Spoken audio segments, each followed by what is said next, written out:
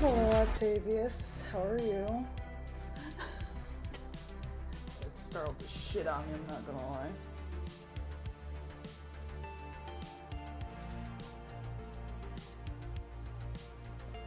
Oh, you're off work early? Good shit.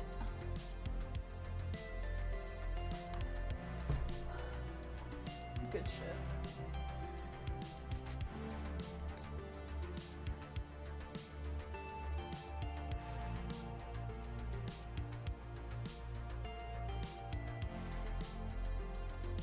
Wait, what? What? How does that work?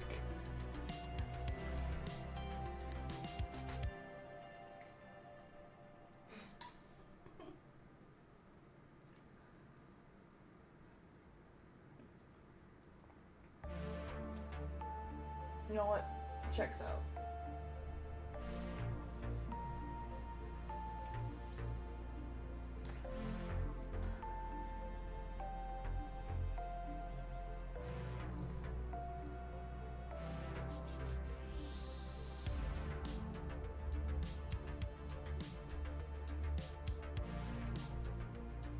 All I know is I'm not working this Saturday, or not this Saturday, but next Saturday.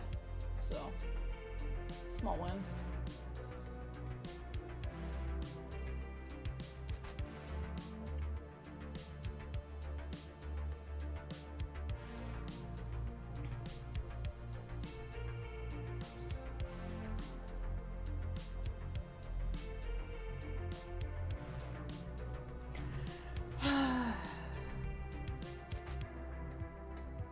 First of all, fuck you.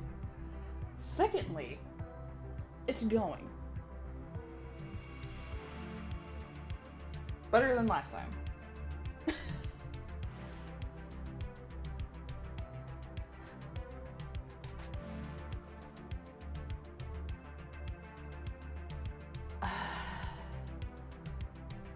No, I hit failure at 20 seconds out or so last time.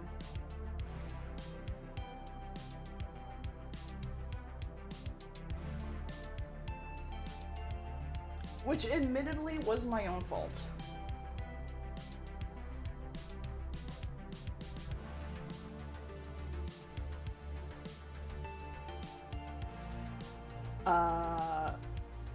I don't know what. An ammo can is... Yes? What about it?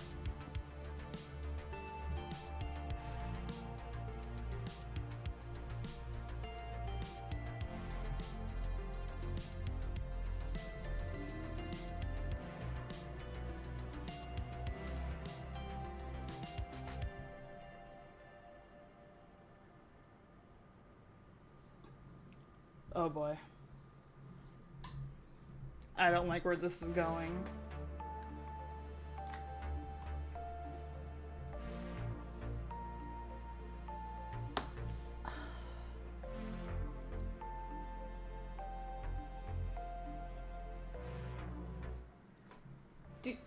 Do you...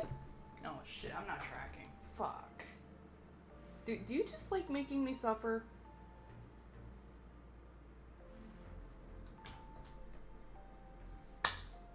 Fucking thing. Work. I do not want to use my webcam today. Hey, welcome in, Lashana.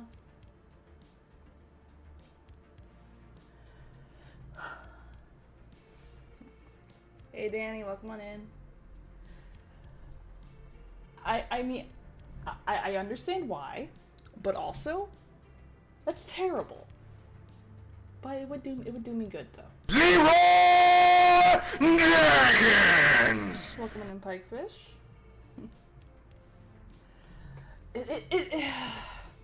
I knew the answer anyway, but I had to ask. So.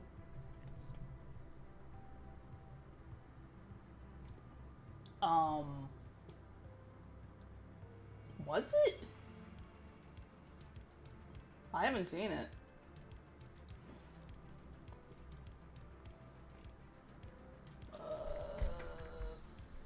Let me just, cause one's supposed to be here till, like, the 4th.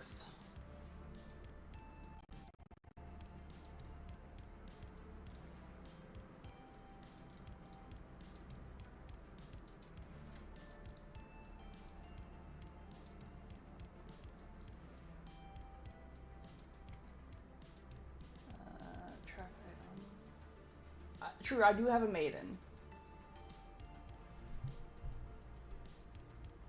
Curious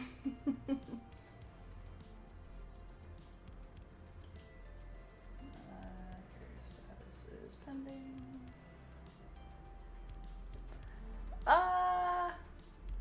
Cause I'm dumb, that's why. And Twitch is dumb for letting me do that. Because we stan Halo.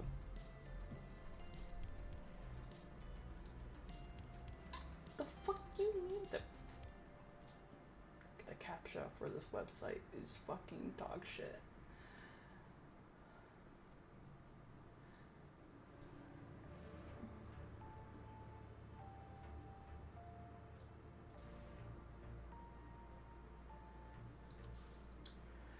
I mean,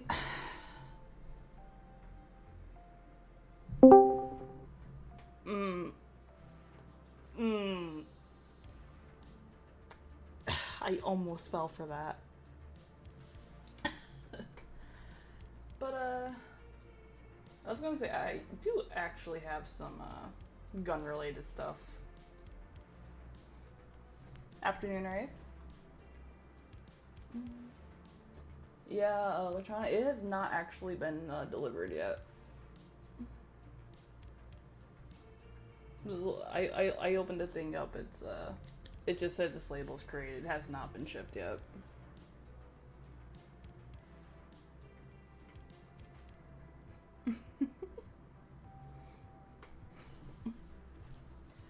Doing good, Sensei, doing good. Yeah, I'm sorry, John, I'm sorry, but it just says that label was created and that's it. I haven't gotten anything else outside that. I mean, I can go downstairs and double check my box, but I didn't see it when my groceries or my hiking bag got here earlier, so. And that was maybe about 25 minutes ago? Don't do that? What do you mean? Give it another 5 minutes. Well, I think the last I looked, it wasn't supposed to be here till the 4th. So, I'm gonna give it till then. Wait, why would I want to give it another 5 minutes? The object you put in the box time. Yeah, sure, I should. Sure, that's a great idea. Which would be great, assuming you knew where I live, but you don't. Oh, thank you for the head bat.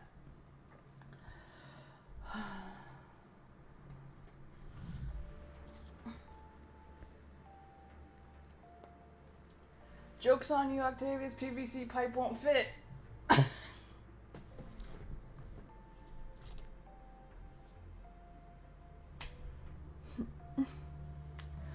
Oh, I can assure you it don't fit. No, although I did see a hungry bungee cord earlier.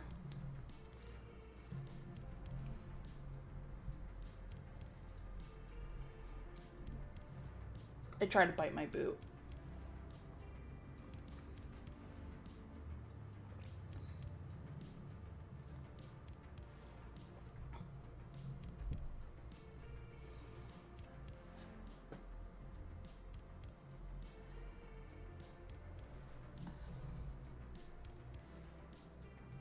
Honestly, probably scared the post lady though, because I don't get packages like at all.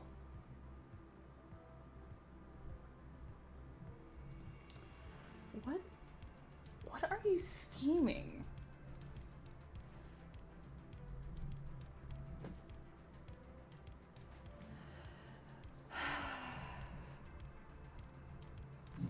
And I thought I was the crazy one.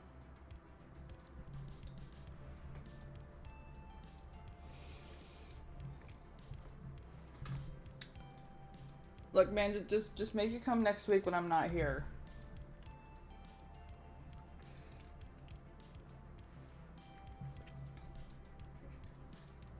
That way I don't have to deal with it. I can just enjoy my evening or afternoon, day, whatever the fuck you want to call it, at the fucking air show. Oh, eh. So, did y'all have a good weekend, though? Yes.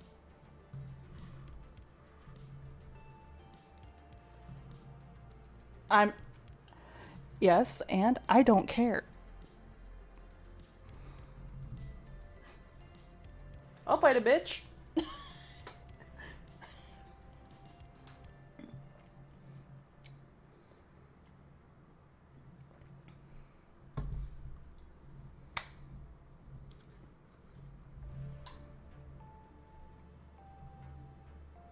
Besides, on a more serious note, I want to be all over the place.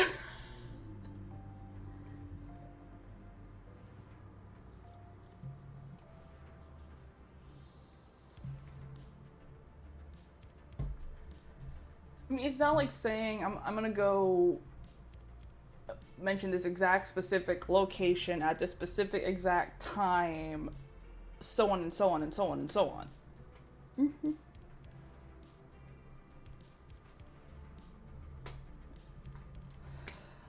I mean, yes, Minnow, but you could also hypothetically obtain said information by doing this magical thing called reading information on certain topics and asking certain people questions, and then you can make improvised things out of those things.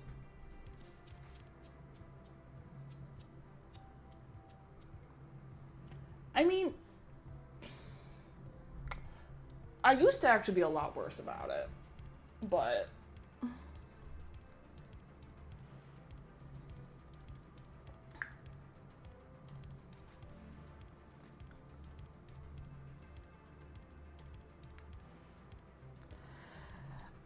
I mean, I wouldn't be surprised if I was already on one, to be honest with you.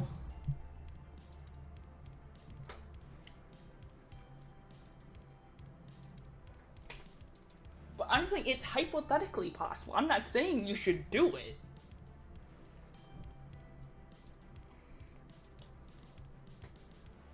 It's not hard to put physics and shit together and stuff.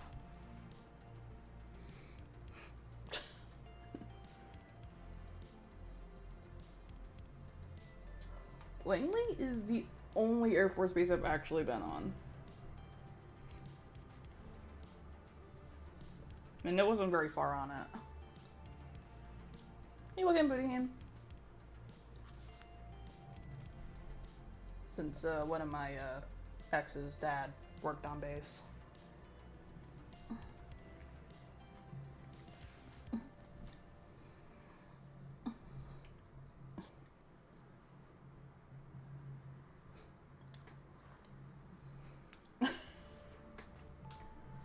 Yeah, free watch. Yeah, sure. Sure, it's free.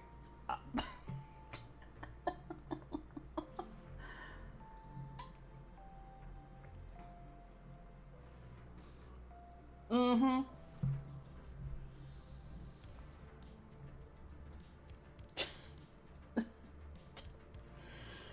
Well,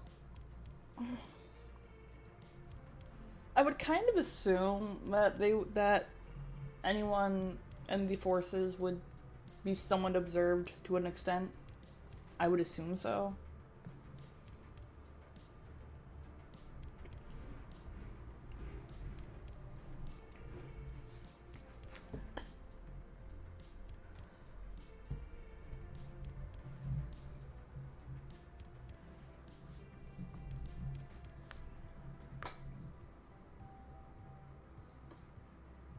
Yeah, that's what I kind of figured.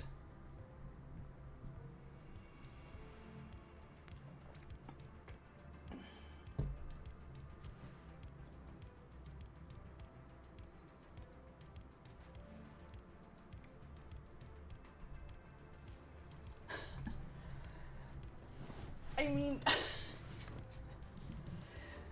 they must be very bored. If that's all they're gonna see, they must be pretty bored. Okay, is there anything else I need to open for today? I mean, yeah, but it's fine. I've heard so much worse.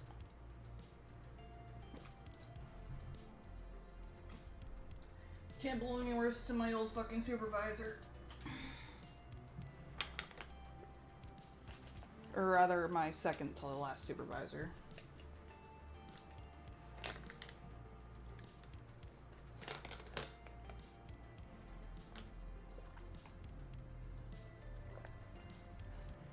Oh, what'd you get, Minnow?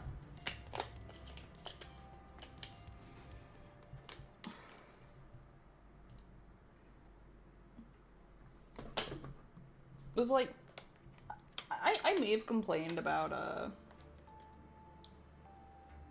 the one guys from my job, but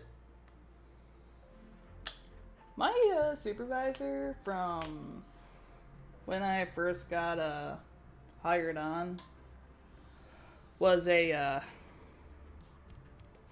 was a character.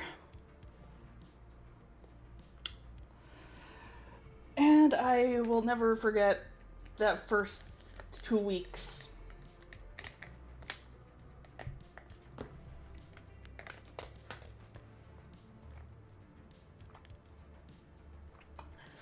And honestly, that guy still terrifies the hell out of me, even today.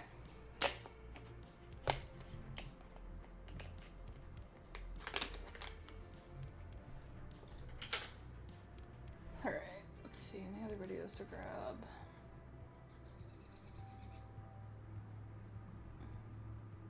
That looks like all of them for today.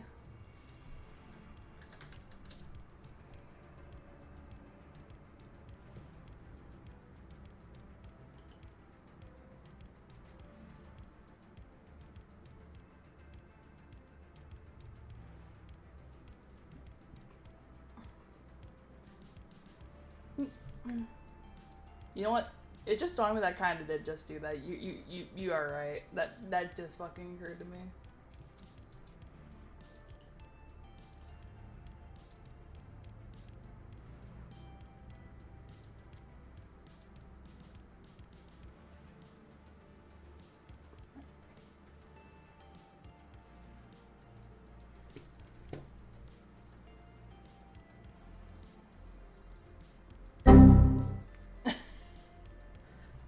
What's that? What failed?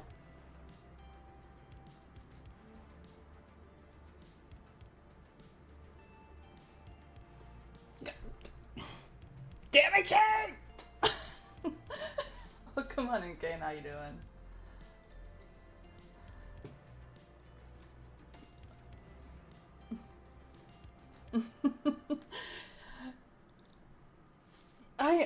I'm always gonna get got by anything involving that. 100%. And it's fine, Octavius. It's fine. It's nothing important.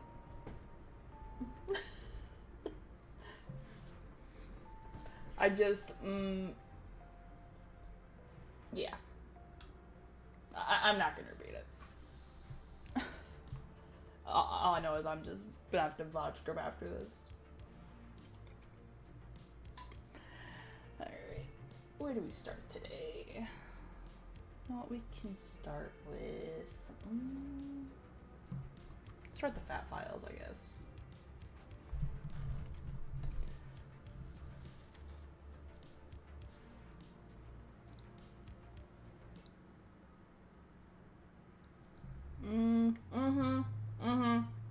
Yeah. Yeah. That's all I'm gonna say on that.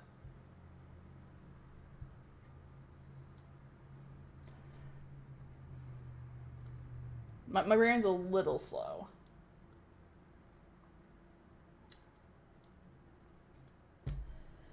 I mean, yeah, that's crazy, but what's also crazy is me actually going to the gym.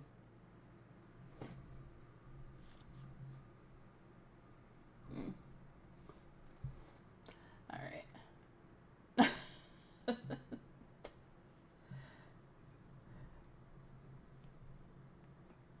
Stop. Stop.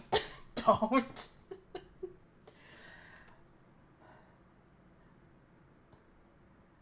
No, because, like, there was something I wanted to do, and then I realized I do not have any physical capability for any type of scale here, so No, the fuck you didn't. Don't fucking lie.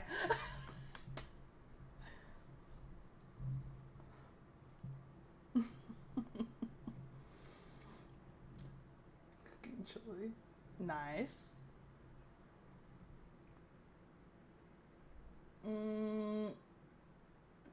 I think you're full of shit, but I'm gonna let you have that. Hey, Relics, how you doing?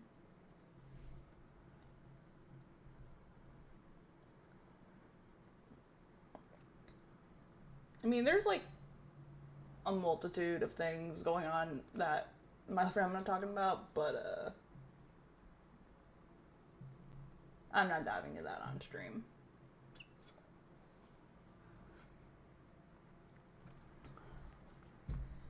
Re-up for the series. Re-up for series. I mean, fair. Fair.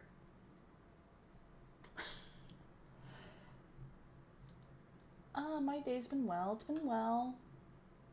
It's been kind of long, but it's been good. Okay, where the love up? Do not disturb, so that we'll stop fucking buzzing. Alright, so kicking off today with the Midwest Taco Empire Taco John's, which I have never even heard of Taco John's in my life. So, I guess I'm gonna learn a little bit. Part of the country has the best regional burger chain. You've got In-N-Out Burger on the West Coast. You've got Whataburger in the South. The East Coast has Five Guys and Shake Shack, and the Midwest has Culver's. But nobody likes to argue over which region has the best fast Mexican food, and that's because there's no real competition, because if there was, the Midwest would absolutely win. Wait, what? Today we're talking about Taco John's, all right? It is an enigma. If you've never heard of it, it's probably because you don't live in the Midwest, but if you live in the Midwest, you definitely know what Taco John's is, okay? It's like the Dollar General of fast food chains. There's entire towns in Iowa that have 1,000 people, and the only businesses in these towns are the post office, a Casey's gas station, a Dollar General, and a Taco John's. All right, no, I'm just gonna look this place up real quick. No, did not mean to do that. Get back where you were, you stupid shit. Thank you. I really need to stay on my fucking number pad on my mouse.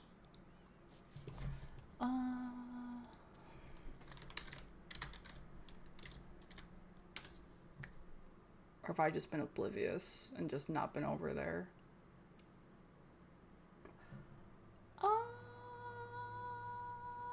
Oh, okay. It's just not on this side. Makes sense.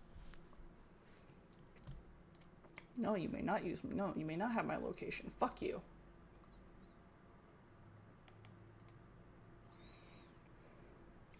I mean, seriously, like, my mother has my own location Google. Why would you get it?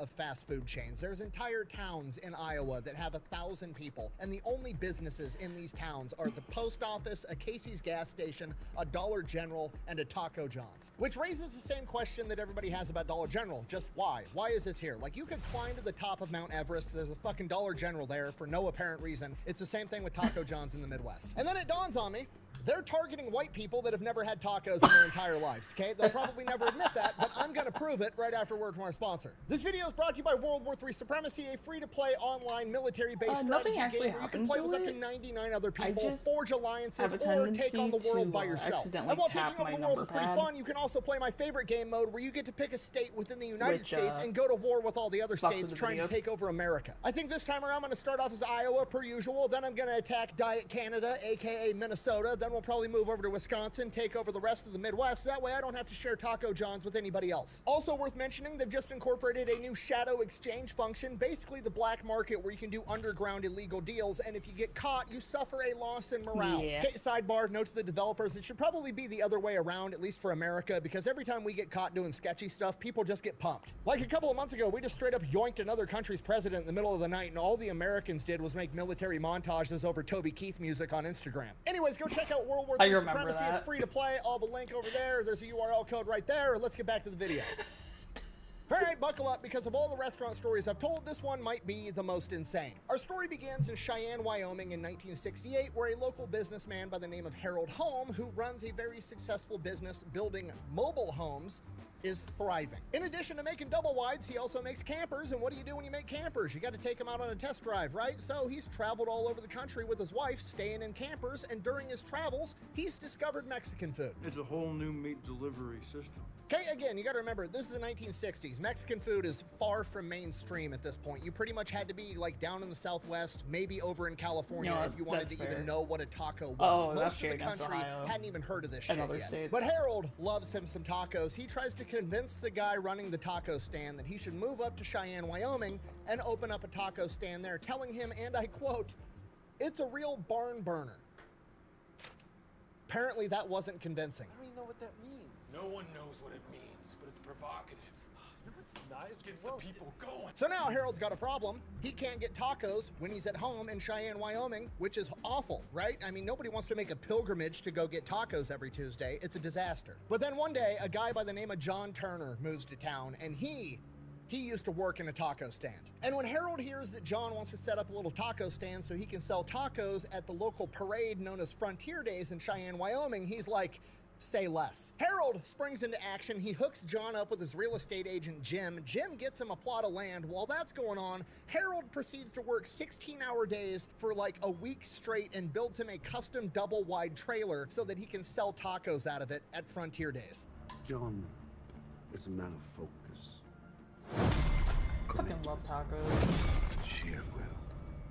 With the backing of Harold and Jim, John goes from the idea of like, hey, I want to sell tacos at the parade to owning a restaurant in less than a week. So he starts selling tacos at Pioneer Days, and the restaurant's immediately a success right out of the gate because obviously you're selling tacos to people that have never experienced tacos in their entire lives. Okay, now I'm inferring a lot here, but think about this from John's perspective. You literally just moved to town and you were like, yeah, I know how to make tacos, and two wealthy businessmen build you a restaurant and tell you to start making tacos. He's like, I didn't really ask for, I just wanted to make tacos for the parade, and now I'm like running a restaurant. I don't know that this is what I wanted to do. So he goes to Harold and Jim like right out of the gate and is like, hey, do you guys want to like buy the franchising rights for this or whatever? And they're like, yes, we will buy the franchising rights. Or as Harold put it, and I quote, when you got a tiger by the tail, you hang on. Oh my god. I don't even understand the reference. You don't understand what Just you not said? being I don't place know that sells what that tacos. is. Okay, they've got this figured out. Really? I mean, like at all? Or is it a case where you like have to like travel significantly if you wanted a taco?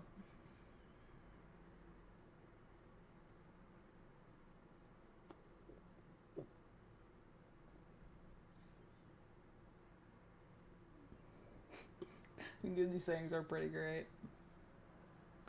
Is an hour away.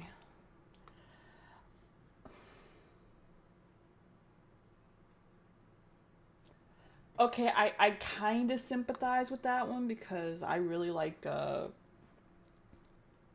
pupusas, and I can't get those locally. I do actually have to do it. This also is a technically a decent drive for me to get those, so I kind of sympathize with that, kinda. But like if I want fucking tacos, there's like 5, 6 different places I could go. Relics, it's Europe.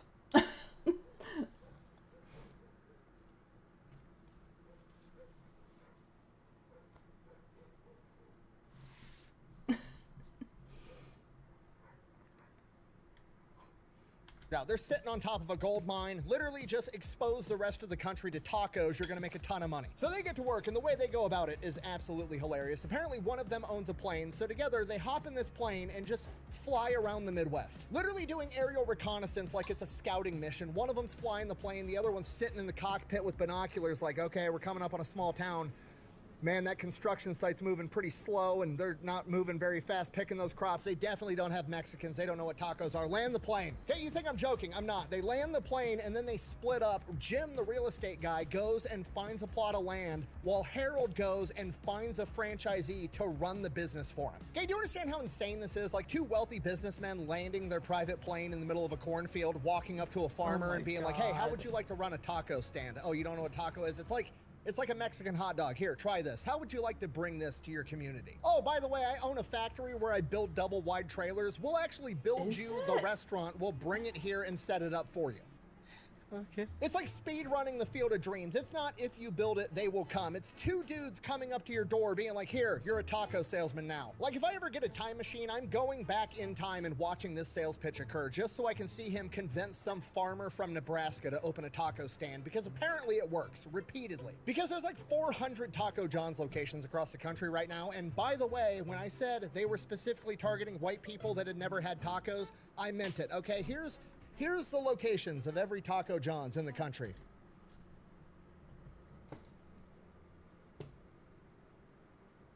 All right, let's see.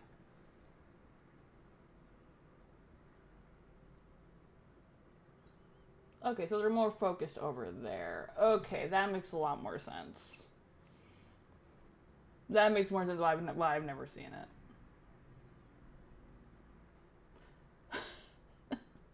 That makes so much more sense, no? It's Europe, everything's closer together. Wait. So then, if half an hour is considered kind of long, then what's actually considered long then? Because now I'm curious. Because as I know, like, Europe is comparably somewhat smaller, and the countries are also a lot smaller in comparison to stuff. So I'm a little curious. Just genuine curiosity. I know we have some states that are larger than some countries, so I'm just genuinely curious.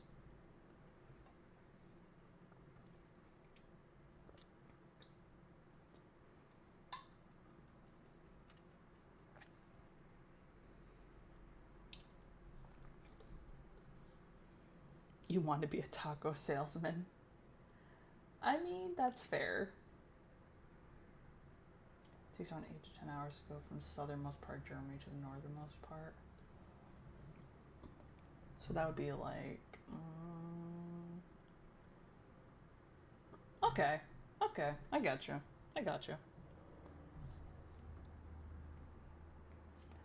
I think... one of the longest drives I've ever been on, I think, was from New York to Virginia and from Virginia to Ohio. Fun drive, but it's not a fan of the mountains. It's not a fan of parts of that.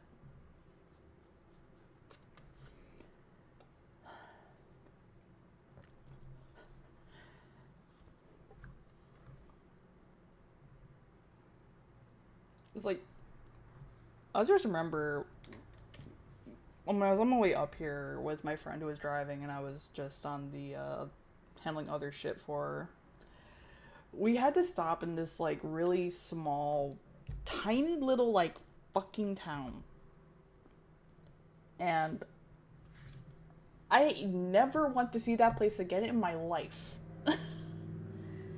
It kind of reminded me of yeah, you don't belong here at all, and we're gonna curse your shit if you don't leave. And I did not like it at all. We just had to stop there and fucking get some gas and shit, and it was just not a good time.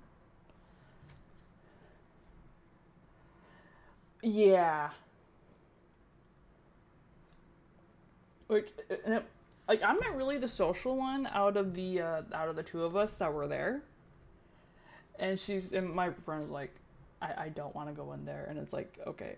I'm looking at her like, I don't want to go in there either, but we're just gonna take cash. We're just gonna get like $40 in gas, and we're just gonna GTFO the moment everything's done. Yeah, like the place, like don't get me wrong, like I liked everything around the place, but you won't catch me dead going back there. Like, no.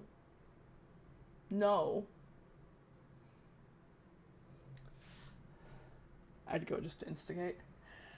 I mean, I could probably roughly point to where it was on a map, because that place fucking traumatized.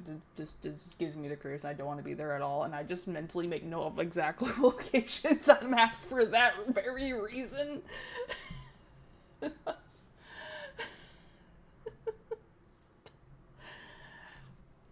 But that doesn't mean I would.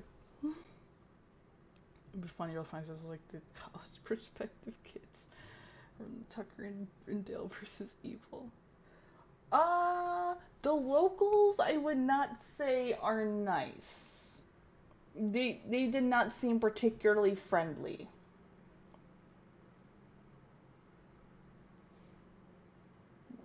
How rich is the environment?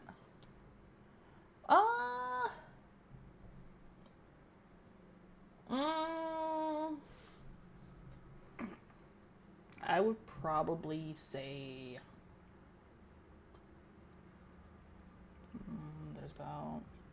there's could have been more than 30 people.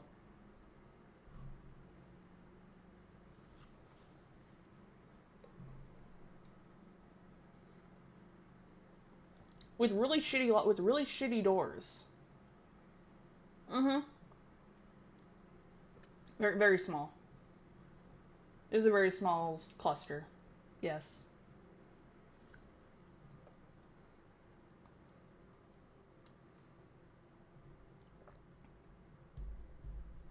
It was not a good time.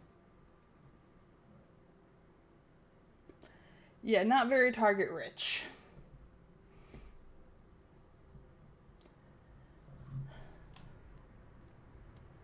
So they're probably very boring. Okay, you got that map down? Now, also I'm going to put next to it the map of Hispanic population density in states. All right, let me just get my big fucking head out of the way.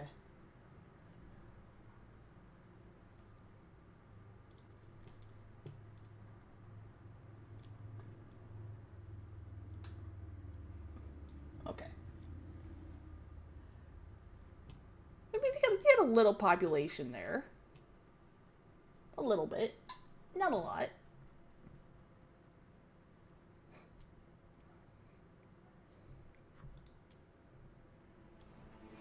Told ya.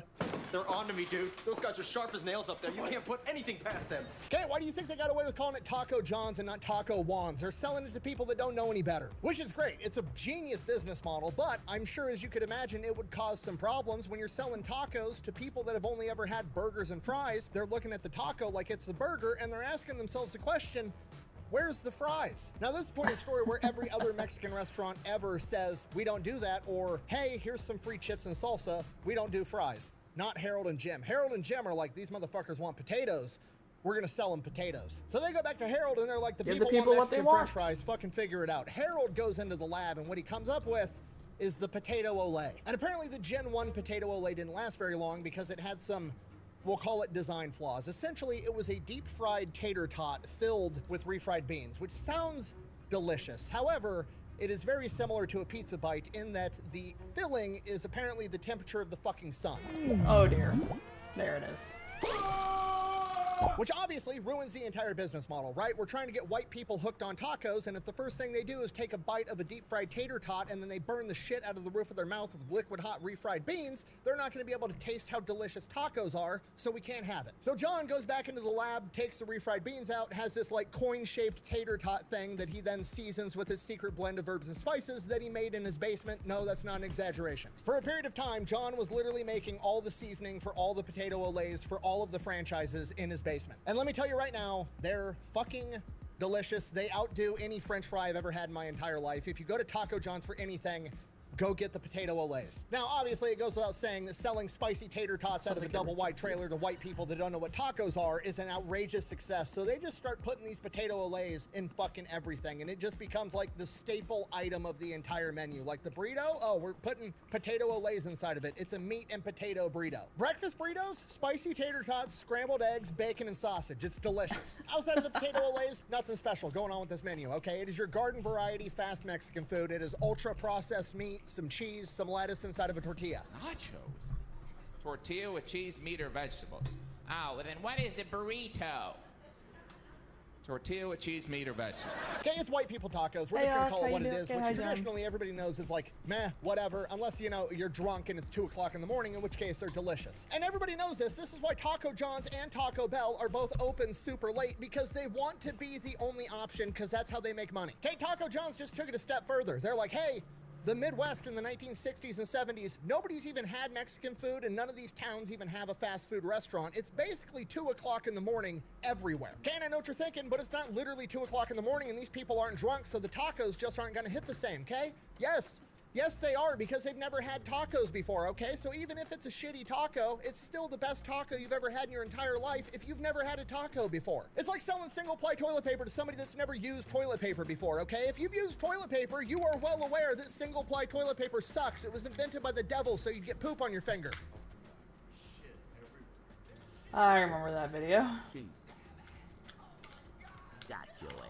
But if you've been wiping your ass with corn cobs and leaves your entire life, single-ply toilet paper seems incredible. It's the same concept. Okay, I'm sorry, I'm getting horrifically sidetracked. Anyways. I think then you would be most rewarded to consider this. Come on down. I remember that video. Within a couple of years, John, Jim, and Harold got the Midwest on lock when it comes to Mexican food, and they start growing so fast that apparently they can't make trailers fast enough, so they just start buying old gas stations and putting Taco John's inside of them. By the 1980s, they're a super legit franchise business. They adopt their official mascot, a guy in a sombrero with a mustache named Juan. See what they did there? John, Juan. It's clever. Also, he's got a donkey named Pepe. Don't worry about it. But then they hit marketing gold when they found Whiplash, okay? Taco Bell had that little Chihuahua dog that would say Taquito Taco Bell, which apparently he got fired because that was racist for some reason. Well, Taco John's has Whiplash, which is a monkey that rides a dog. Wait, what? That I'm pretty sure they hired from a rodeo. I can only imagine Harold and Jim went to a rodeo, saw a monkey riding a German Shepherd, and were like, holy shit, I bet that monkey could sell so many potatoes. And they were right, because he was in like 50 commercials, and I saw him on TV every day for most of my childhood. Oh my god. I love this. Wow, who brought this crunchy chicken and potato burrito?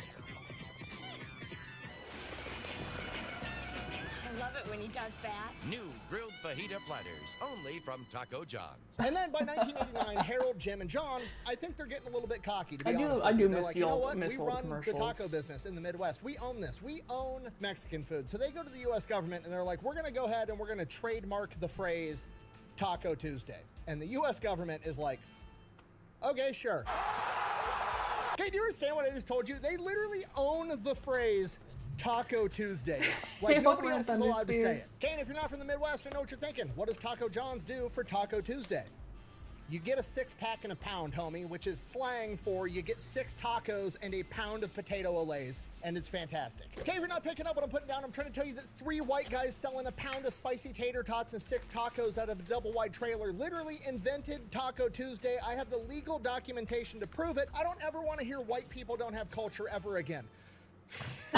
Anyways, moving on. Somehow That this was did not become a terrible. legal issue until like 30 years later when in 2019, LeBron James, like the NBA star, tried to also trademark the phrase Taco Tuesday because I guess he used to like to yell it on TikTok or some shit. Y'all know what today is.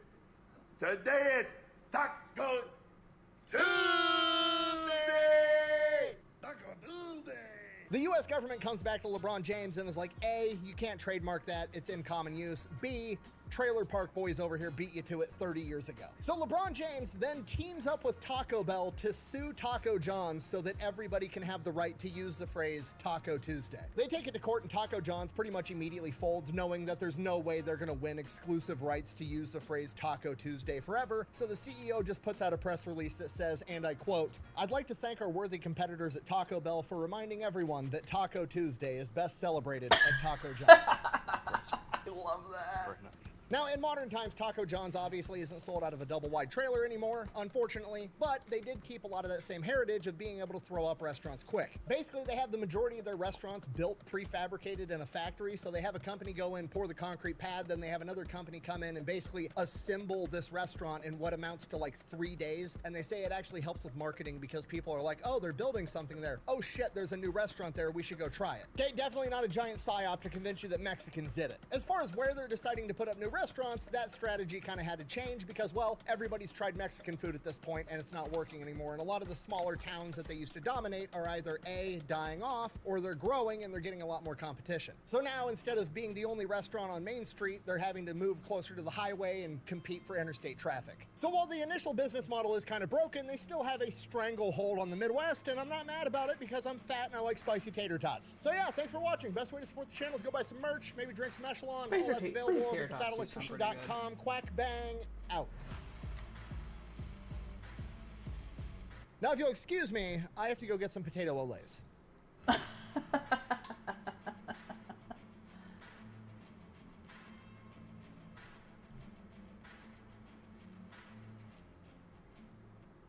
Don't forget to go check out Supremacy World War III, unlock your railgun, and go conquer the British. It's what George Washington would have wanted.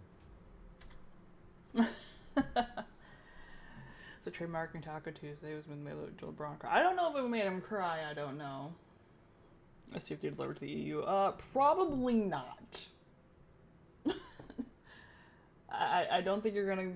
You might have to. You might have to shell out for that.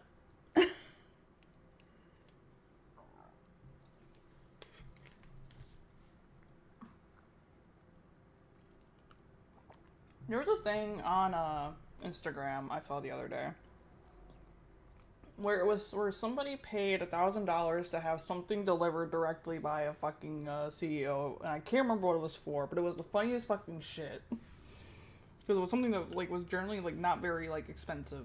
It was like, really? So you would probably have to shell out a lot to get it delivered.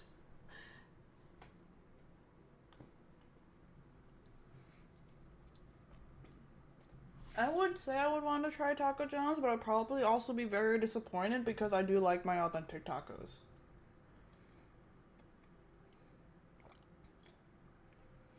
You're gonna send some chocolate, specialty chocolate milk to a friend in Puerto Rico, and it came out to $340. Yeah. That shit, it's expensive. You have $350 in your pocket. Yeah, I don't think that's enough, bud. I don't think that's enough. You're gonna need a significant more change for that.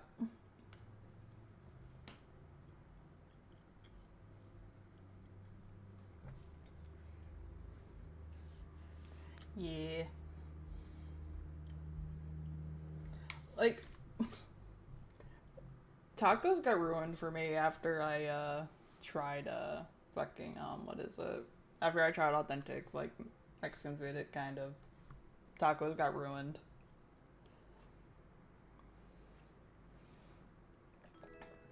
Oh, thanks for the follow, Plagues. How you doing? You just want to try the potatoes? I mean, I'm not the... I wouldn't mind trying the potatoes, but that would... But I wouldn't go out of my way to try them because it's a bit of a distance. So it would have to be a case where I'm like actually just happen to be in the area kind of deal.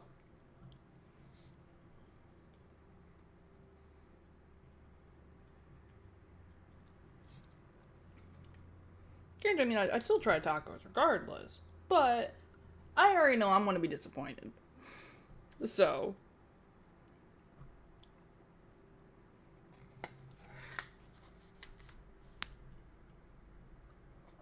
cheesy potato soup and garlic naan acquired. Nice.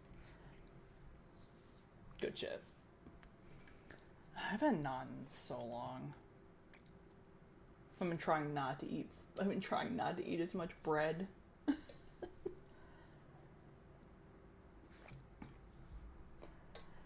Alright. What else? Let's give the video a like here. And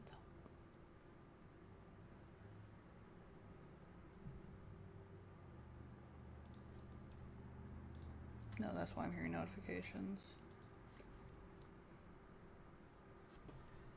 They're home. Make homemade tacos. Oh yeah, I do that when I want tacos. 100%.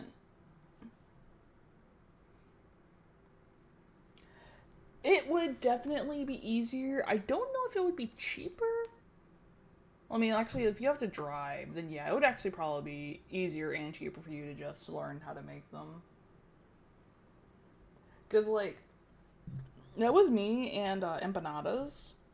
Because I really, really like empanadas. But for me to get them, the only place around here that has them is, like, really fucking expensive. So it was like, well, I can spend $3 to $6 on this, or I can go buy the ingredients myself, which some of it I generally already have in my fucking apartment, and just make them myself and have a lot more.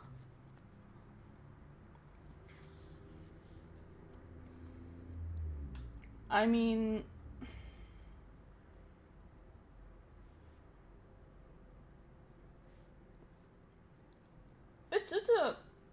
it's not an unreasonable distance, but it would be out of the way.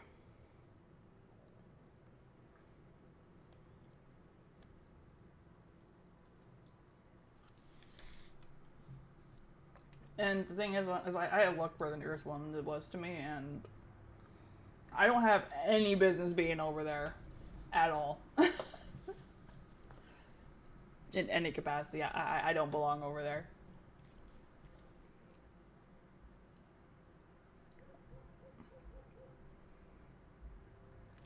Alright, you know what?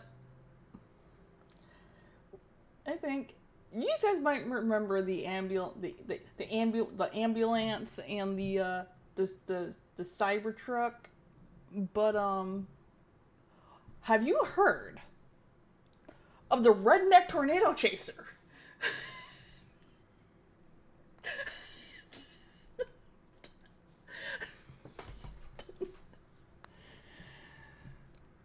Which what?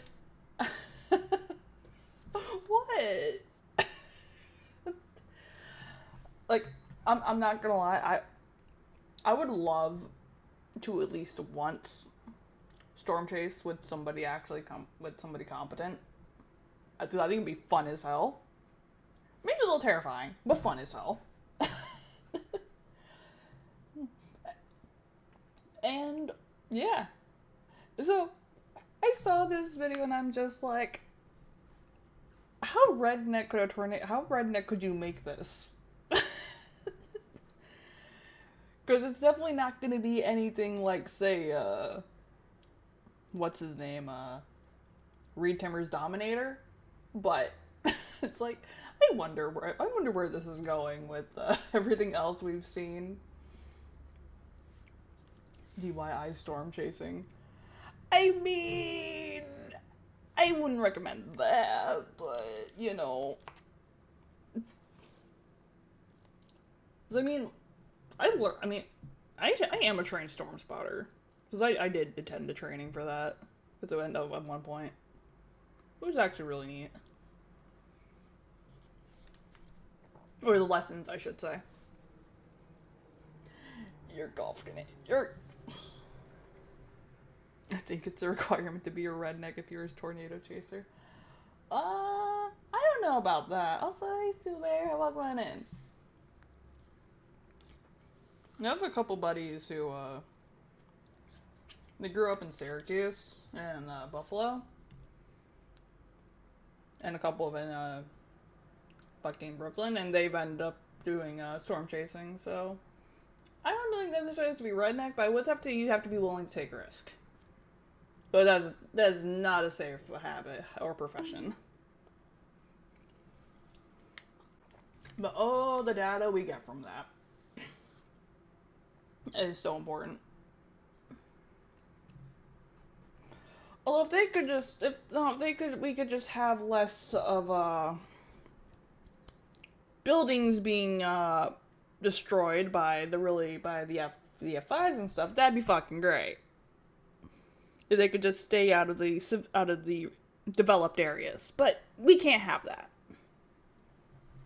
A hydrate? Okay. Where's my water? There's my water.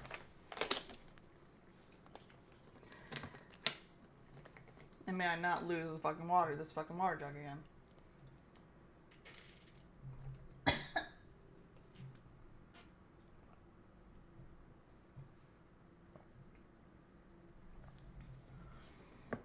Which I'm still baffled I lost this fucking water fucking thing. It's too fucking large to lose. You know how chance...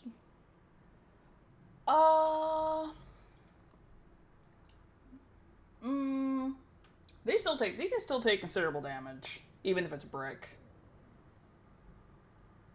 Because there have been entire, like, hospitals and shit that have been, like, completely fucking destroyed and had to be, rebuilt and whatnot.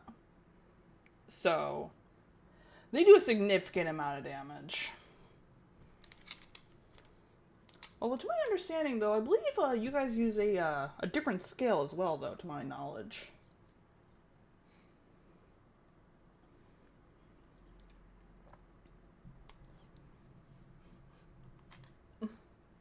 It just does what it wants, so we can build better or build somewhere else. Yeah, but the thing is, it's too expensive to build. Well, for most, it's too expensive to rebuild really well.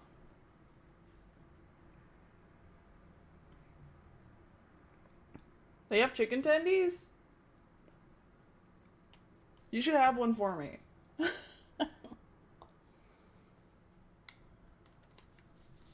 I mean,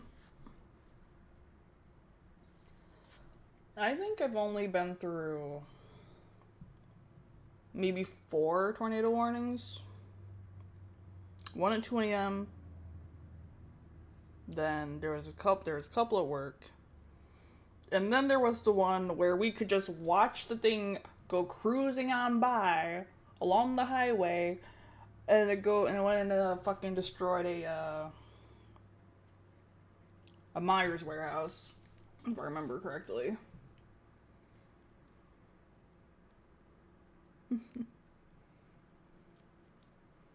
Of course, Thunder's Bear, of course. I mean, yeah. It is. It's also expensive. Like, I know for me, this place would probably not hold. But my actual employment might stand a chance. I guess the harder one.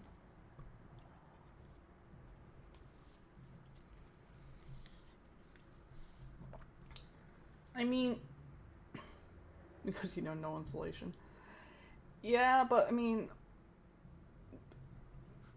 yes, but the thing is, the wind from these storms, from tornadoes, right? If it's bad enough, they can take fucking wood and launch that shit into the fucking sidewalk and impale it.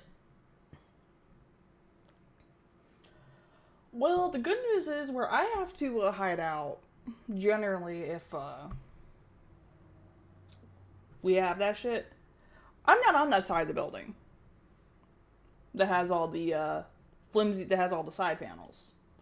I'm in the more well constructed section, generally speaking. Not great enough. I'm in the fucking truck a lot. GG, I guess.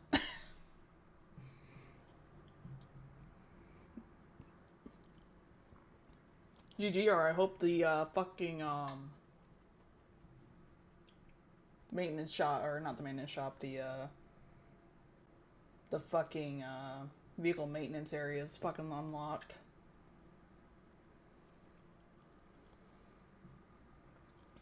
Because generally speaking, they don't really like me in the on the dock, generally. Mostly because everything, and they prefer us to stay more, or for us to stay more towards the office side outside of our rounds. Which I get it, but also I like the freezer. It's cold, especially in summer.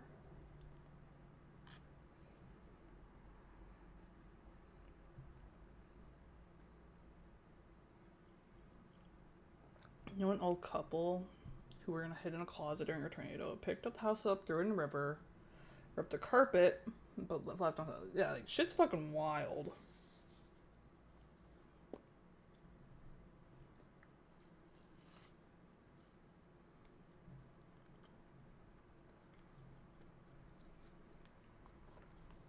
I will say I would much rather deal with hurricanes than tornadoes, but both can be pretty nasty.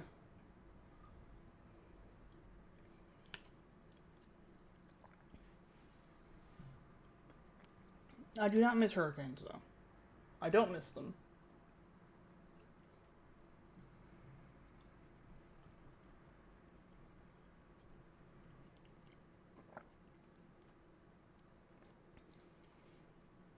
No, when I think about it, I've been through fucking tornadoes, hurricanes, an earthquake. So I think, I'm not quite sure what I'm missing at this point out of natural disasters.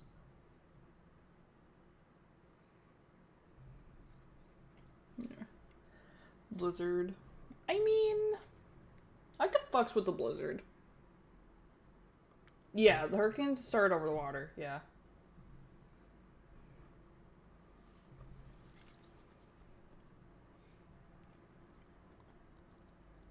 Blizzards I don't mind as much because worst case I can just curl up at work and call it a night. If it gets too bad. Because apparently, and I quote, snowboarding from here to there is not allowed, and neither is snowshoeing from here to there not allowed either. Is not an option. Whereas my boss will chewed my head off the one time I did that. She chewed my ass out.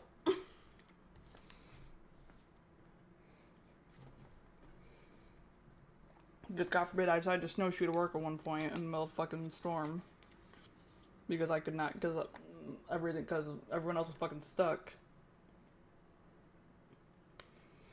No, there was a flood. There was a flood. So, the town I grew up in and attended most of my high school years in, flooded at one point. Where we had enough water in downtown that you could fucking kayak on the fucking shit. You just kayak down fucking Main Street. It was funny as hell. Terrible, but funny.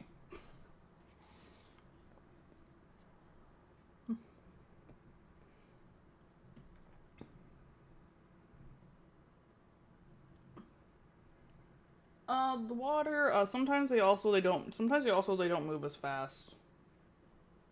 Because, that was one of the things, like, with fucking Katrina, was Katrina did not move very fast and just decided to sit on top of fucking, what was it, New Orleans?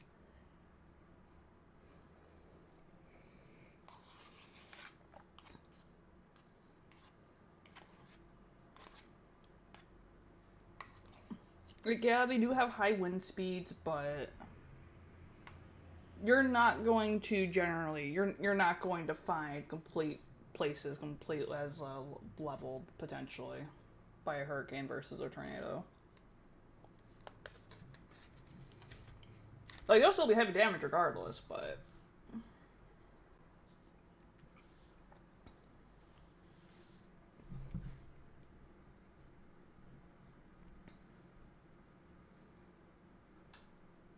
I mean... I'm curious. Wait, do y'all not get hurricanes, or is it just you that far inland that you guys just don't deal with them?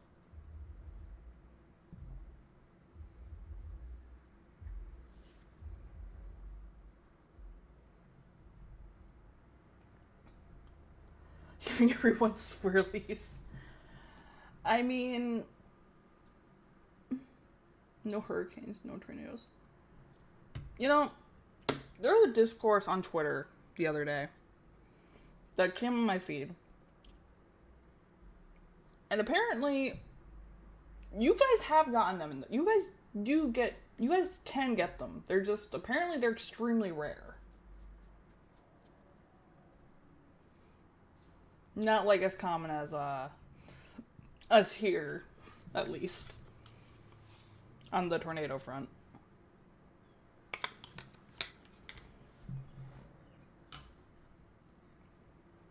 And short-lived.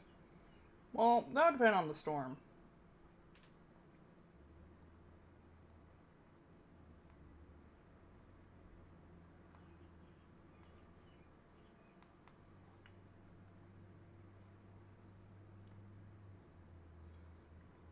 Yeah, and then if you're far enough inland, a hurricane just turns into a tropical storm at that point if you're far enough inland.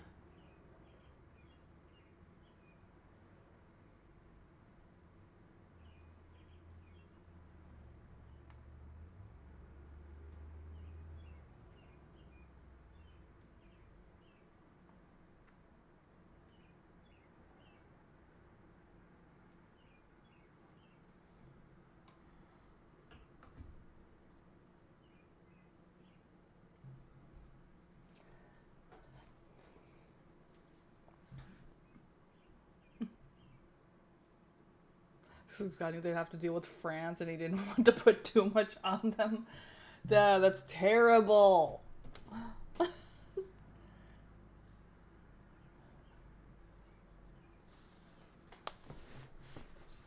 mean, maybe.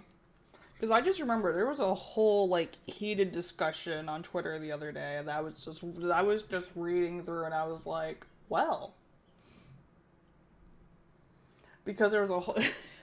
If I can find the thread later, I'll send it to you because it was a bit of a funny read. I'm not gonna lie.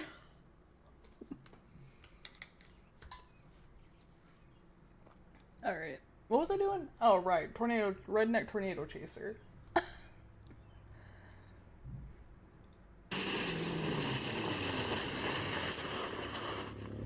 Hello, America. You know, a lot of people don't know this, but I am a certified tornado chaser.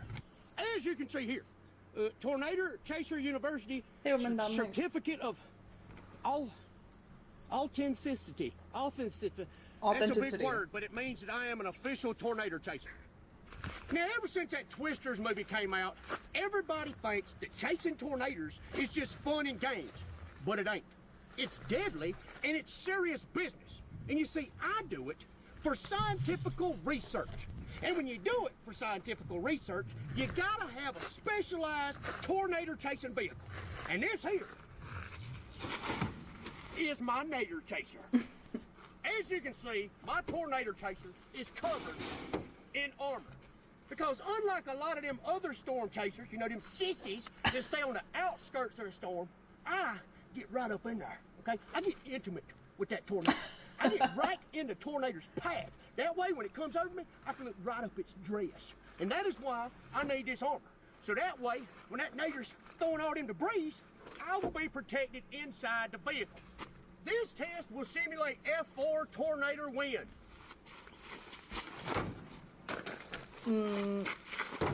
you're gonna have to go a lot harder than that, my guy. See her? Not even a scratch. Thanks to my armor. A lot of people think that chasing tornadoes is simple. You just get out there and you chase that nader. But there's a lot more to it than that.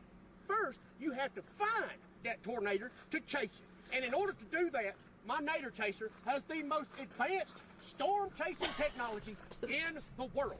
As you can see right here, I have my advanced wind flag. That tells me which way that wind or that tornado is a-blowing. Now this here is my advanced weather satellite, which gives me constant updates on the severe weather in the area that I'm in. And this is my severe weather locating antenna. Now this, along with my satellite and my wind flag, makes up my advanced notification and alert system, or ANUS for short. And as you can see here, my ANUS has detected a severe storm system coming my way. I guess you could say that storm has penetrated my anus. This here is my advanced auger system. I have one of these on each side It really of my is. vehicle. And without this right here, that tornado is going to pick me up and suck me right up in the funnel. You see, I'm going to get out in the path of that tornado. I'm going to get my auger. I'm going to stick it like that right there. And I'm going to take my drill, pop it on like that. Look at her drilling into the dirt, baby. All right, she's in there. And now that tornado ain't gonna be taking this car nowhere. Now I'm going to simulate tornado winds to show you that the vehicle is stable. I got you still there.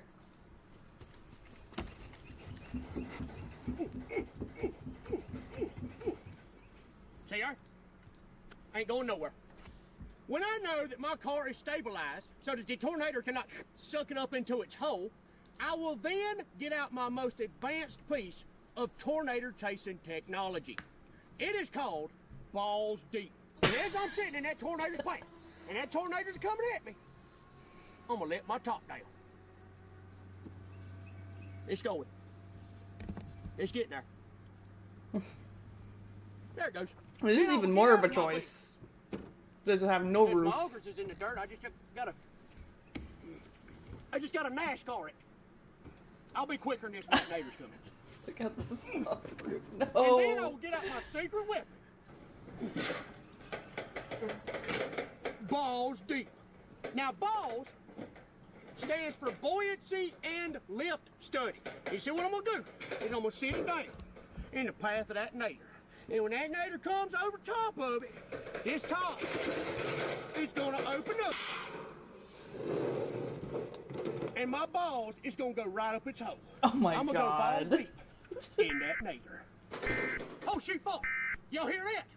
That's my anus telling me that there is a tornado close by. Let's go chase some naders.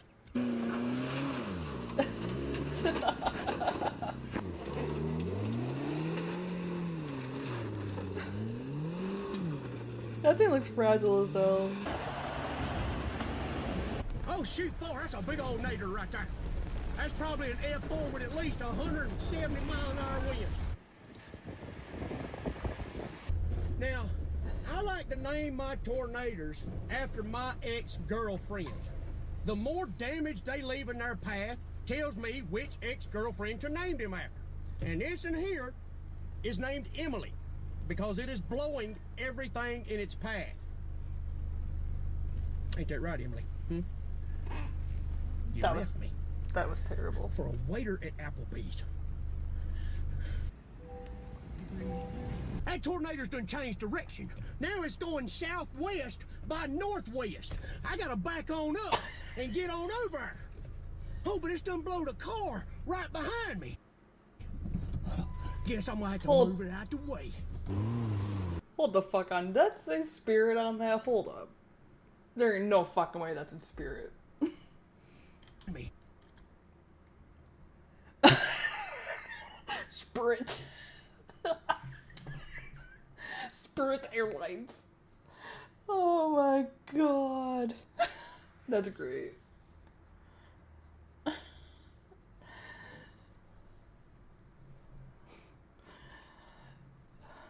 That's insane.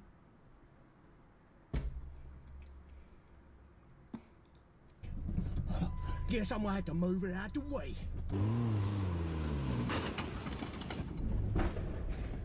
Sprit lines.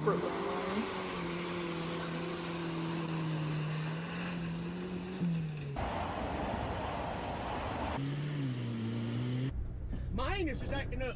I must have lost my weather antenna when I backed into that vehicle.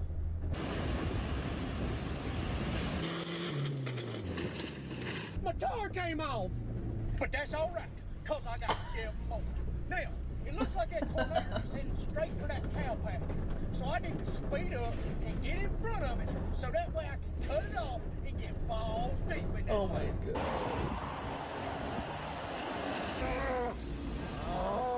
Oh man, that poor little cow done got sucked up in that tornado. Oh, that poor little thing. Look at it, just a swirling. Oh God!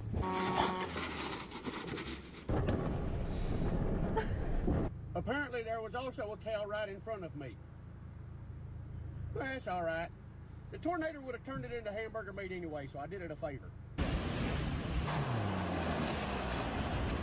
Oh, I'm right in that nigger's path.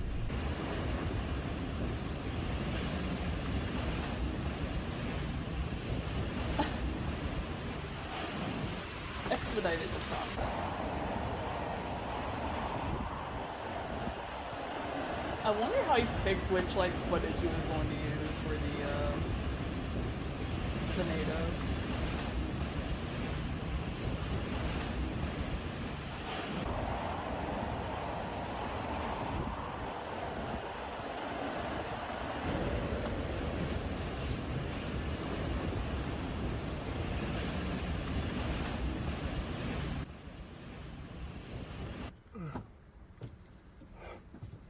Am I alive?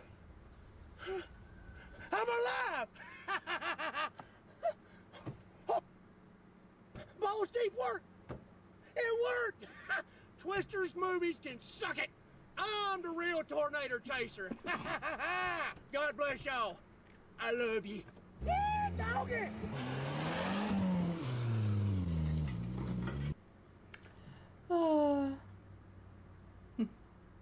How many times do you see Twister? I have no idea.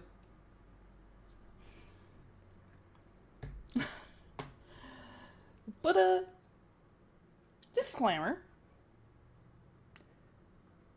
Don't do that. I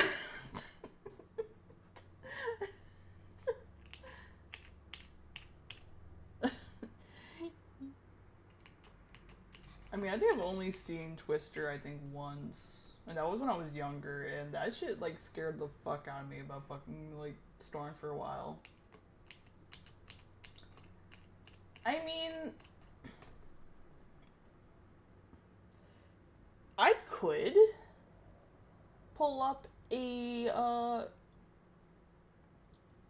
video on tornadoes from an actual, like, occurrence, if you want. I don't mind.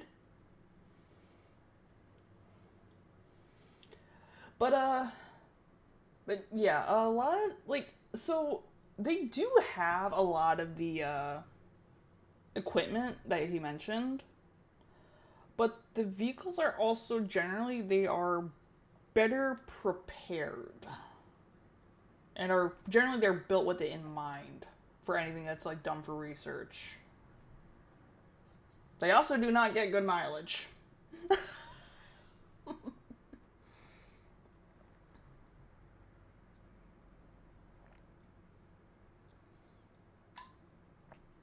Like, I think, I know the main one that comes to mind when I think of the, anything involving storm chasing is the Dominator. It's probably one of the big ones I think of. Thing's a fucking beast. God, I'd love to ride in that one day. It'd be fun.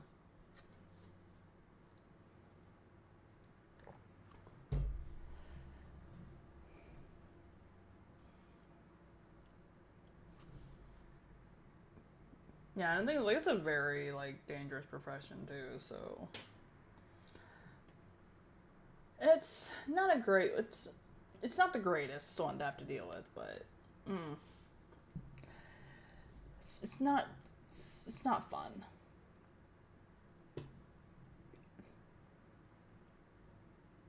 There's a few of those disaster reports. All right, that's fair. I was just throwing it out there. First cat girl that chases tornadoes instead of laser pointers. I hate this. I can't even say that would be beyond me because I could see myself doing that.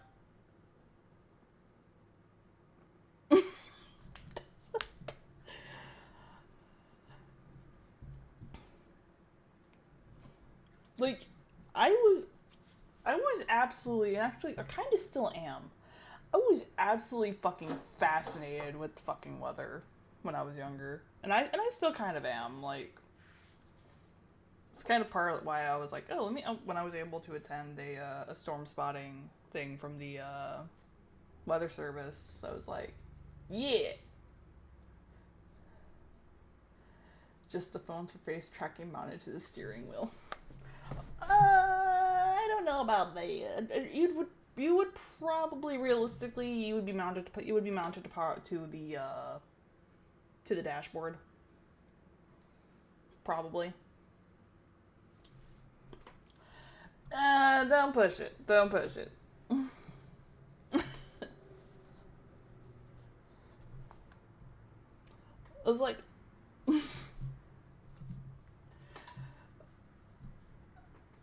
my impulse to do terrible decisions is very strong, and I will jerry rig shit to make it work. It won't be conventional, but it'll do the job.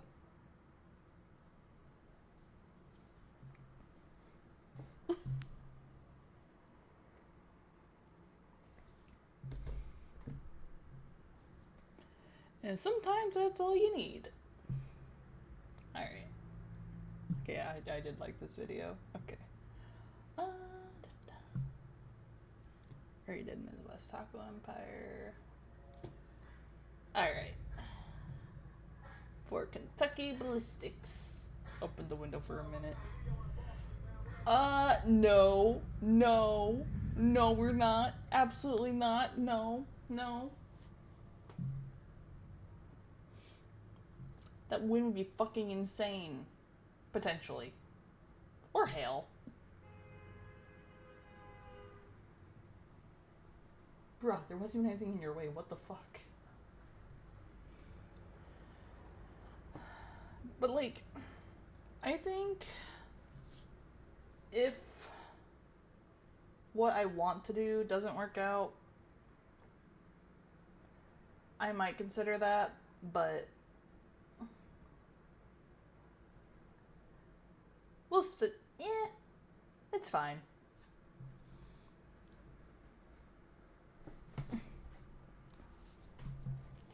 Onwards to Kentucky Ballistics.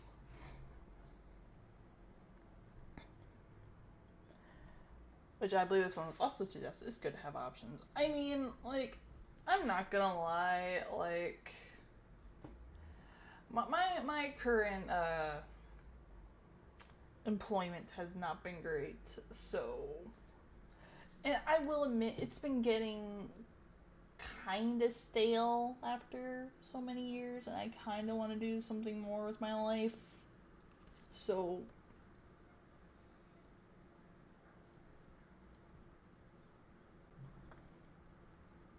there are pieces in the background that are moving, to say the least.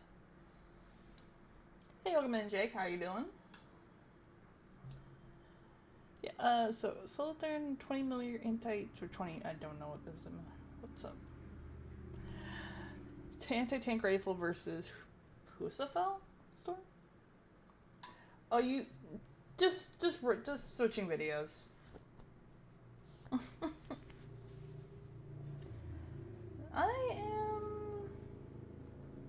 I'm doing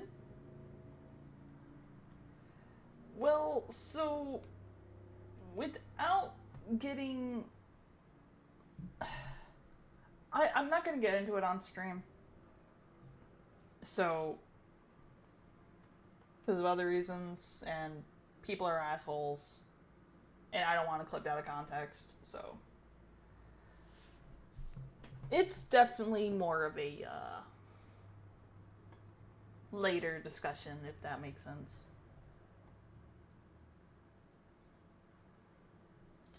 Like, say, like, I don't mind telling y'all, but my whole thing is, I don't want to say it on stream.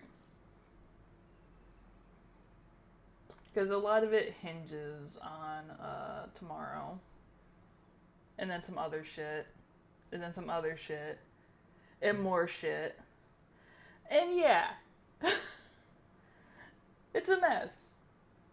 But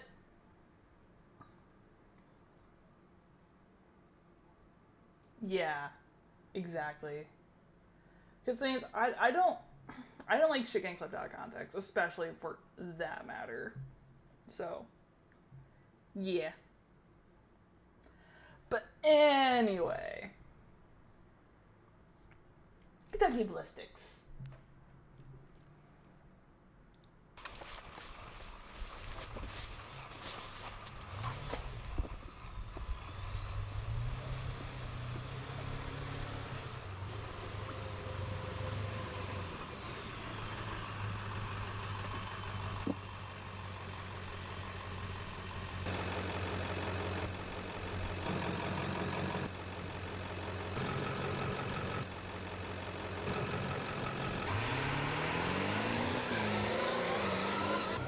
Stupid lizard, I'm gonna get you this time!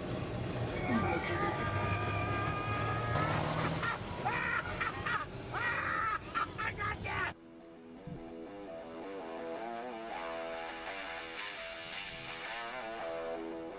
What's up, everybody? My name is Scott, and you're watching Kentucky Ballistics. I like over that the years, shirt. I have tested a lot of different gym equipment against firearms. We've done weights, we've done dumbbells, we've done Atlas stones, but today we have something that I have never tested out before. This is a Husafell stone. The Husafell stone originates from Iceland, and basically, if you could pick it up, it meant you were really, really strong. Now, it originally was made of stone, but now they are used in strongman competitions around the world, and it's no longer stone. This thing is made out of metal.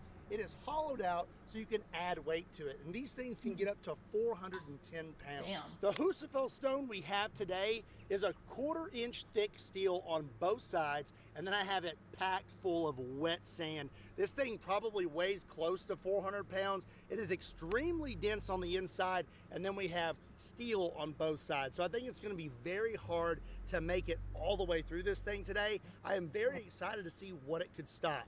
Now we're gonna start out with something very small, 22, but then we are gonna end the video today with hitting this thing with a 20 millimeter Solitherm anti-tank rifle and see if we can make it through it. I am super excited about today's video, so let's go get set up and get started. This is my pet rooster named Det, and I can't stand Det. But thankfully there's companies out there like today's sponsor, PDS Det, and they help knock out Det.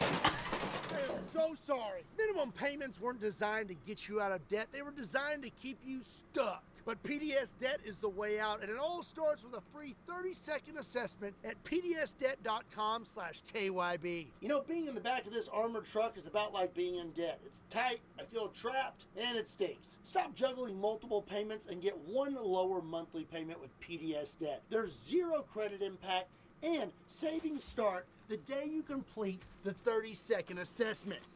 And before you know it, you'll feel like you can breathe again. If you're carrying any balance on your credit cards, it's costing you money every single day. There's no minimum credit score required, and PDS Det is the top-rated company in the industry with thousands of 5-star reviews and an A+ rating with the Better Business Bureau. You know, I've had my fair share of collisions with debt, but I did not know about PDS Det back then. But if you want to get your free 30-second personalized assessment today, all you got to do is swing over to pdsdet.com/KYB.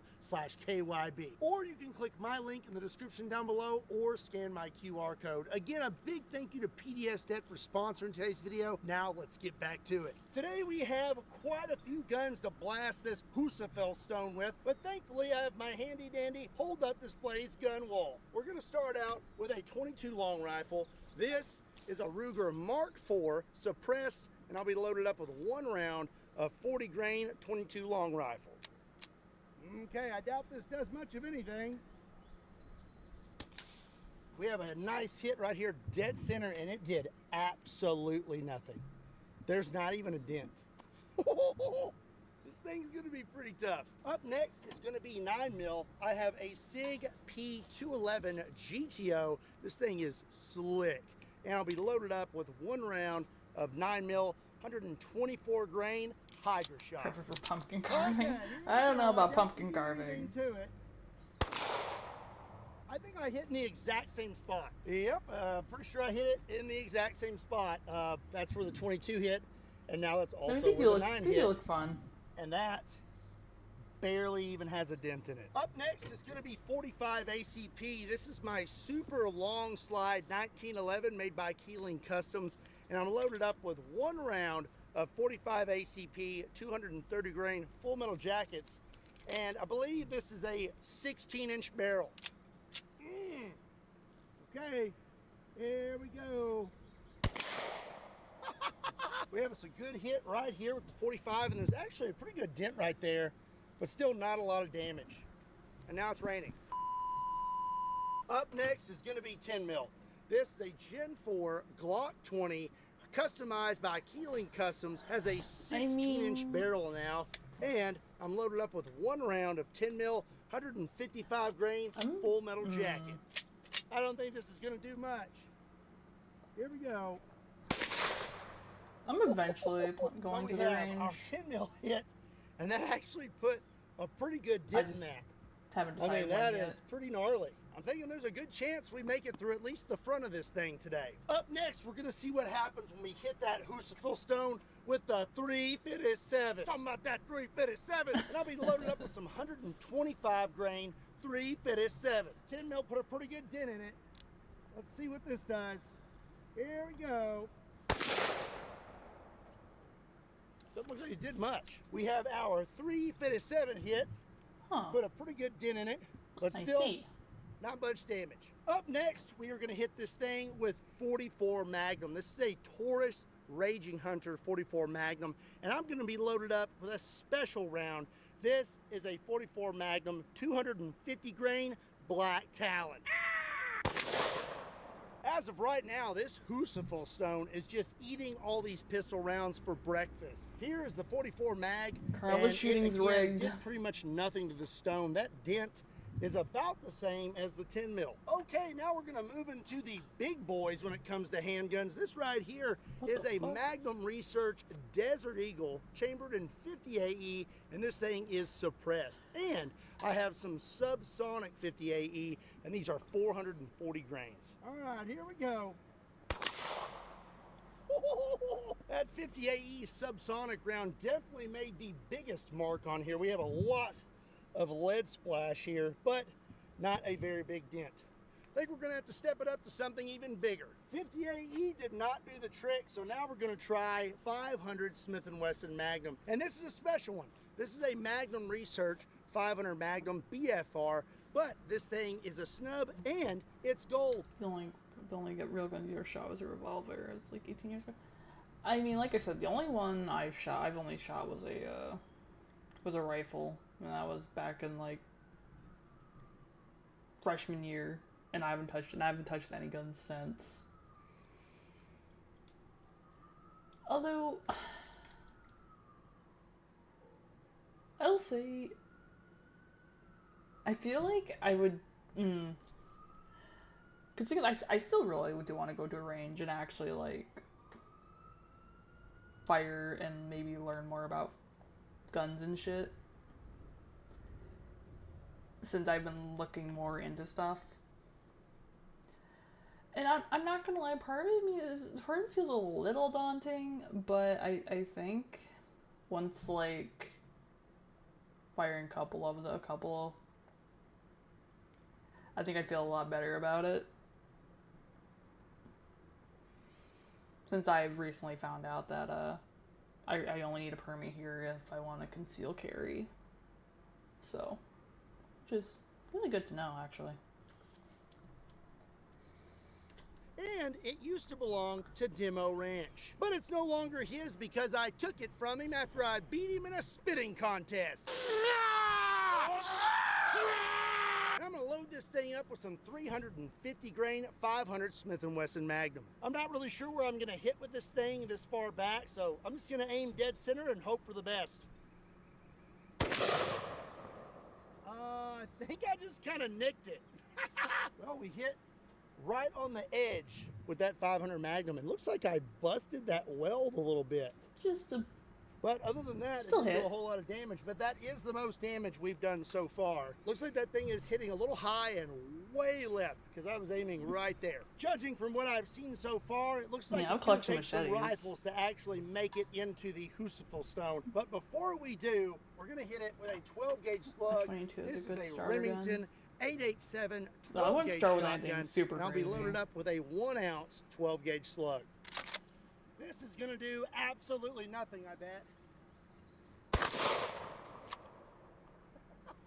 It appears I hit right here with the 12 gauge slug, put a pretty good dent in it, and I believe, oh, but that's hot. Well, it's not that hot, but that's it. That's the slug, or what's left of it. So it looks like if you were hiding behind a Husafel stone and someone had a pistol or a shotgun, you would probably be pretty safe. But now we're gonna move on to rifles. And before we do, I'm going to turn this thing around. That way we have a fresh side because it's starting to get confusing. Oh. Because they're all spread out. So the first rifle we're going to use today is going to be a Q Sugar Weasel, and this thing is chambered in 5.56, and I'll be loaded up with 1 round in my 20 round mag with a 55 grain 5.56 full metal jacket. Here we go. I saw some sand. I aimed a little high with the 5.56. I'm wishing I would have aimed a little lower because we're definitely more dense here in the center, but we did make it through this first layer of steel, and if you look up here, there is literally no sand where that hits. So it hit there, blasted through this, but we have nothing on this backside at all. Looks like that round just got busted up after it went through that steel. Up next is going to be 7.62 by 39, but we don't have an AK-47 today. We have a CMMG Descent. And this has a 20 round mag, and I'm loaded up with 1 round of 7.62 by 39 full metal jackets. Gonna be completely honest, pretty sure this isn't sighted in. So I'm just gonna aim and hope for the best. Here we go. Holy cow, that thing is way off. I aimed at the very bottom and we hit at the very tippity top again. I promise my next shot is gonna be down here. I promise. We hit right here with the 7.62 by 39, and you can tell that it did What's your make theory, it through the Ray? steel. But again, we had no sand here. Look at this, like none. But we still did not put a dent in this back piece of steel. So what this is telling me is I think a lot of these rifles today are gonna have enough tail behind them to make it through this first layer of steel, but to make it through all this sand and the back piece of steel, it's really gonna take some power. Let's be real, 5.56 and 7.62 by 39 are kind of old news. The new hotness is 277 Fury. This is a SIG Spear chambered in 277 Fury, and I'm gonna be loaded up with 1 round of 155 grain 277 Fury. This Fair. thing is screaming fast. I'm very curious to see how far we make it into the Husafel stone. I am not gonna hit up top this time, I promise. Here we go. Let's go check that out. Here is our hit with the 277 Fury, and we put a nasty hole in that thing. And I believe the sand just ate it up because, yeah, there is no new dents on the back of this thing. I think this also is really showing us the power of sand. You know, at war, they put sandbags up and they eat a lot of rounds. You mix some steel in there and it seems like you got some pretty good protection. The SIG 277 Fury is a very fast moving rifle round. Now we're gonna shift gears back down to a slow moving round, but it is very big and very heavy.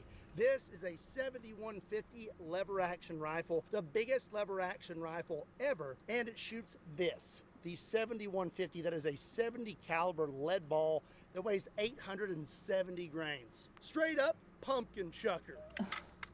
All right. I'm not sure how effective that would be. Here we go.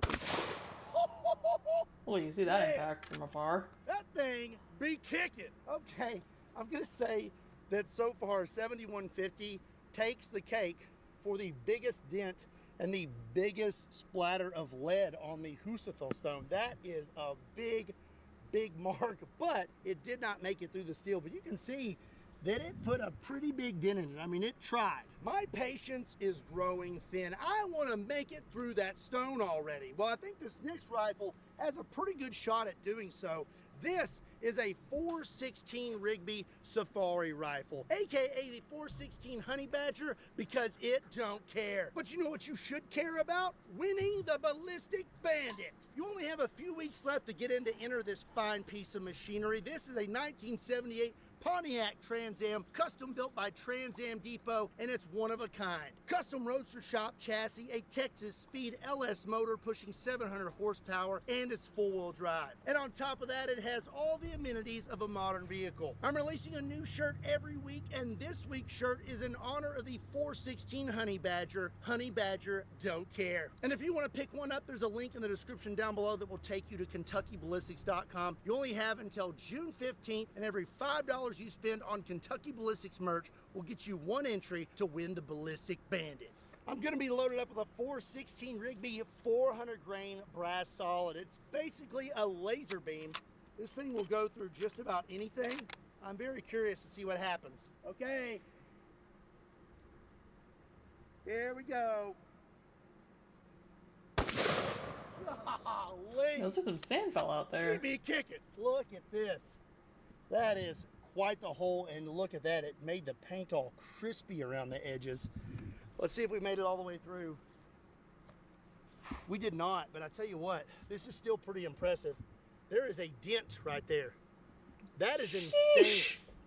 I am really surprised that there's a dent on the back. I didn't think that we would be able to do that until we broke out the heavy artillery. That just really goes to show you just how powerful the 416 Honey Badger really is. Up next is a caliber that we have not used on the channel in quite a while, 338 Lapua Magnum. This is a Savage 111 that's in a Yankee Hill machine chassis, and I'm loaded up with one round of 338 Lapua.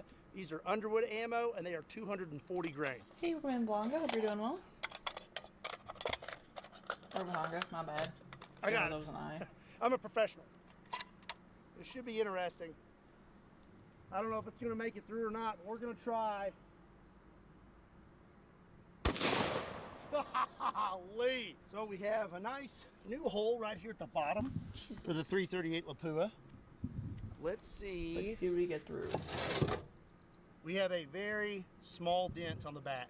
416 Rigby actually put a bigger dent in that than the 338 Lapua. When it comes to legendary sniper rifles, there is one that is always at the top of the list, and that is a ShyTac M200 Intervention chambered in 408. Not gonna lie, I was kind of thinking he would have gotten like more through it other than just dents at this point, but alright. ShyTac, and I just so happen to have one here. This one has a custom paint job on it, and it's just so darn cute. American flag camo with a just put a thumb in it here on the carry handle, and on the side of the stock, you have the Kentucky Ballistics logo. 408 ShyTac is absolutely nothing to shake a stick at. This is 338 Lapua, and here it is compared to the 408 ShyTac. That is a 419 grain round that is absolutely screaming, and I'm very curious to see if we make it through the Husafel stone with this. All right, here we go. Man, that thing was rocking after that shot.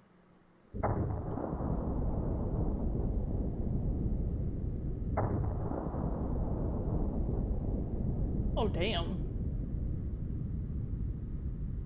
I aimed over here to the left with the 408 ShyTac, and that's pretty crazy. We actually have like some blowout right there, and it's kind of looks red. It's weird. Now, whoa. Okay. We put a pretty big dent in the back of this thing, and it's pretty warm. I mean, 408 Chi-Tac really did a number on this thing. That like we almost got through. I only have 2 more options for making it through this Husafil stone, and the first one is 50 BMG. This is a Desert Tech Bullpup 50 BMG, and I'll be loaded up with 1 round of 660 grain full metal jacket 50 BMG. Okay. Be very curious to see what happens. Here we go. Oof. We may have made it through it. That was a nice cloud of sand there.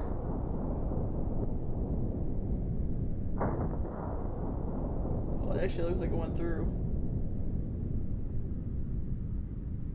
50 BMG. We hit right here.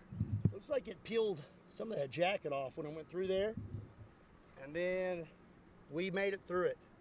We have a nice clean hole there, but looks like you can see a lot of that round in there. So I'm not really sure how much force it still had when it came out the back, but we did make it through with 50 BMG. So now we have to hit the Husafil stone with 1 more rifle. What the fuck is this? An anti-tank rifle. I know what you're already thinking right now. Scott, why are you wearing those stupid glasses? Well, I'll tell you why. I'm tired of duct taping a GoPro to my face, so these have a nifty little camera in them.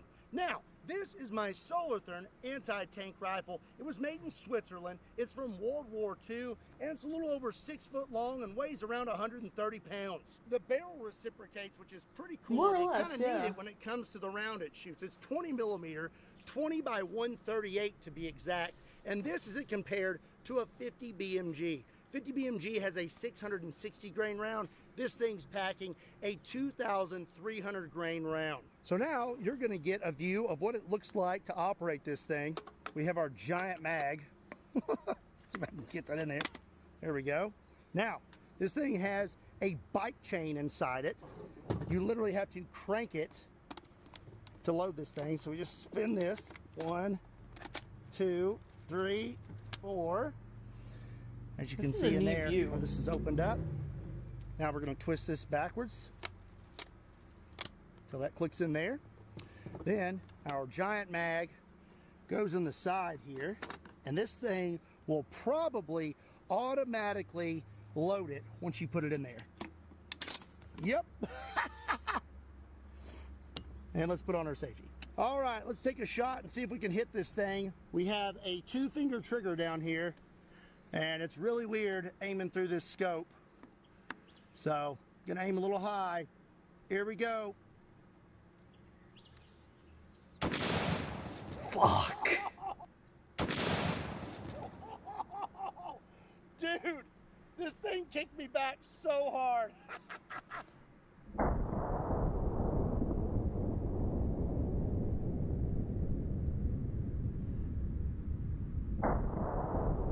Oh yeah, that recipe, that center block.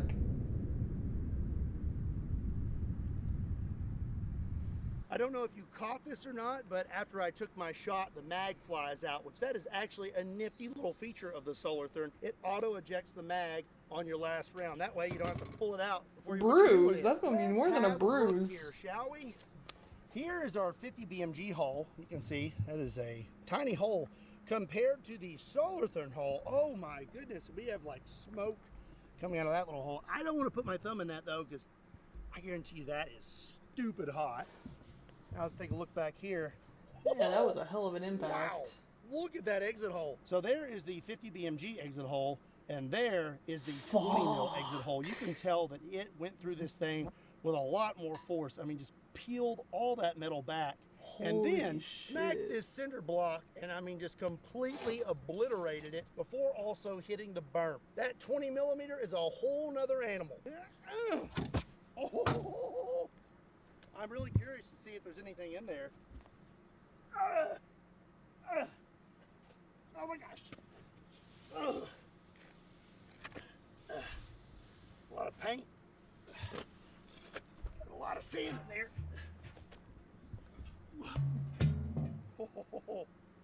Okay. Then I kind of sift through this a little bit. See if I can find anything. Oh, there's something. That is, I don't even know what that is. That's a pretty big one. I really want to find, that may be it. That may be the 408 shy tack. I think that's a piece of cat poop. Oh, I think we found the 416 honey badger. Check that out. Jesus. It retained pretty much everything. It's just smushed. That thing was not playing around. And neither was the 20 mil. So here's a 50 BMG hole. I can barely fit my pinky through there. And then there's 20 mil. I can get my whole thumb in there. What else would you like to see me blast with the 20 millimeter anti-tank rifle? Let me know in the comment section down below.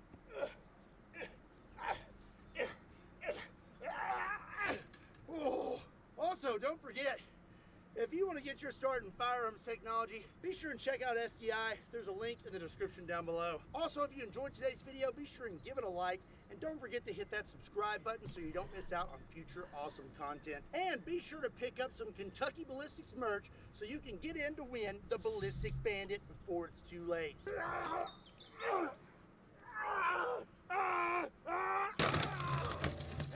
always, my name is Scott. Thank you so much for watching Kentucky Ballistics, and I'll see you next time.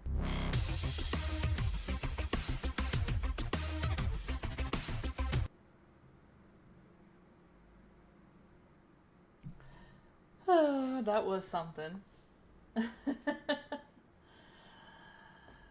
Just put a thumb in it, no context. I mean, yeah. See, I think I've missed a couple comments, I think.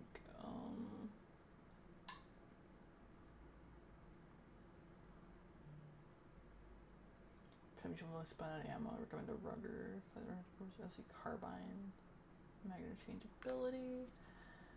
I mean, like, I don't honestly know, really, if I'd want a pistol or a rifle, honestly.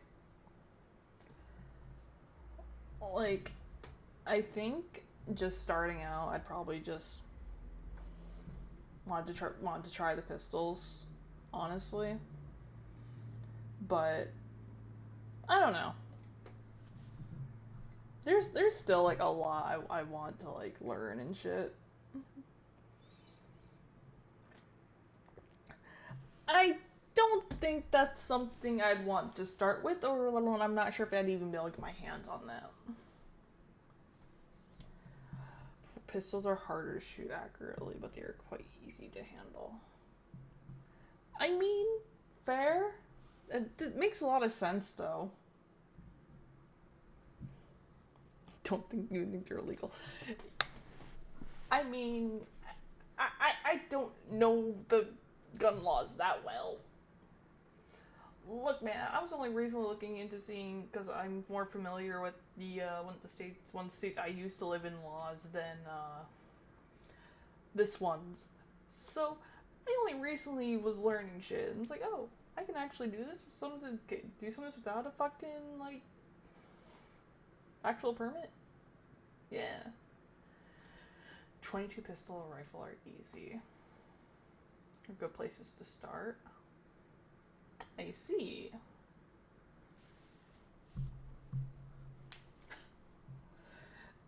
This is all y'all's fault.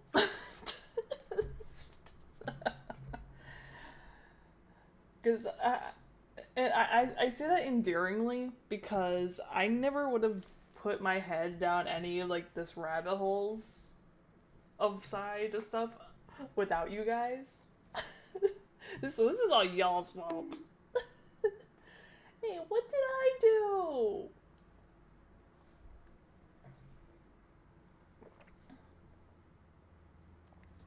I didn't do anything.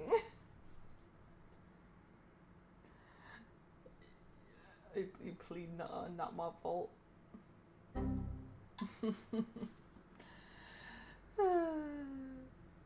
Definitely not sorry. I mean, fair. I mean, it's been a fun rabbit hole, though, I'm not gonna lie. Like, I was so very sheltered with shit. So, like, there's a lot I haven't, like, dealt with, experienced, or really had the luxury of experiencing. So, there's been a lot of, you have an influence. Yeah, don't waste it. Don't wear it out.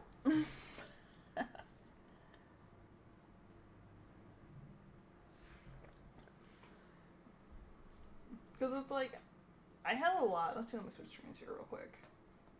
Because, like, I had a lot of different experiences, but there was a lot, like, when it comes to, like, say, firearms or hunting and certain things, and a bunch of other shit I would never really looked into at all or considered.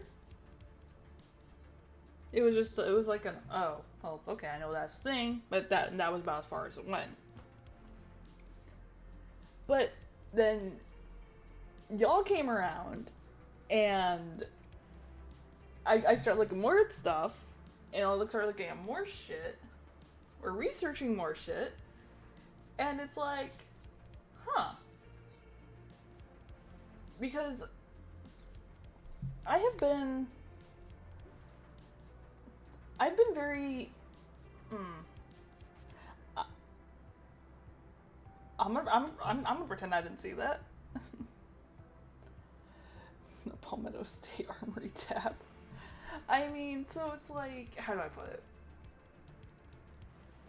Because I had more interest, like, I was more familiar with, like, fucking, like, crossbows, bows, shit like that. I wasn't really, like, big on, like, firearms. I never really looked into firearms that much. Aside from the one I fired. That used to be my dad's. That is off in who the fuck knows where. Yeah, I used to do bow hunting, yeah. Granted, I probably couldn't string it now, but it's, yeah, I probably don't have strength to string it anymore, but it was a fun time.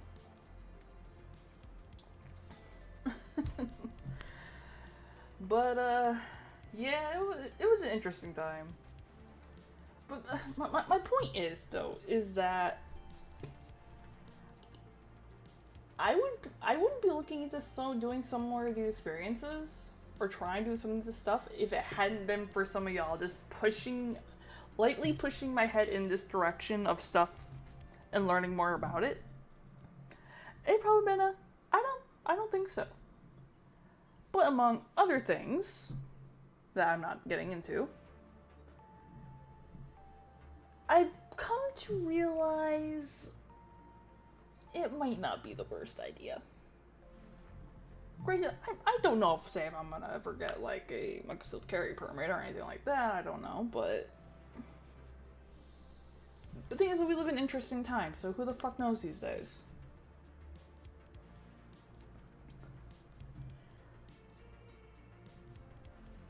Y'all, you have no idea.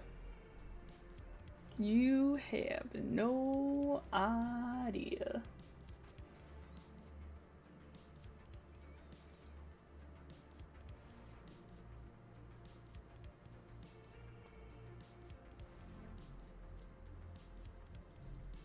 I mean,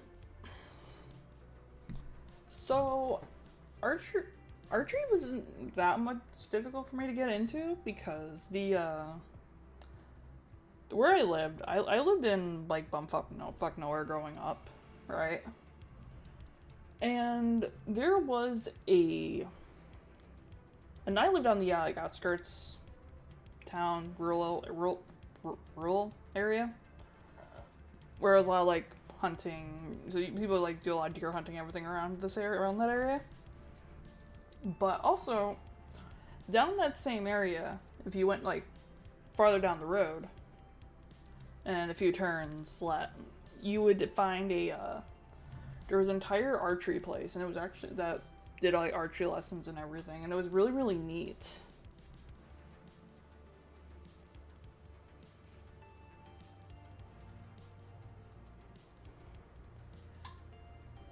Granted, it was... I would love to get back into it. I would love to. But there are other things that take priority, unfortunately.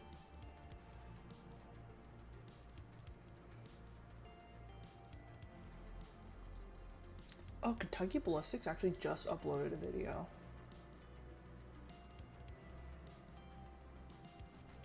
I don't like doing videos that were just uploaded, but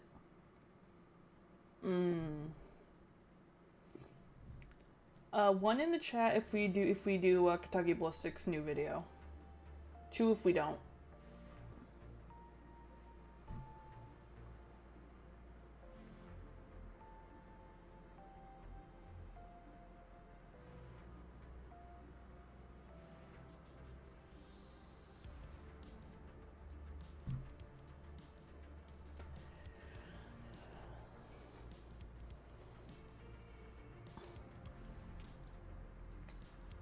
You want the pigeons? I mean, I could probably get to the pigeons.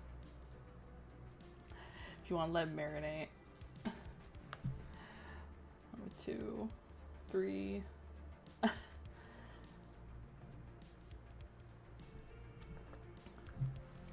You know, we're gonna open it in a new tab for now. We're just gonna put it on standby. Let it sit for a little bit since it only just got uploaded a little bit ago. So we'll let it marinate for a little bit.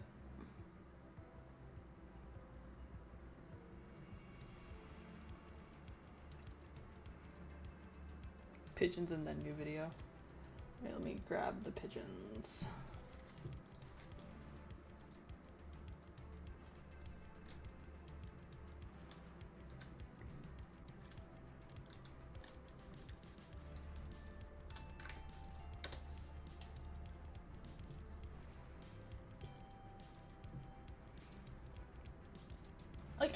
I don't necessarily have anything against it, but it's like, it's a case where like it was like just uploaded not even like an hour ago. So I'm kind of in the, want to just let it sit for a little bit.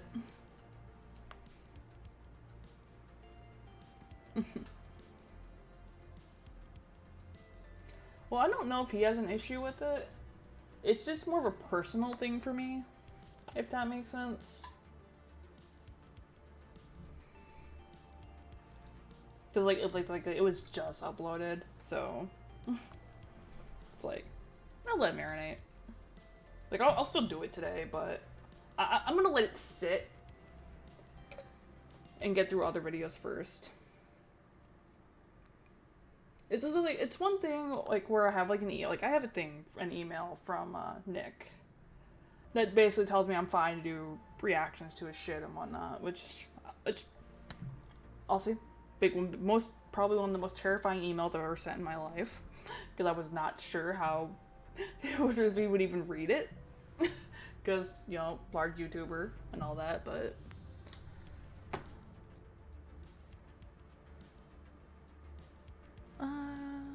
you know what, we will grab this video. Well, like, yeah, but he didn't say no, he was like, go ahead, which I thought was really, really neat.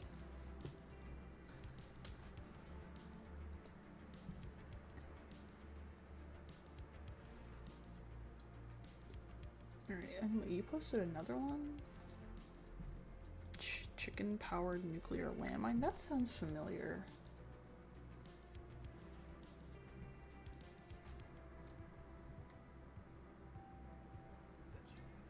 I mean, I think I might have done this video.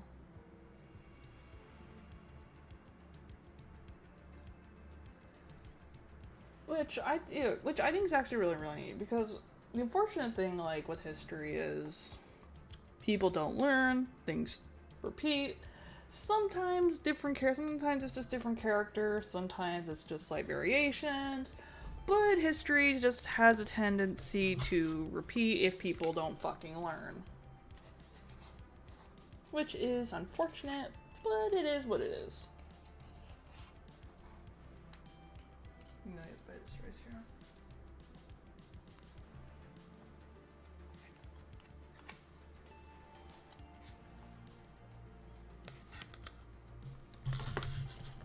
And I think history is just a fucking awesome subject to begin with. I have a large fascination with fucking history from World War II, but I think history is something that, when presented well, can be an amazing thing. But I also know a lot of people, they don't care about history, or they've never had a person present the information to them in a way that would actually have them interested in it to begin with. Which is unfortunate, because I know, like, because I've heard stories about, like, terrible, terrible history teachers. Let alone across the board. We have problems in the education system, but I'm not getting to that today, because I don't want to, because that's just going to piss me the fuck off. But, like, I still remember, I was lucky that I had, most of my history teachers were absolutely amazing. Including doing a whole little, like, where we were doing the Civil War. We had a little, like, reenactment, did a little reenactment. It was really neat and cool. It was fun as hell. But I also know there's that's, history is presented as very cut and dry and other shit. So I get it.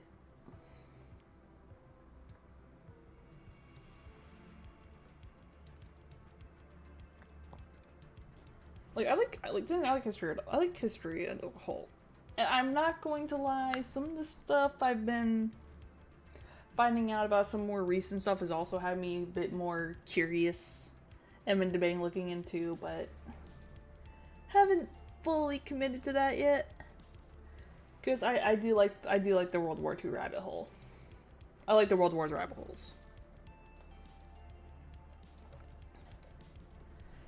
Anyway, I heard kamikaze pigeons. So, kamikaze pigeons.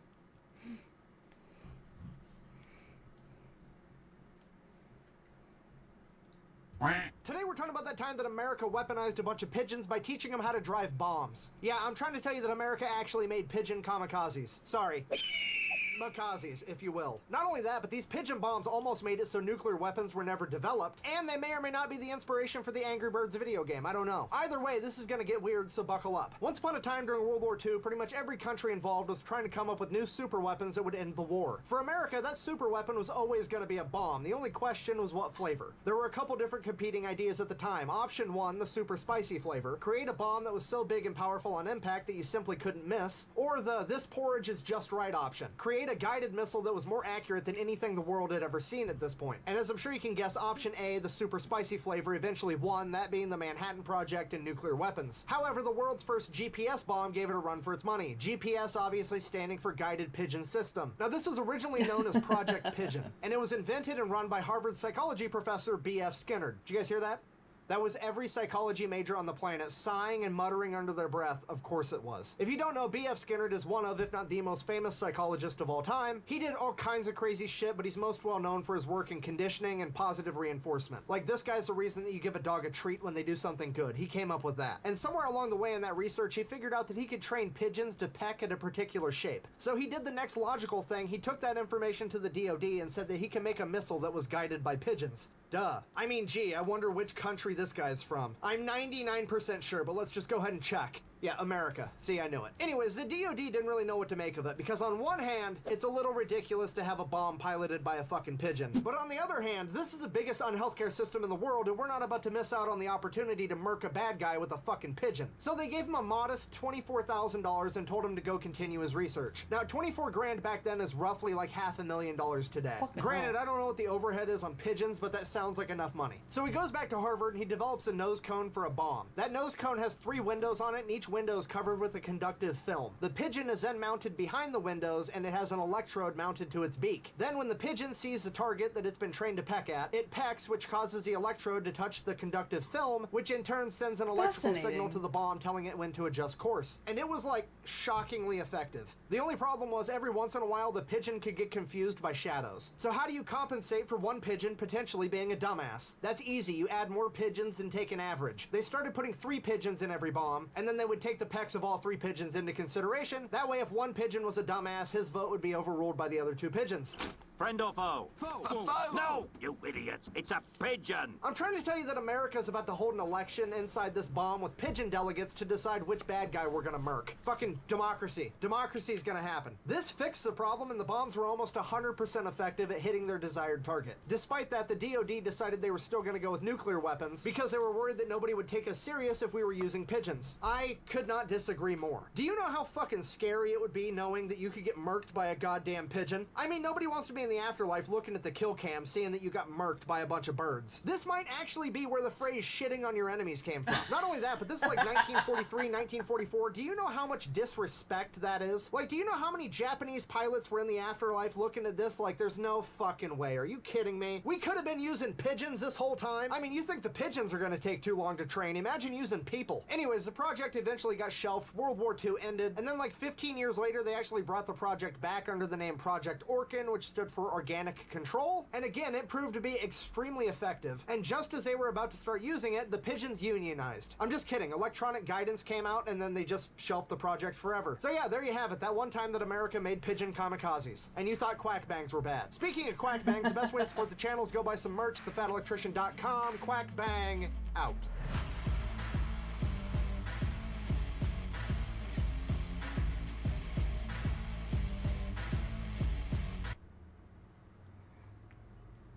Alright, that was interesting. Alright.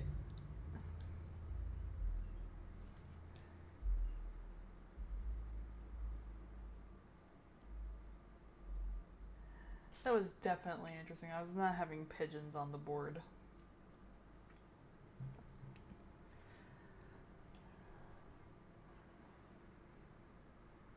The torpedo, that basically never worked.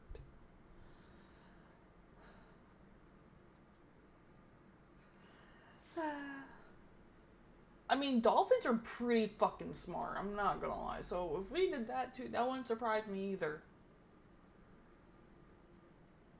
So I would... Dolphins are so fucking smart.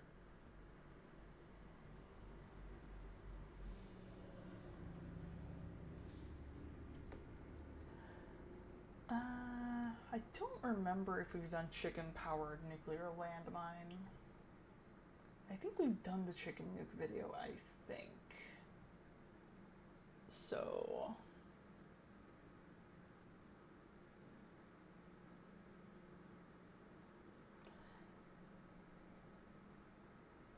yeah, we'll do the Kentucky Ballistics video. Can the world's heaviest mug stop a bullet? Now, I'm not even sure what we consider the world's heaviest mug, or what that would even be, or how heavy that would actually be. Because I think a mug, you know, I'm generally thinking like coffee cups and all that, which I'm not sure that's the mug we're talking about here. But I guess we shall see. Oh shit, my coffee's out.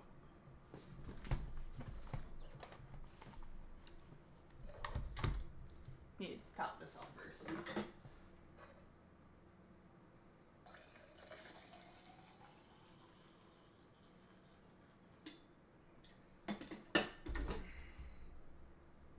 Yeah, it's too hot for me to seal that. We're just gonna start while we're flying because of air pressure.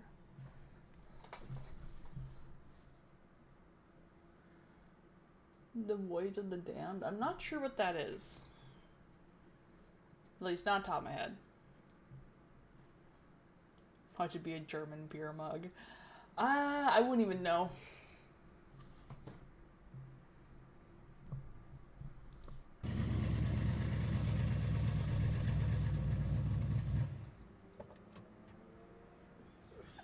Hey, Scott, check out my new mug. Ah! What, you have surgery or something? Your face looks the same. No, not my face. My new mug. This thing weighs 22 pounds. Jesus. Why in the world would you buy that? Because now I can drink my protein shakes and get jacked all at the same time. You're an idiot. Yeah, well, at least I'm not a weak idiot. You probably couldn't even hold this thing. Well, let's find out. You got it. Oh, my wrist! Oh! I'm so sorry. Are you okay? Mm-hmm. Are you sure that landed directly on your toesies? Mm-hmm, good. Just gonna go. Okay, well, I'm really sorry. Man, he is really tough.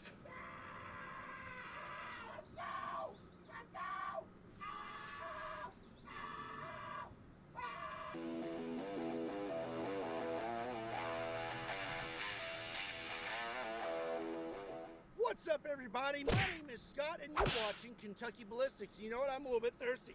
I've got the world's heaviest mug here, and it's not even that heavy. Everyone's like, oh, I can't even pick it up. I totally can. I can get it. Okay, it's pretty heavy. I have seen these things all over the internet with all the big, strong bodybuilders and world's strongest men trying to pick them up and drink from them, and it is very heavy. It is 22 pounds, and it is solid. I mean, just a big old chunk of steel. When I first saw this thing, naturally my first thought was, I bet my cat couldn't knock that off the counter at 3 a.m. and scare me to death. And my second thought was, I wonder if that could stop a bullet. I'll have to wait till tonight to see if my cat can knock it off of the countertop, but right now we're gonna see if it will stop a bullet. I have firearms ranging from small all the way up to very large, and we're gonna put this thing to the test. So let's go get set up and get started.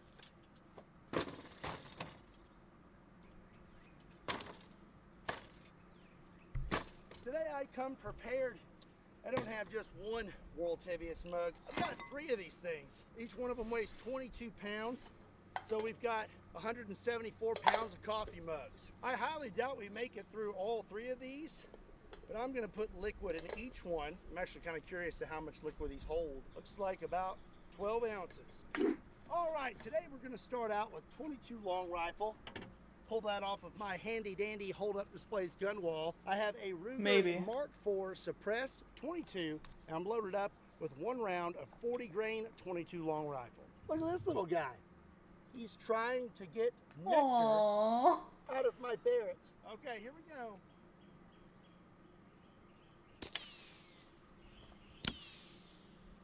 I'm not really sure if I hit it. I'm gonna do it one more time.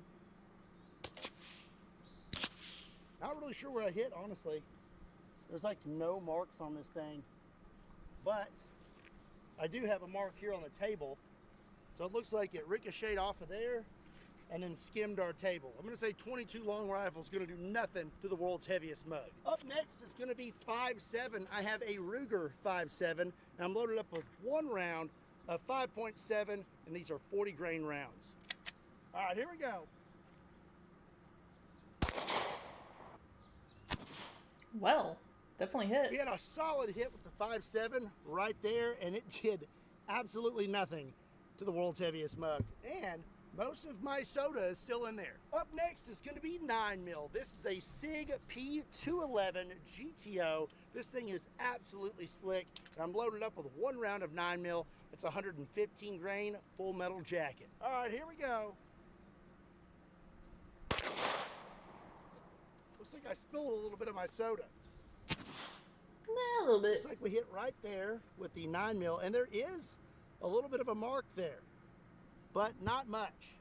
And most of my drink is still in there. Up next is gonna be 40 Smith & Wesson. This should knock the mug right off the table. This is a Bull Armory SAS2, and I'll be loaded up with 1 round of 40. These are 180 grain full metal jackets. You just got jammed.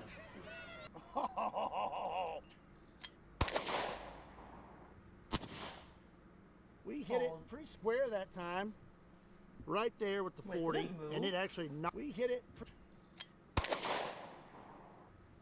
Oh, it did move. We hit it pretty square that time, right there with the 40, and it actually knocked it back. But still is not doing a whole lot to this mug. Up next, we're gonna step it up to 45 ACP, the Lord's caliber. I have a 1911, but this thing has 2 barrels. This is an APF dueler, and I'm loaded up with 2 rounds of 45 ACP. These are 230 grain full metal jackets. The point of aim on this is a little squirrely, so not really sure if I'll hit it or not, but we're gonna try.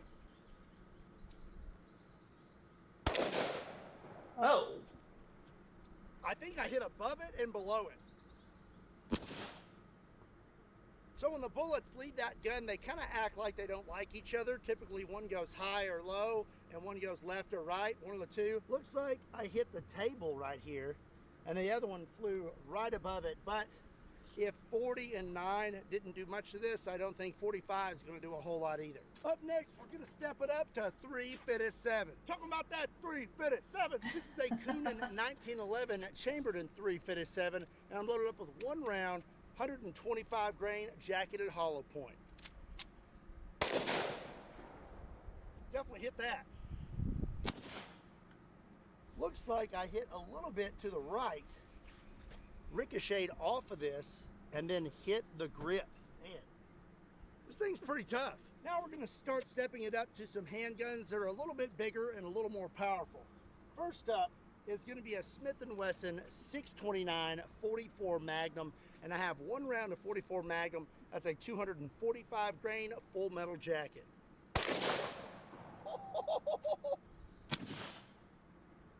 I hit the top of the mug with the 44 Magnum. It put a really good dent in that thing, and then almost knocked it over onto the other 2. That thing weighs 22 pounds. I mean, that was really delivering some force. Spilled my soda though. I'm gonna take some of this. I'm gonna pour a little bit of that in that one. There we go. Let's put that back here. Up next, we are gonna step it up to 460 Smith & Wesson Magnum. This one has an 8 3/8 inch barrel, and I'll be loaded up with a 460 Magnum 360 grain hard cast. Guarantee you we knock over the mug. Well, definitely knocked over. Wow, okay. We had a good hit with the 460 Magnum. We hit right there, and this is wild. That round broke up. Look at this line on the table up here. You can see it goes from here all the way across, and that is shrapnel. Damn. It came from this when it busted on that mug. That is pretty crazy, and this thing is still in great shape. You can still drink out of that. Let's hit it with something bigger. The last handgun we have today is a big one. This is a 500 Bushwhacker. It's pretty much a 500 Magnum on steroids. This is the round it fires. That is a 400 grain hard cast. This thing still makes me a little nervous, so got on a little bit of extra safety gear. Okay, this should be pretty interesting. For one, I am concussed. 2, pretty sure I shot right above it. Round 2.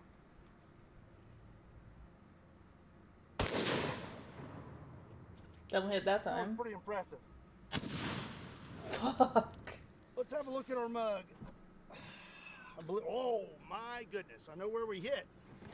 Look at that. That is a big old chunk missing out of that thing.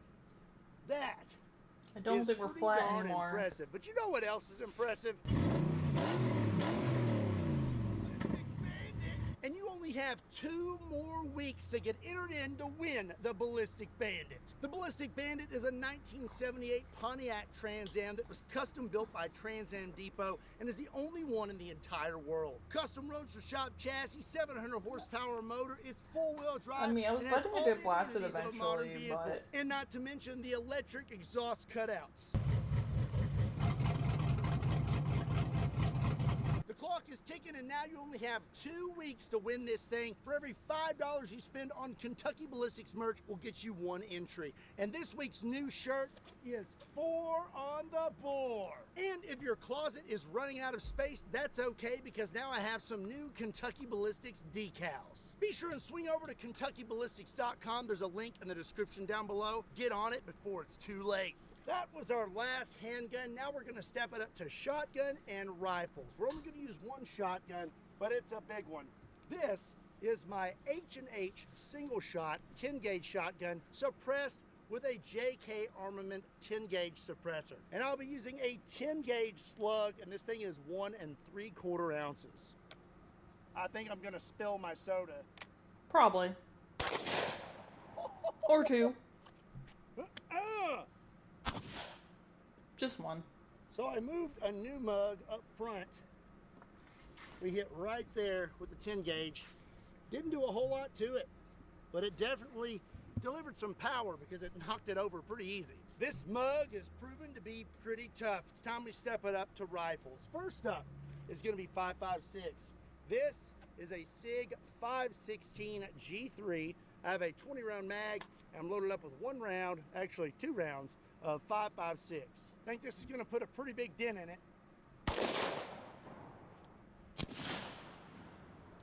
Okay, the rifles are definitely gonna do a number on this thing.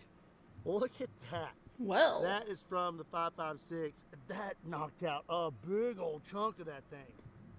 Wow. Didn't really move it much, but a lot of penetration. Up next, we're gonna step it up to 7.62 by 39. I have an RPK today. This has a 20 round mag, and I'm loaded up with some 7.62 by 39 full metal jackets. Well, I'm not a huge fan of the sights on that RPK, and this is why I can't hit squat with them, but I hit down here, and we just put a little dent in that thing. Didn't do a whole lot. 5.56, 7.62 by 39, they're kind of old news. The new hotness right now is 277 Fury, and this is a SIG Spear chambered in 277 Fury. And I'll be loaded up with some 155 grain 277 Fury. These things are screaming at over 3,000 feet per second. This is gonna put a dent in it. Golly. damn. Okay, we spun it around. Let's have a look. Oh, that is a big old chunk taken out of that thing. Hell. Dang. That is one hard-hitting, fast-moving round, and that mug still ate it. I am curious, though. Ooh, there is actually a dent in there. Let's have a look at that. Yeah, you can see it right there. That's pretty wild, because that is some thick steel. Up next, we have another big, fast-moving round, the 30-06. And this is my favorite 30-06, the Ohio Ordnance Works H-Car. I have one 20-round mag loaded up with 1 round of 30-06, and this is a 150 grain full metal jacket.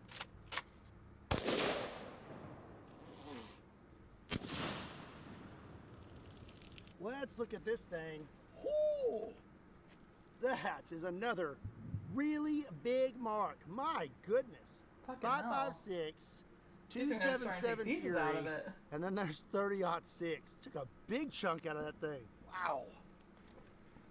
Right. Guess we need to step it up to something even bigger. I have 3 more rifles to hit this heavy mug with, and they are some big boys. First up, it's gonna be a double barrel 500 Nitro Express elephant rifle. And this one is for all you Pokemon lovers out there. It has some awesome engravings. If you look here on the bottom, you have a Snorlax. On the side here, you have a Blastoise. On this side, you have a Charizard. And on the very top is a little Pikachu. And I'll be using this big old round. That's a 500 Nitro Express, and that is a 570 grain full metal jacket. Oh, I feel looking pretty. Fucking hell. Holy! Knocked it off the table.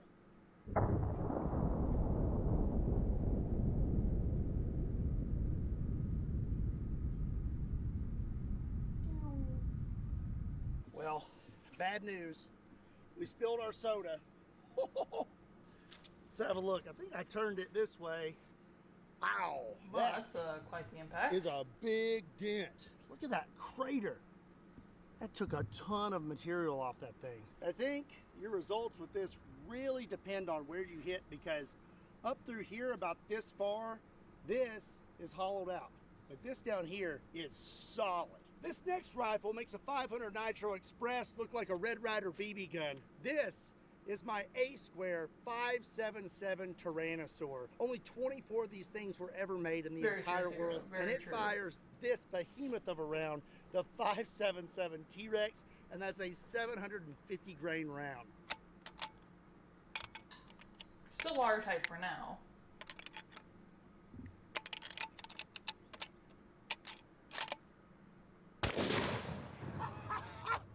Oh, wow!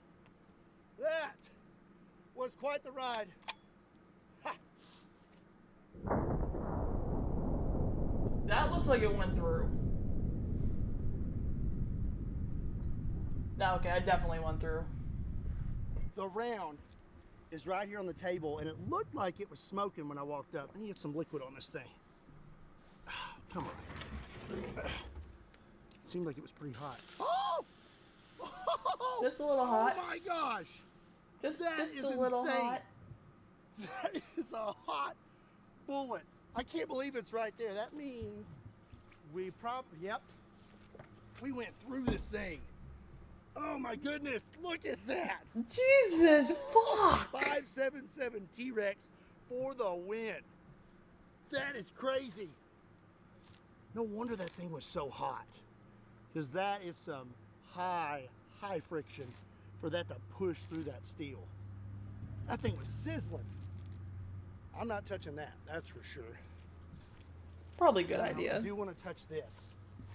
I've got, oh, it's melted to the table.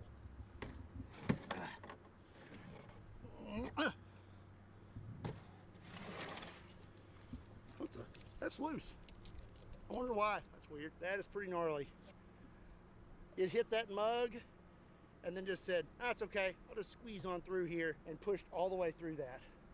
It's pretty impressive, but we still got one more rifle. And for that rifle, I'm gonna use a fresh 22-pound mug. These two right here, be pretty good souvenirs for somebody. I don't know if you could drink out of that one anymore though. That's only if you want a little bit of coffee, just half a cup. We have one last rifle to smack the world's heaviest mug with, and that is a rifle that I have a special relationship with, a 50 BMG. This is a Barrett M82A1 semi-automatic 50 BMG, and I'm loaded up with one round of slap ammunition. Just kidding. Are you serious? You think I want another 15-inch neck scar? This is a 660 grain 50 BMG full metal jacket. But if you do want to see some other really cool stuff with 50 BMG and other things like it, I have a new channel on Pepperbox called Kentucky Ballistics Unfiltered, and I highly suggest you check it out. I'd normally just stand and shoot this thing, but I need to be a little more precise today. Fucking hell.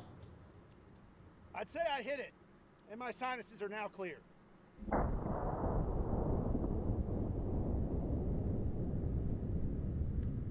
Shit's fucking rolling. Well, let's see, we threw this thing about a good 10 to 12 feet. Let's see what happened. Oh yeah, we made it through it. Made it through it, but we did not make it through the other side.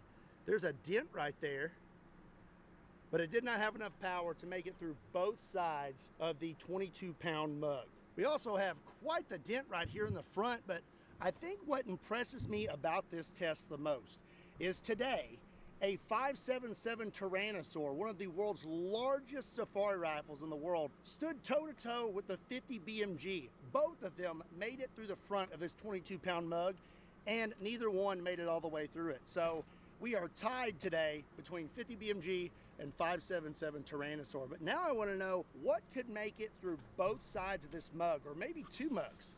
Maybe one day we'll have to shoot these with the 20mm anti-tank rifle. Also, don't forget, if you want to get your start in firearms technology, be sure and check out Improvised weight. SDI. There's a link in the description down below. Hey, I like these things. Also, be sure and give today's video a like, and make sure you hit that subscribe button so you don't miss out on future awesome content.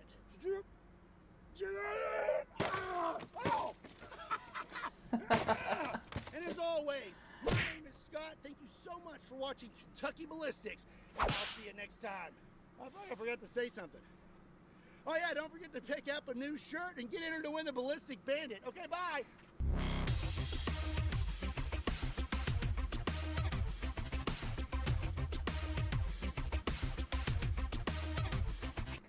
That was wild.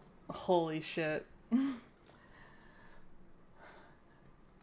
Although I'm still questioning why there still needs to be a mug that fucking weighs 22 pounds, but here we are.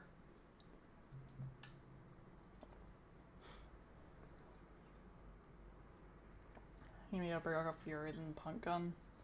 I mean, maybe. I don't think it'd be necessary, but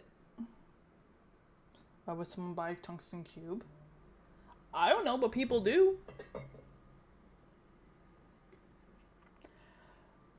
I mean, you're not wrong, but still. Okay. We already did this video. Same with the mug. I mean, yeah. I mean, probably a nice improvised weight, too, I'm not gonna lie.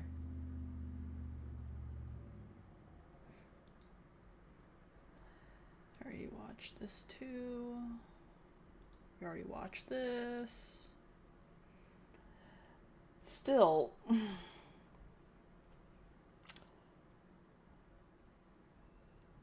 I'm not sure I'm ready to rage at bureaucracy today. I don't think I'm ready for that. I watched this one already, too. I'm thinking a little more, don't think we've done. Warhammer video suggestions? Nice, nice. I mean, I get to them. I get to it when I get to it. But today, we're switching to a Fat Electrician video. To the USS Nogo, America's Invincible battleship, or Invincible concrete battleship, whenever it fucking loads. Ah, yes, Fort Drum.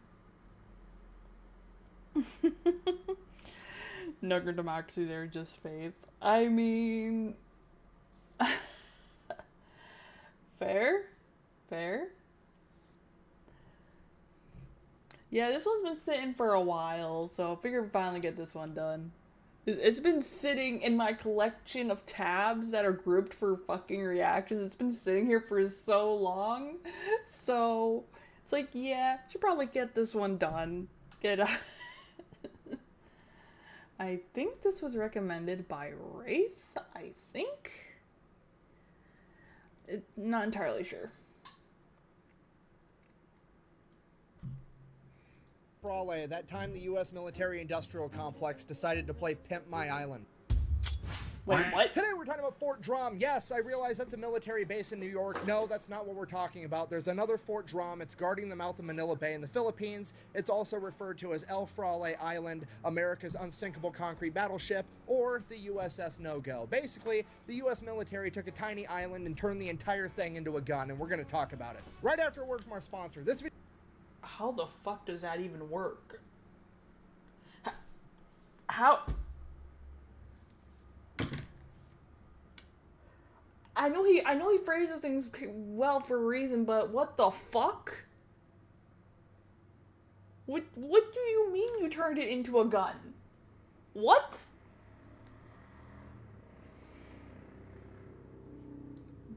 What's going in, AJ? Build gun, make it big.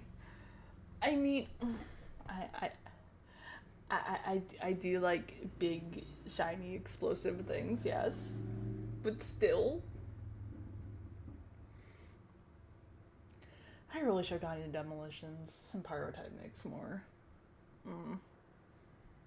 Video is brought to you by Sheath. Okay, here's the deal. They're like normal underwear, except they're better because they have a pouch that you can stick your junk in and then your balls aren't stuck to your thigh. And trust me, it's just one of those things you don't know you need it until you need it. And once you have it, you're not going to be able to live without it. Let's face it, every good thing that's ever happened to you in your entire life would have been a little bit more gooder if you didn't have balls stuck to your thigh the entire time. Today, I know what you're thinking. What if I don't have balls? That's cool. Were you with people that did? Because if you were, they probably would have been in a better mood if balls weren't stuck to their thigh the entire time. You should buy them these underwear. Don't believe me? Ask the kangaroos. Those marsupials have known how awesome pouches are for like 15 million years. They've been hoarding the technology, but now Sheath is here to fix that. All I'm saying is give it a shot. Worst case scenario, you find out you actually do like having balls stuck to your thigh and these underwear aren't for you, and in which case Sheath has a 30-day no questions asked money back guarantee and you're out nothing. I'm gonna have a link and a discount code down below. Let's get back to the video. So why on earth did America turn an island into a giant gun? Well, our story begins in 1898 during the Spanish-American War. Why is America at war with Spain? To be honest, I'm kind of blanking out on that right now. Statistically, it's probably because they messed with our boats, so let's go ahead and double check that together.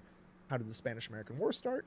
The USS Maine mysteriously exploded in a Cuban harbor, believed to be the Spanish.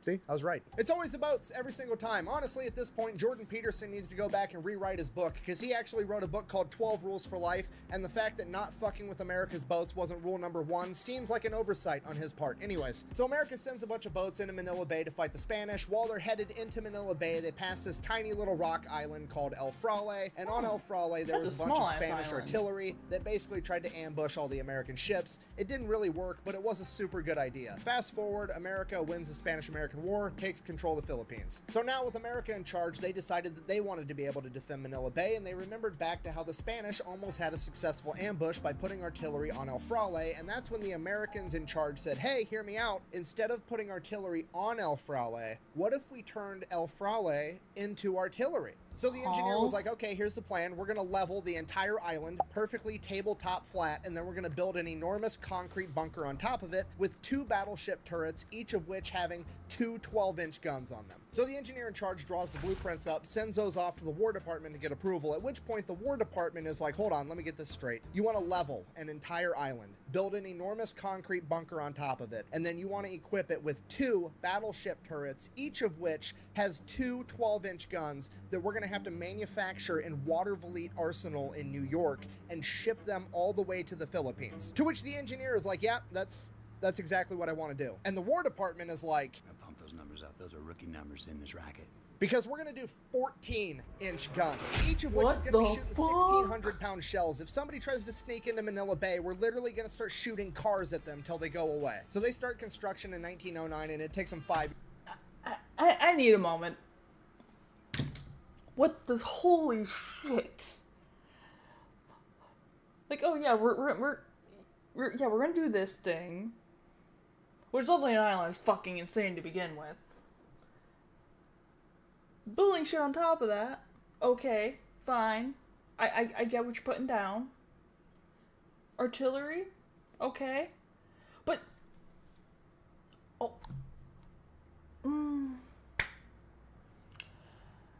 this is a little much. All at once.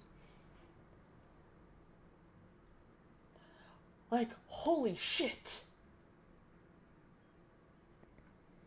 I did not know what to expect coming into this video, but this was not it at all. I'm feeling a little, honestly, baffled right now. And maybe a little struck. But very baffled. Years to finish, and what they end up with is Fort Drum. Its concrete is anywhere between 25 and 36 feet thick. The top deck is completely reinforced with steel, essentially making the entire fortress completely impervious to any weapon that exists at this point in time. Then the guns on top are 14-inch M1909 guns in a dual turret that was specially manufactured just for Fort Drum, and it is the only place they were ever used.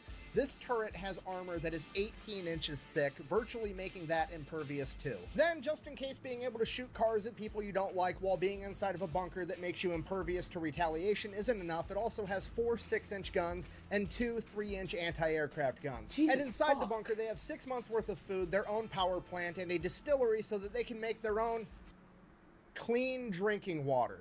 Basically, it's the world's best doomsday bunker. So it's completely done. It's like 1914. America has built this incredible weapon, and now, in true American fashion, we're not really going to use it until it's borderline obsolete, and then we're going to give it away to somebody else. So kind of fast forward through the next 20 years. I mean, there's always Army guys stationed there and on hand in case anything happens, but nothing ever does. It's kind of like being stationed on a naval vessel, and because of that, the Army guys that serve there give it the nickname the USS No-Go, considering it never fucking goes anywhere. Then, of course, during that same time period, World War I happens. After World War I, America downsizes their military considerably. Then the Great Depression happens, and because of that, pretty much no upgrades or maintenance gets done to Fort Drum during that entire time. So for its first 2 decades, it receives pretty much no upgrades. It's already becoming obsolete. Then in 1934, the US government comes out and says, over the course of the next 10 years, between 1934 and 1944, America is going to move towards establishing the Philippines as its own sovereign nation. So obviously, they're also going to turn over Fort Drum to the Philippines, and because of that, they have even less motivation to do any upgrades to it, so none get done. Then during that 10-year time period, World War II kicks off in 1939, but America's not getting involved. We're minding our own business, and by minding our own business, I mean we're basically funding the entire thing through Lend-Lease, but, you know,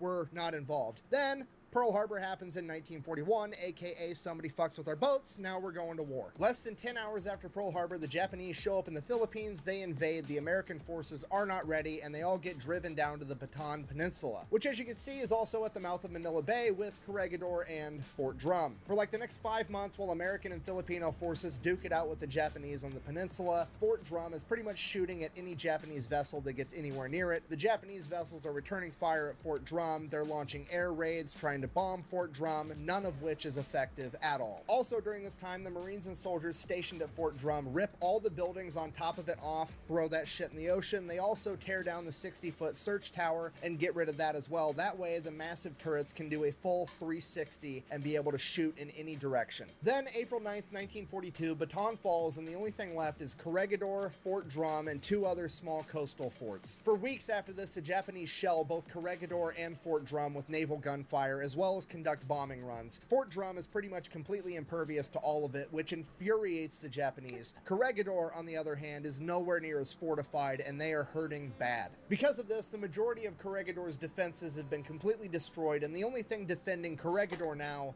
is Fort Drum. On May 5th, 1942, the Japanese would launch an amphibious attack on Corregidor. Fort Drum would land direct hits on 2 Japanese landing craft, destroying them completely, infuriating the Japanese even further. Despite that, it wasn't enough, and Corregidor would fall on May 5th.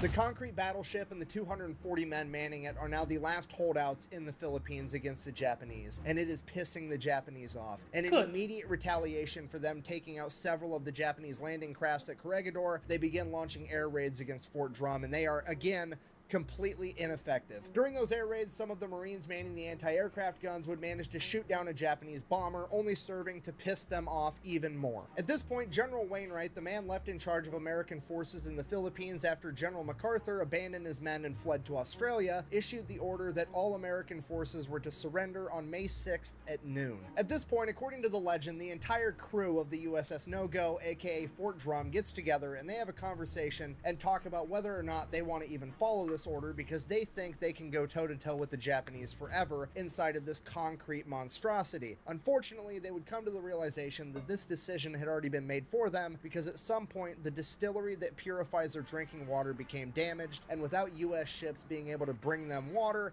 they weren't going to be able to hold out. So, given that they have to surrender tomorrow, but they still want to fight, they decide, hey, let's get rid of all this ammunition that we have. And they fire at the Japanese ships non-stop, as fast as they can, for like the next 18 hours straight. And apparently, according to legend, it got so hot inside of Fort Drum that it was able to increase the muzzle velocity of the guns, and they were able to score more hits on Japanese ships that thought that they were out of range. And they continued to fire non-stop until 11:59 on May 6th, when they were finally forced to surrender at noon. They then proceeded to sabotage the guns, the power plant, and flood as much of Fort Drum as they possibly could, making it useless to the Imperial Japanese. At the time of their capture, all 240 men were still alive, and only 5 of them had been injured after weeks of combat. They would then be taken as prisoners by the Imperial Japanese, where the majority of the men would be tortured, starved, and worked to death, and it is believed that less than 30 of the men at Fort Drum returned home after World War II. Fast forward 3 years, 1945, America is now winning the war in the Pacific, and they have returned to the Philippines to reclaim them from the Japanese. At this point, Fort Drum is believed to be completely inoperable, and nobody has seen anything that would suggest otherwise until in April of 1945, an American PT boat would get a little bit too close, and Japanese machine guns would begin firing upon him from Fort Drum. This intel gets sent up the chain of command, at which point nobody really knows what's happening. Maybe they're trying to restore Fort Drum and use it. Maybe there's just a bunch of Japanese soldiers that are being barracks there. Who knows? Either way, Uncle Sam says, you know what? That's mine, and I'm gonna need it back. So at first, they try to bomb it with planes. Obviously, that's not gonna work. It didn't work when the Japanese did it. I don't know why they thought it would work now. Then they send out a cruiser to shell it with naval gunfire. Again, obviously, it doesn't work. At which point, shit proceeds to get out of hand pretty quick. Basically, the chain of command didn't really know what to do, so they're like, hear me out. Let's just give the blueprints for Fort Drum to an entire platoon of Army combat engineers, aka the demolition men, and tell them to get rid of it, and the sooner they do, the sooner we all get to go home. So the engineers take the blueprints, they go come up with a plan. I don't really know how long it took them. I presume about the same amount of time it takes them to smoke a cigarette. That's probably not a coincidence. They come back to the chain of command. They're like, okay, here's what I need. All right, we're gonna need an entire company of infantry, 1,000 gallons of gasoline, 2,000 gallons of diesel, all the incendiary and white phosphorus grenades you can find, a 30-minute fuse, and a camera guy, because you're going to want to get this shit on video. And apparently the chain of command is like, okay. So a couple days later, April, Friday the 13th, 1945, the U.S. forces launch Drum D-Day. 2 American ships pull up, drop landing ramps onto Fort Drum, and all the infantry and combat engineers run out to secure the deck, at which point they start taking fire from one of the 6-inch guns. They all return fire, including the ships, until that 6-inch gun stops. Then they secure the entire deck,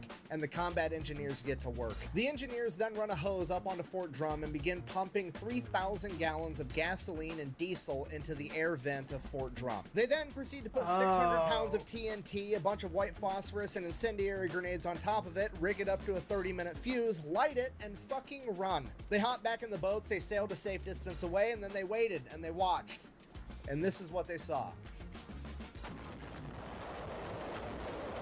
That explosion was so powerful that it shot the 2,000-pound hatch on top of Fort Drum 300 feet into the air. And if you watch the video a little bit closer, you can actually see the hatch punch through the top of the mushroom cloud before falling back into the smoke.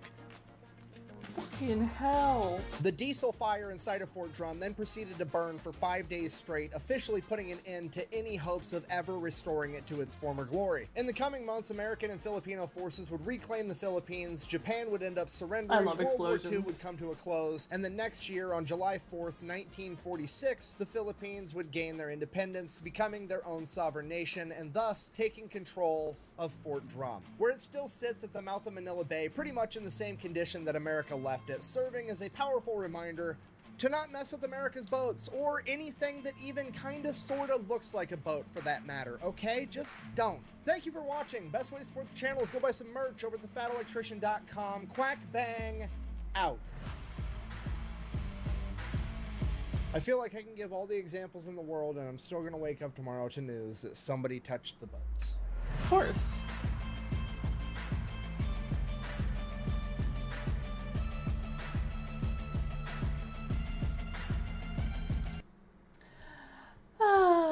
That was beautiful. You like big for the Trek group robotic explosion, big explosion before the nuke. I will look into that after stream.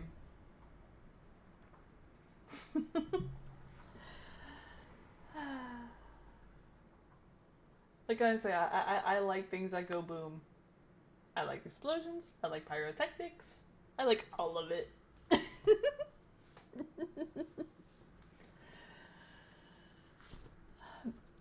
Now that just makes me sad.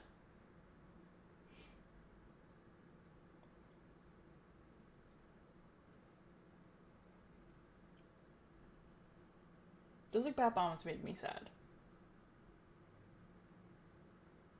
I mean, the pigeons would have also made me sad if they were used, but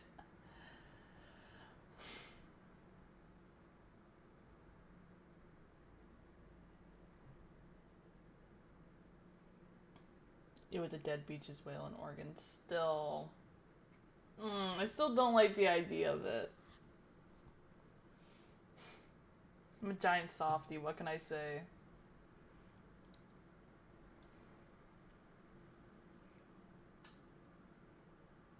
What do you got?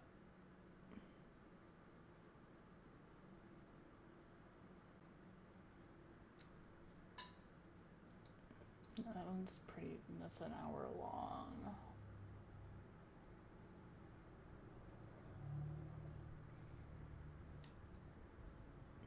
Okay, both those are all kind of long, so... You're a giant? No! I am... If Octavius was here, he would contest that so much because I'm supposed to be short. I don't think I could ever be used to being tall, like... I have these fucking 3-inch fucking like platforms that even when I wear it, I feel so fucking tall and it feels wrong and I hate it so much.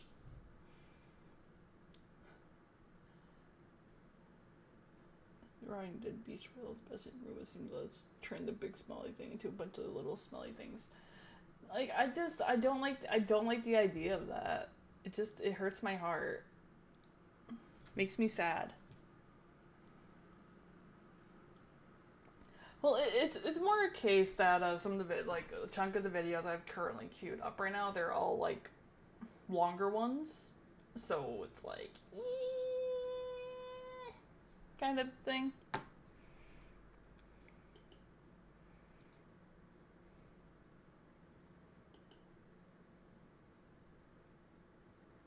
Let's see, what do we got in suggestions here that we could pull? We already did this.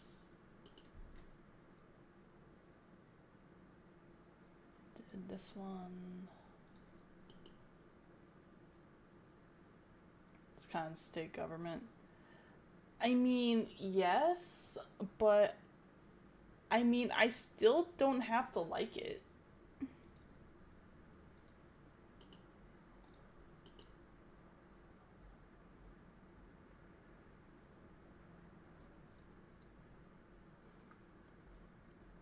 It's like, what can I say? I love animals. Even the ones that could potentially kill me. Even when the fucking danger noodles like to try and biting my boot. When I'm fucking hiking.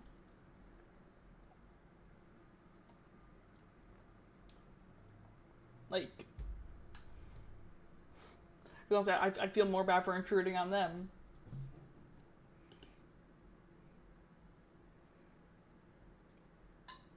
Which is more of a personal problem than anything else, but...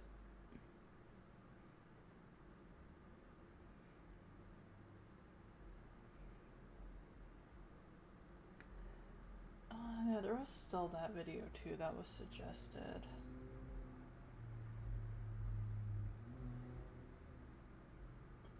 I haven't had any run-ins with the toxic variety, but I have had a run with some of the non-toxic ones, yes.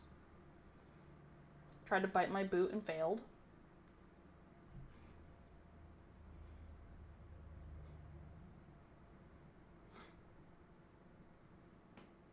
Gustav was destroyed about 2 hours away.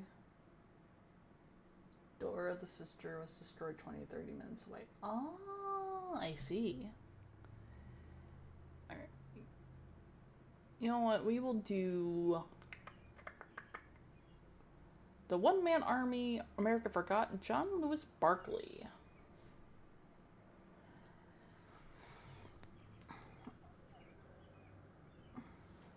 Okay. This is gonna be a long one. My water, I got my water's full, coffee's full. Or full enough. Alright. Alright, who would win in a fight? An entire German infantry battalion or a farm kid from Missouri with a speech impediment? Wait, what? Today we're talking about John Lewis Barkley, a farm kid from Missouri that was originally rejected by the Army on multiple occasions and would eventually con his way into the Army, get selected to become a scout sniper, and go on to become one of the most decorated men of World War I. And if you've been watching my channel for a while, you already know if they have to fight just to get into the military, it's going to be a hell of a story, and we're going to get to it right after word from our sponsor. Delete me. Where's the suppressor for this thing? Why? Because the rabbits are out and the kids are napping. Fair enough. I'll do this off camera so you don't get demonetized. Good call. This video is brought to you by Delete Me. Super simple, straightforward business model. You give them money every month. They turn around and make sure the data brokers on the internet aren't selling your personal information. Okay, I've read some of the comments, and a lot of you guys have the same concern. You're like, hey, if I don't want my personal information out on the internet, why would I give my personal information to this online company to try to take my information off the internet? It seems like a self-defeating endeavor. Okay, that's a valid concern. I had the same one when I was getting signed up. Here's the thing. When you go to sign up, you don't really give them your personal information. I think when I signed up, I gave them my name and my email address, and that was it. Then after you get signed up and you give them that information, they're like, okay, give us like 3 to 5 days and we're gonna have a questionnaire we need you to fill out. You show back up 3 days later, and the questions, I'm not gonna lie, they're creepy. It's just like 25 questions that you answer yes or no to, but the questions are like, have you ever been associated with this address? It's the house you currently live in or one that you recently lived in. Is this your phone number? Yes or no? Is this the high school you went to? Are you related to this person and the name is like your mom or your dad or your sister or somebody very closely related to you? It's just all the information they were able to accrue with nothing more than your name and one email address. Nothing convinces you that you need Delete Me more than their enrollment process. So you go through, basically just tell them like, yeah, you figured out who I was, and then they go through and make sure nobody else can do that shit. So yeah, I recommend them. I've been using them longer than they've been paying me to talk about them. If you wanted to give them a try, I'll have a link and a discount code down below. Let's get back to the video. All right, our story begins on August 18th, 1895, when John Lewis Barkley is born on a farm in Missouri. Okay, we're not gonna waste a lot of time on this. He's a farm kid from the Midwest that grew up in the late 1800s, early 1900s. He was poor, everything sucked. He's been hunting for his own food since he could walk. He knows how to shoot guns. He knows his way around the woods. He is a tough individual. Okay, that's pretty standard for the time, nothing special. What sets John apart though, is that his family has an enormous military history dating all the way back to the American Revolution. Every single war or conflict that America has ever been involved with, there has been a Barkley in the fight. And 2 of them have earned the Medal of Honor. It is basically written into this kid's DNA that he's gonna serve in the American military. So obviously, as soon as he's old enough, he tries to enlist in the army, and he is rejected because he has a horrific stutter. Like, apparently it's really, really bad to the point that he just doesn't like talking much, because when he tries, people either A, can't understand him, or B, they get annoyed that he's taking so long to get the words out. What's the matter with you, boy? You too stupid to do what your coach tells you? And apparently, at this point in time at least, that's a good enough reason to get disqualified from serving in the American military, but there's not really a war going on right now, so, you know, whatever. Fast forward a couple of years, you have the border war with Mexico with, you know, Blackjack Pershing and Pancho Villa, so he tries to enlist again and gets rejected again. A year after that, America joins World War I. John tries to enlist again, rejected. Goes to the next town over, tries to enlist there, rejected. Goes to another town, rejected. Goes to another town, rejected. Rejected. There's nothing he can do to get into the army.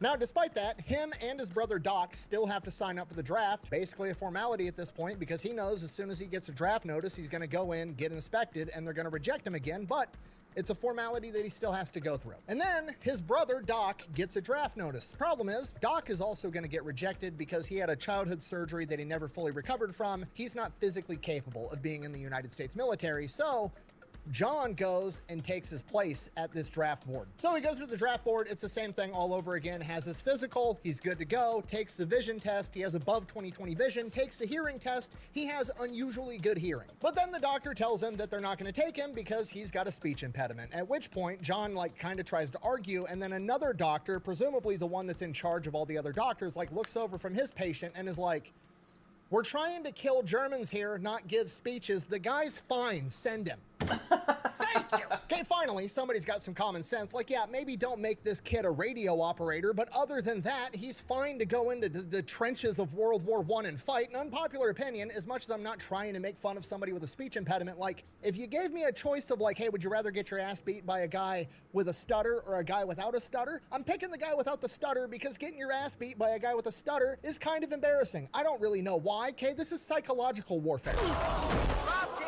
Looks like Boucher knocked him out cold. I love my mama very much. Now you know that. So now John's in. He's happy. This is all he's ever wanted to do. He's living up to his family legacy. He heads back home. He packs his shit. He goes, gets engaged to his girlfriend, and heads to the train station. He's getting shipped off to basic training. At the train station, meets another guy that's also headed to the same place, a guy by the name of Tom O'Leary, who's apparently been a hobo for the past couple of years, but they wind up hitting it off and become good friends. They're hanging out on the train the entire time. Then, while they're at one of these train stations on their way to Camp Funston, him and Tom are hanging out at the train station, and this old guy with this really long white beard comes walking up to him and is like, "Are you guys soldiers? You look like soldiers to me. I think I'd recognize them." And they're like, yeah, we're going to basic training right now. We're gonna go fight in World War I, or the Great War as they called it back then. And the guy is like, I'm a veteran of the war between the states.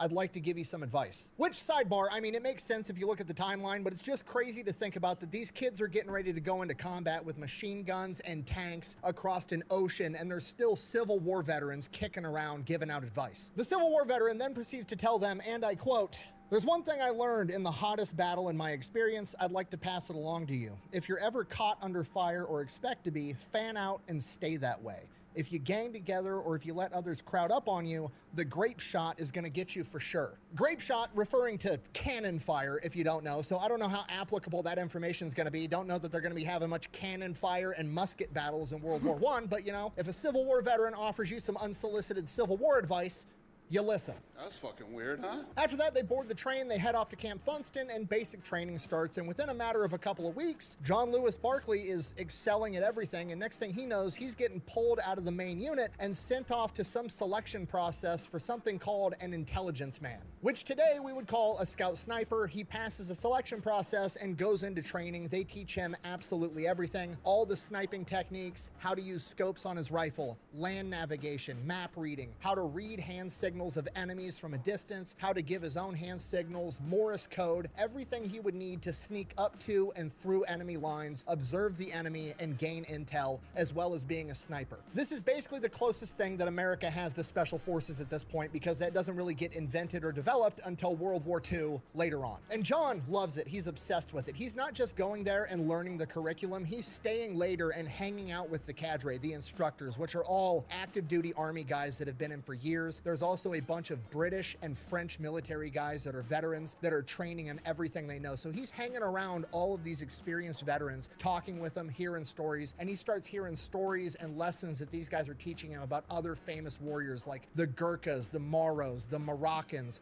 from all over the world. You're a smart motherfucker, that's right. And this is one of John's best qualities that's probably going to wind up saving his ass multiple times, is just wanting to learn more all the time and taking advice from these experienced warriors and actually internalizing it. And it's all the little tiny advice that you could only get from them. Like he says that the British or French officers at one point told him that if you ever take a German machine gun position and the machine gun still has the breech block inside of it, take that breech block and keep it with you at all times, because usually when the Germans abandon the machine gun, they take the breech block out to disable the gun. But if you bring one with you, you can get that gun up and running again, and then you can use it. Just something that's obscure and benign that you would never figure out until it was too late, and he's gonna take that and remember it forever. It's all those little details. So he finishes up scout sniper training, he becomes an intelligence man, and then they send him back to his original unit. Now, while he's been gone doing, all this sniper training and scout training and intel training, everybody else has just been going through normal basic training, marching, drilling, becoming disciplined, becoming a conventional soldier. So when he gets back to his unit, everybody else is all super disciplined and squared away, and he's like, I learned how to kill people. That's about it. So he kind of becomes the unruly problem child of the unit that the chain of command doesn't really like. But the chain of command is like, okay, well, there's a win-win situation here. We can't get booze onto Camp Funston. It's strictly banned. They search everybody's bags. It's impossible to get booze in here. And the chain of command and everybody else wants booze, and we've got this problem child. What if we tell him to try to smuggle booze into the base? Worst case scenario, he gets caught, he gets kicked out of the army, then we don't have to deal with him. Problem solved.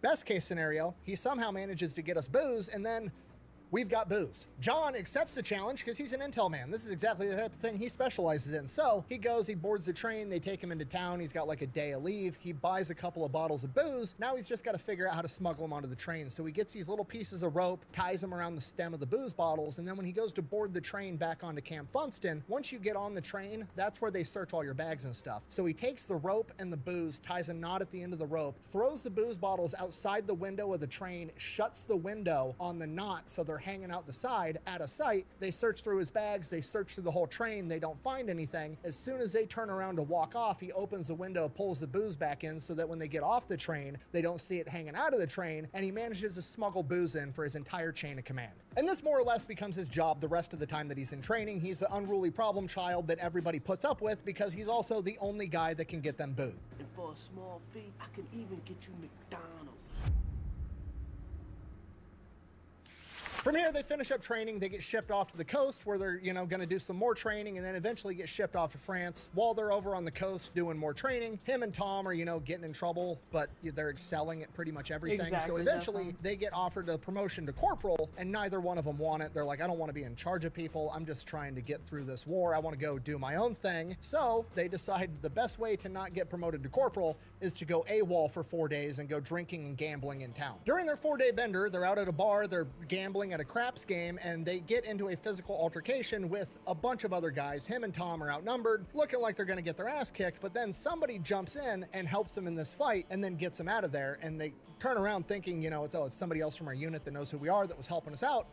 They don't know this guy. He's an army sergeant, big Indian guy, says his name is Jesse James. They wind up hanging out with this guy for the next couple of days. They find out apparently this guy's been in the army for a while. He just got back from China. And apparently the reason that his name is Jesse James is because prior to this, he was a train robber and he was wanted. And they were finally starting to catch on to him and he was going to get caught. So he went and enlisted in the army. And when they went into the thing and they're like, okay, what's your name? He hadn't thought that far ahead and he panicked, so he just said the first name that came to mind, Jesse James, and this is, back in the day, World War I, there's no social security numbers. Most people don't even have birth certificates. You are whoever you say you are. So from that moment on, he became Jesse James and went into the army. This guy's 50. He's got a mustache. Not according to birth certificate. He's got documentation.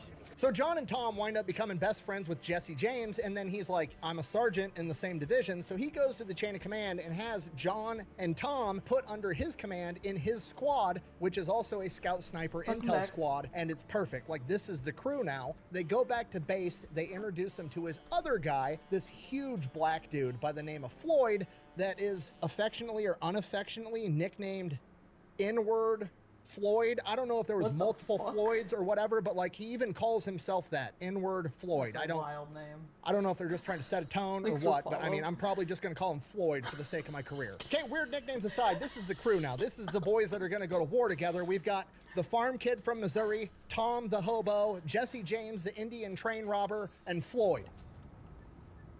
From here, they start training together. Jesse James is showing them all kinds of Native American tactics, how to kill people with a knife, all kinds of stuff. Then they ship off to France. While they're on the boat, John is getting letters back home from his fiance, and in the letters, she's like very nonchalantly telling him how she's going on dates with other guys. No.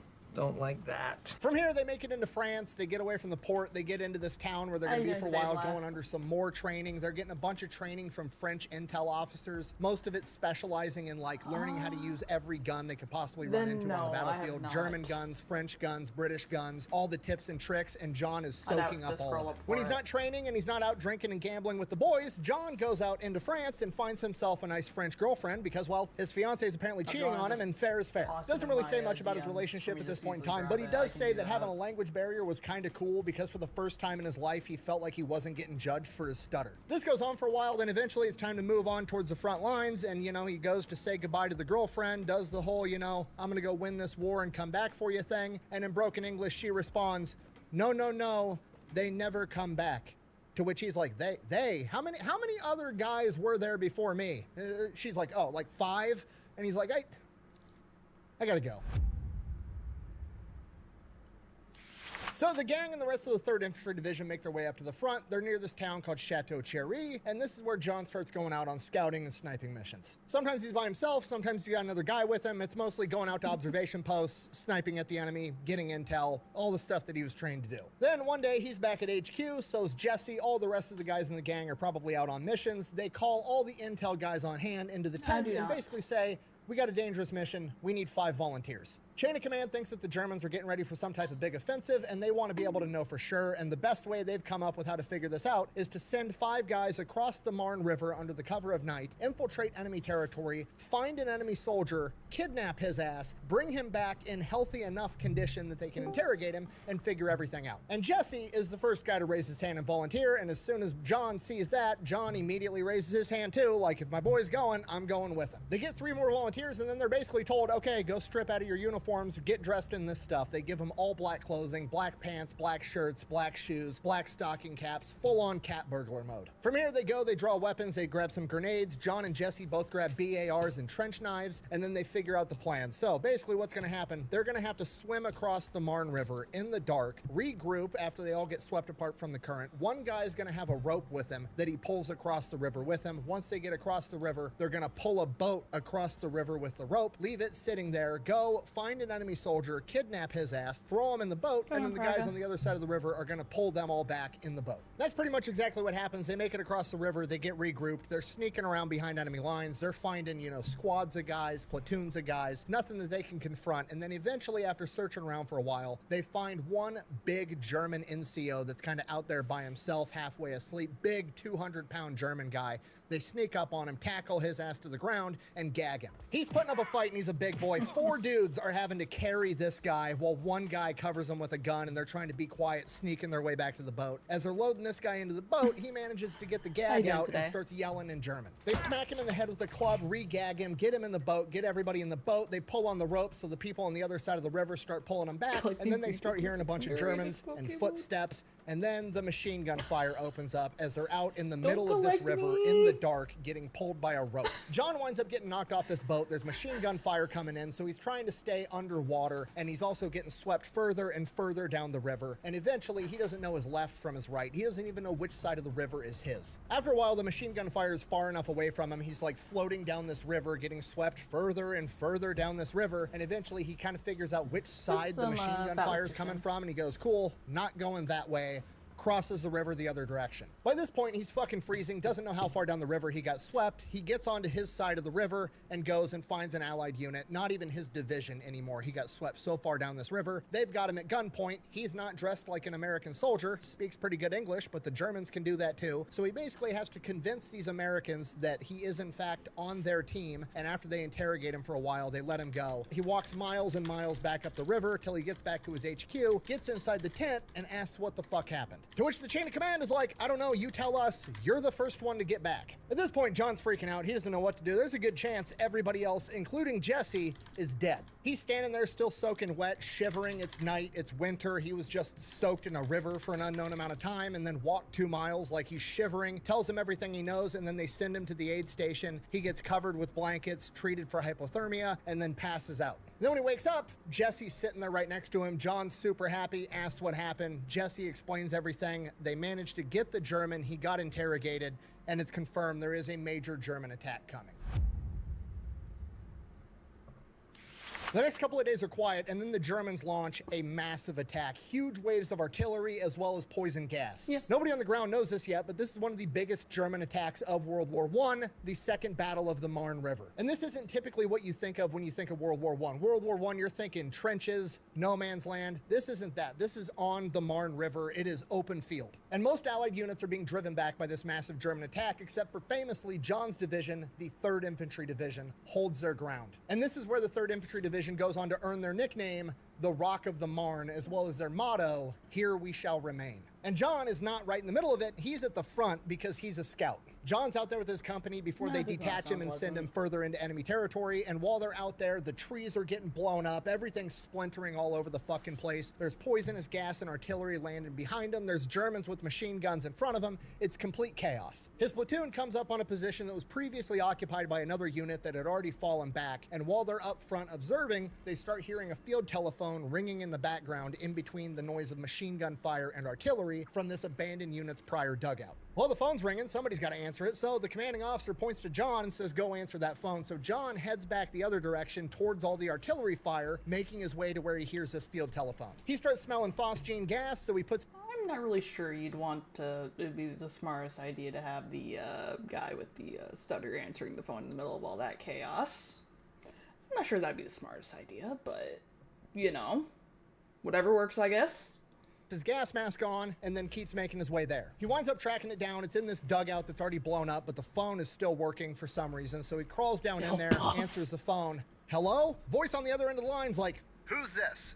It's Barkley with the intelligence unit. What's up? The dude on the other end of the line then proceeds to chew him out because it took too long to answer the phone. Barkley just like listening to it for a minute and then cuts him on. It's like, look, dude, I'm in the middle of poisonous gas. If you got orders, give them. Otherwise, fucking, I'm leaving. What's up? This kind of stops the guy for a minute and he's like, tell your major to tell all of his men to stay in their dugouts.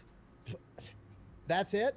Yeah, click. Like, fucking, like literally you called to tell me to stay in a dugout while we're taking artillery fire? Thank you. Stellar leadership. Great work. And then all of a sudden, next thing Barkley knows, he wakes back up. He apparently got hit by artillery because now there's a tree on top of him and he smells phosgene gas through his gas mask, which means that it probably got torn or broken somehow. So he digs himself out from underneath this tree. Apparently nothing's broken. He's able to walk all right. So he starts making his way back to his guys. Doesn't know how long he's been unconscious. Makes his way back there and then he proceeds to get chewed out again for taking so long. To which presumably he's like, fuck, I got blown up. Sorry, I don't know how long I was unconscious. I have a concussion. Everything sucks. My gas mask is broken. I need a new gas mask. And the commanding officer's like, okay, well, what did the phone call want?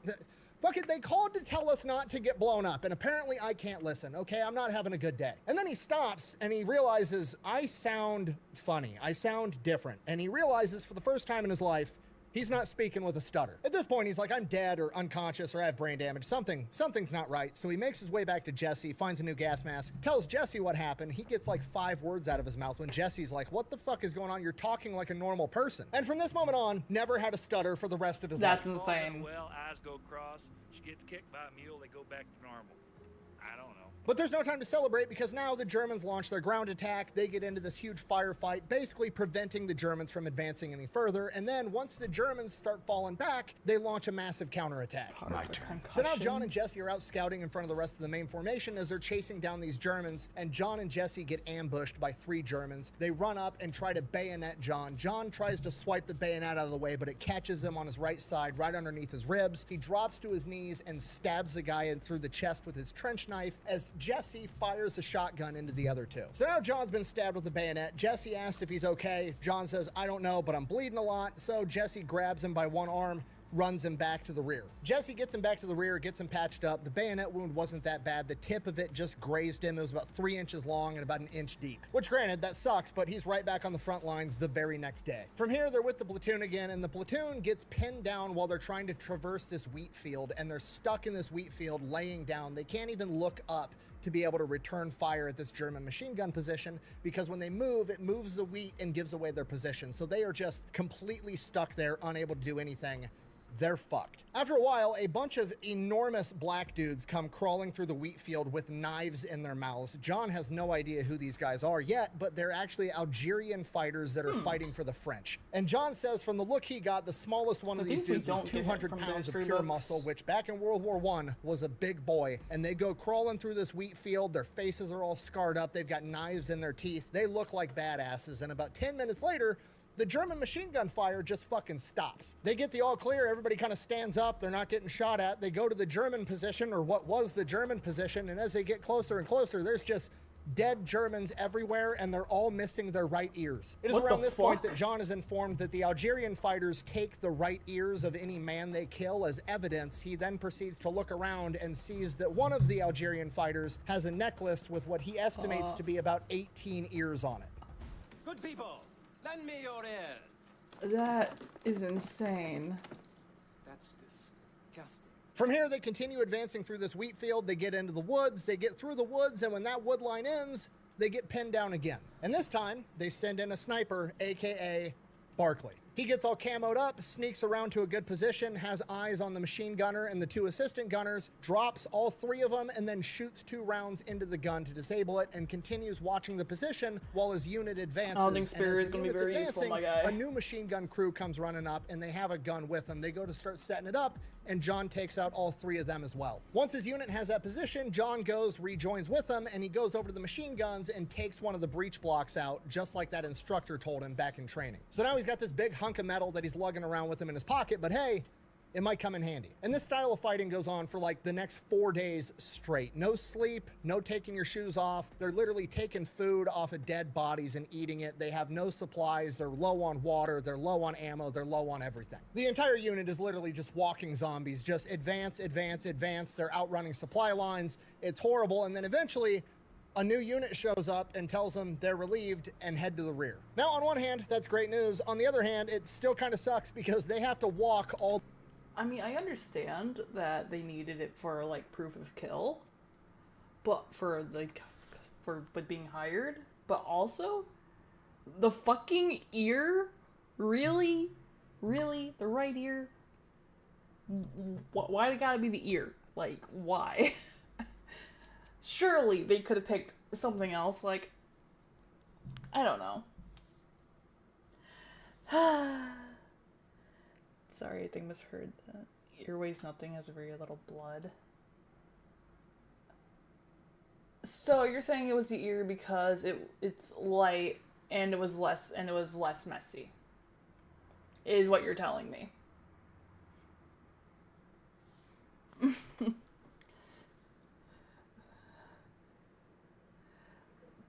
Don't eat it as a snack. I wasn't thinking cannibalism, but I don't want to go on that. Which body part would you prefer?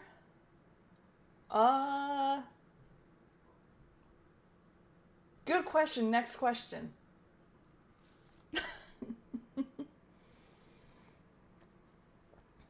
Is one of the most unique identification parts of the body? Yeah. Yeah, that's fair. First thing to fall in sub-zero conditions a year because of the lack of blood? I did not know that. That's fascinating.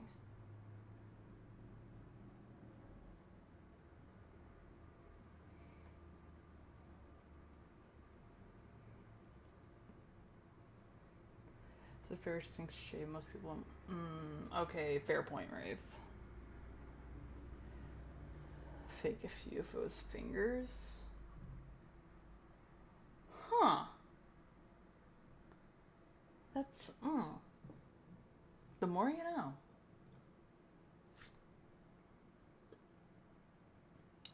I mean, do they though? I mean, I say that, well, like, two of my fingers do not have their fingerprints anymore. So...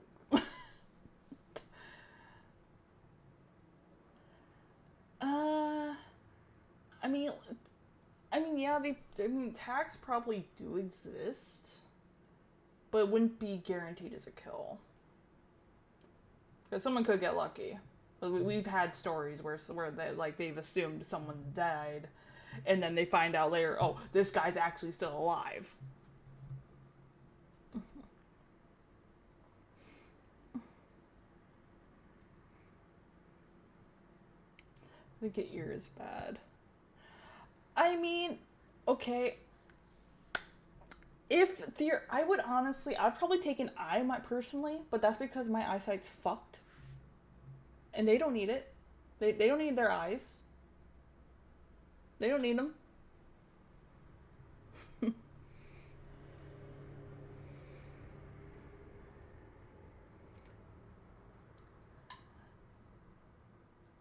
So cameras and scopes, fair. Portals? Really? Really, Octavius? Portals? They start extremely quickly or mostly fluid? I mean, yes, but I think it'd work well.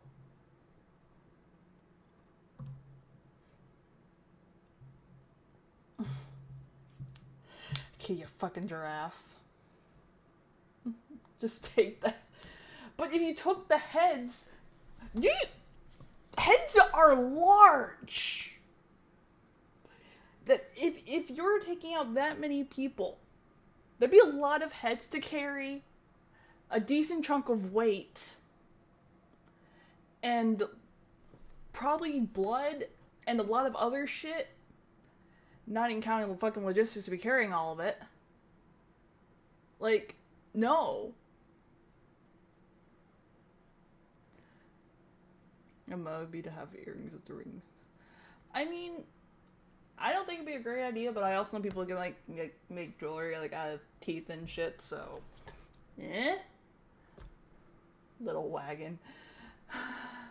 I'm not sure a little wagon would be enough, Kane. If I keep reading what you're typing, I'm going to start cracking up and I'm not gonna be able to stop laughing. You take an eye, you have no idea how long you'll be in the field for it. I mean, fair. Heads attached to tank would look like a chaos tank. I mean, yeah. I mean, it would be a good deterrent. Just like, I mean, people used to put fucking heads on pikes as deterrent. So, I see it. Can't lost at sea, sight bright. Deficiency? I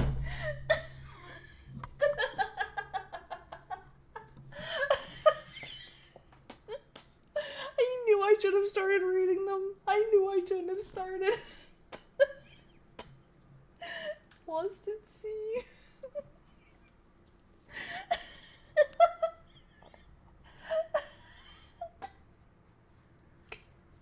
Fuck.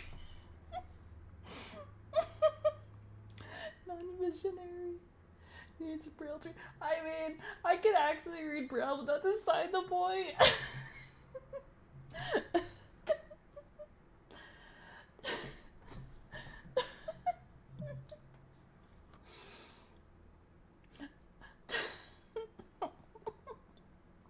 God damn it.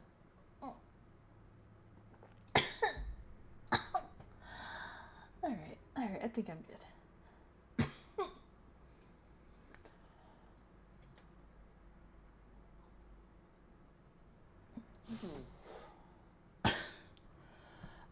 I don't read Braille, I just know how to read it.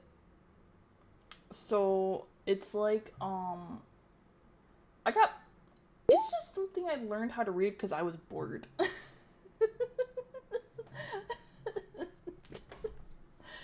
Someone found the counter. Spatial unawareness. No, not the spatial unawareness. No. We're enthusiasts. Fuck you.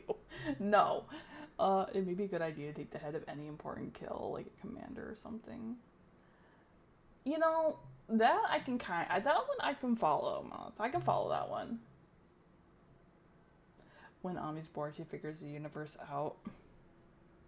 Look, when I get bored and I have nothing to do, is when I start looking up weird shit. Like, unironically, like, my fascination with the World Wars literally started because I got bored one day and was like, let me look into this. And started looking into shit. And I was like, huh. This is interesting. And it just kind of just cycled on through. And, yeah.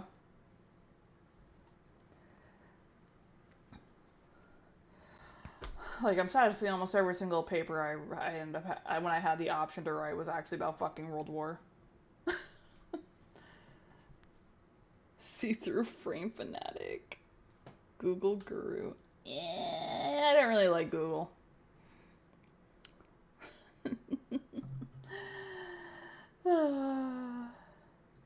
Jesus fuck.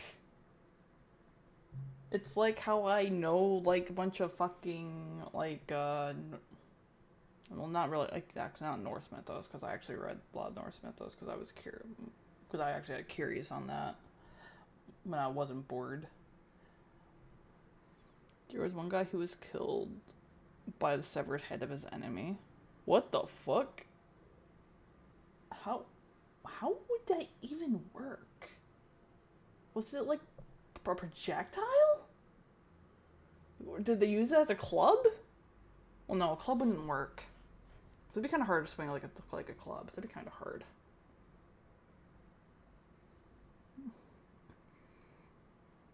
Lance giggles. I say escapids. Frameware user. Yeah, like, Kane, I got probably at least 5 books devoted to the entire Norse mythos, including to, but not limited to, the Havamal.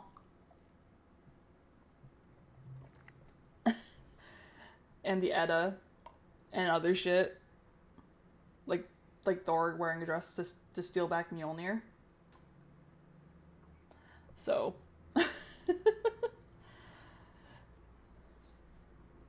his foe was known for his buck teeth, and after tying his head to his horse, the man was cut by said buck teeth. What the fuck? That is amazing, and I love it. And I'd love to read more about that. Yeah, no, Norse mythos gets kind of wild sometimes.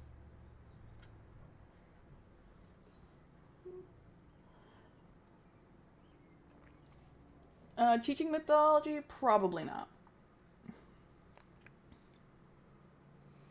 The injury became infected and died of sepsis. Ice shield. Windows to the soul doesn't work because that doesn't reframe to the glasses. That refers to the eyes themselves. But good try.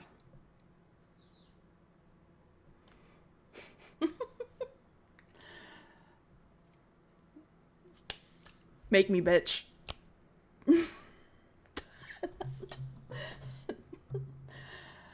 Yes, I am a nerd. I wear that badge with pride. Anyway.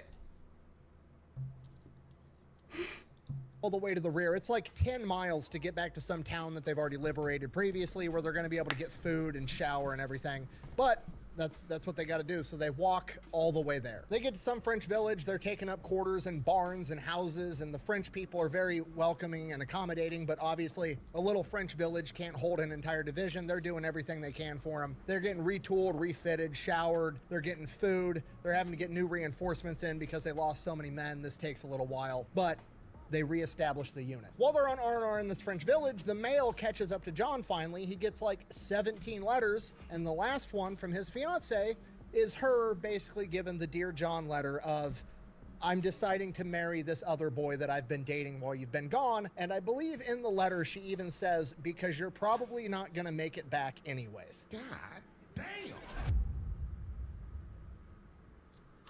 All right, so they've been in this village for a while. They've all gotten fed. They've all gotten food. Everybody's rested and recuperated. They've got some reinforcements to replenish the ranks, and they get orders to move out because America is about to launch a massive offensive known as the Meuse-Argonne Offensive. And once again, John and the boys are going to be right up front being scout snipers the entire time. As they're making their way to the front, as they get closer and closer to the front lines, they start taking more and more German sniper fire. So John and Jesse go ask the chain of command permission if they can go out at night and take care of some of these snipers. Permission denied. So naturally, they go out at night anyways and handle the problem. Now, once they make it to the front, the unit pretty much immediately gets pinned down by a piece of artillery that they can't locate, and they need to take this gun out because it's kind of fucking them up. John's out on a solo scouting mission. While he's out there, he thinks he sees the muzzle flash of this gun off in the distance, so he heads back to HQ, reports what he saw, and the chain of command pretty much tells him, grab some guys and go take care of it. And then the major says, oh, and one more thing, Barkley, we don't have the manpower to be taking care of prisoners right now.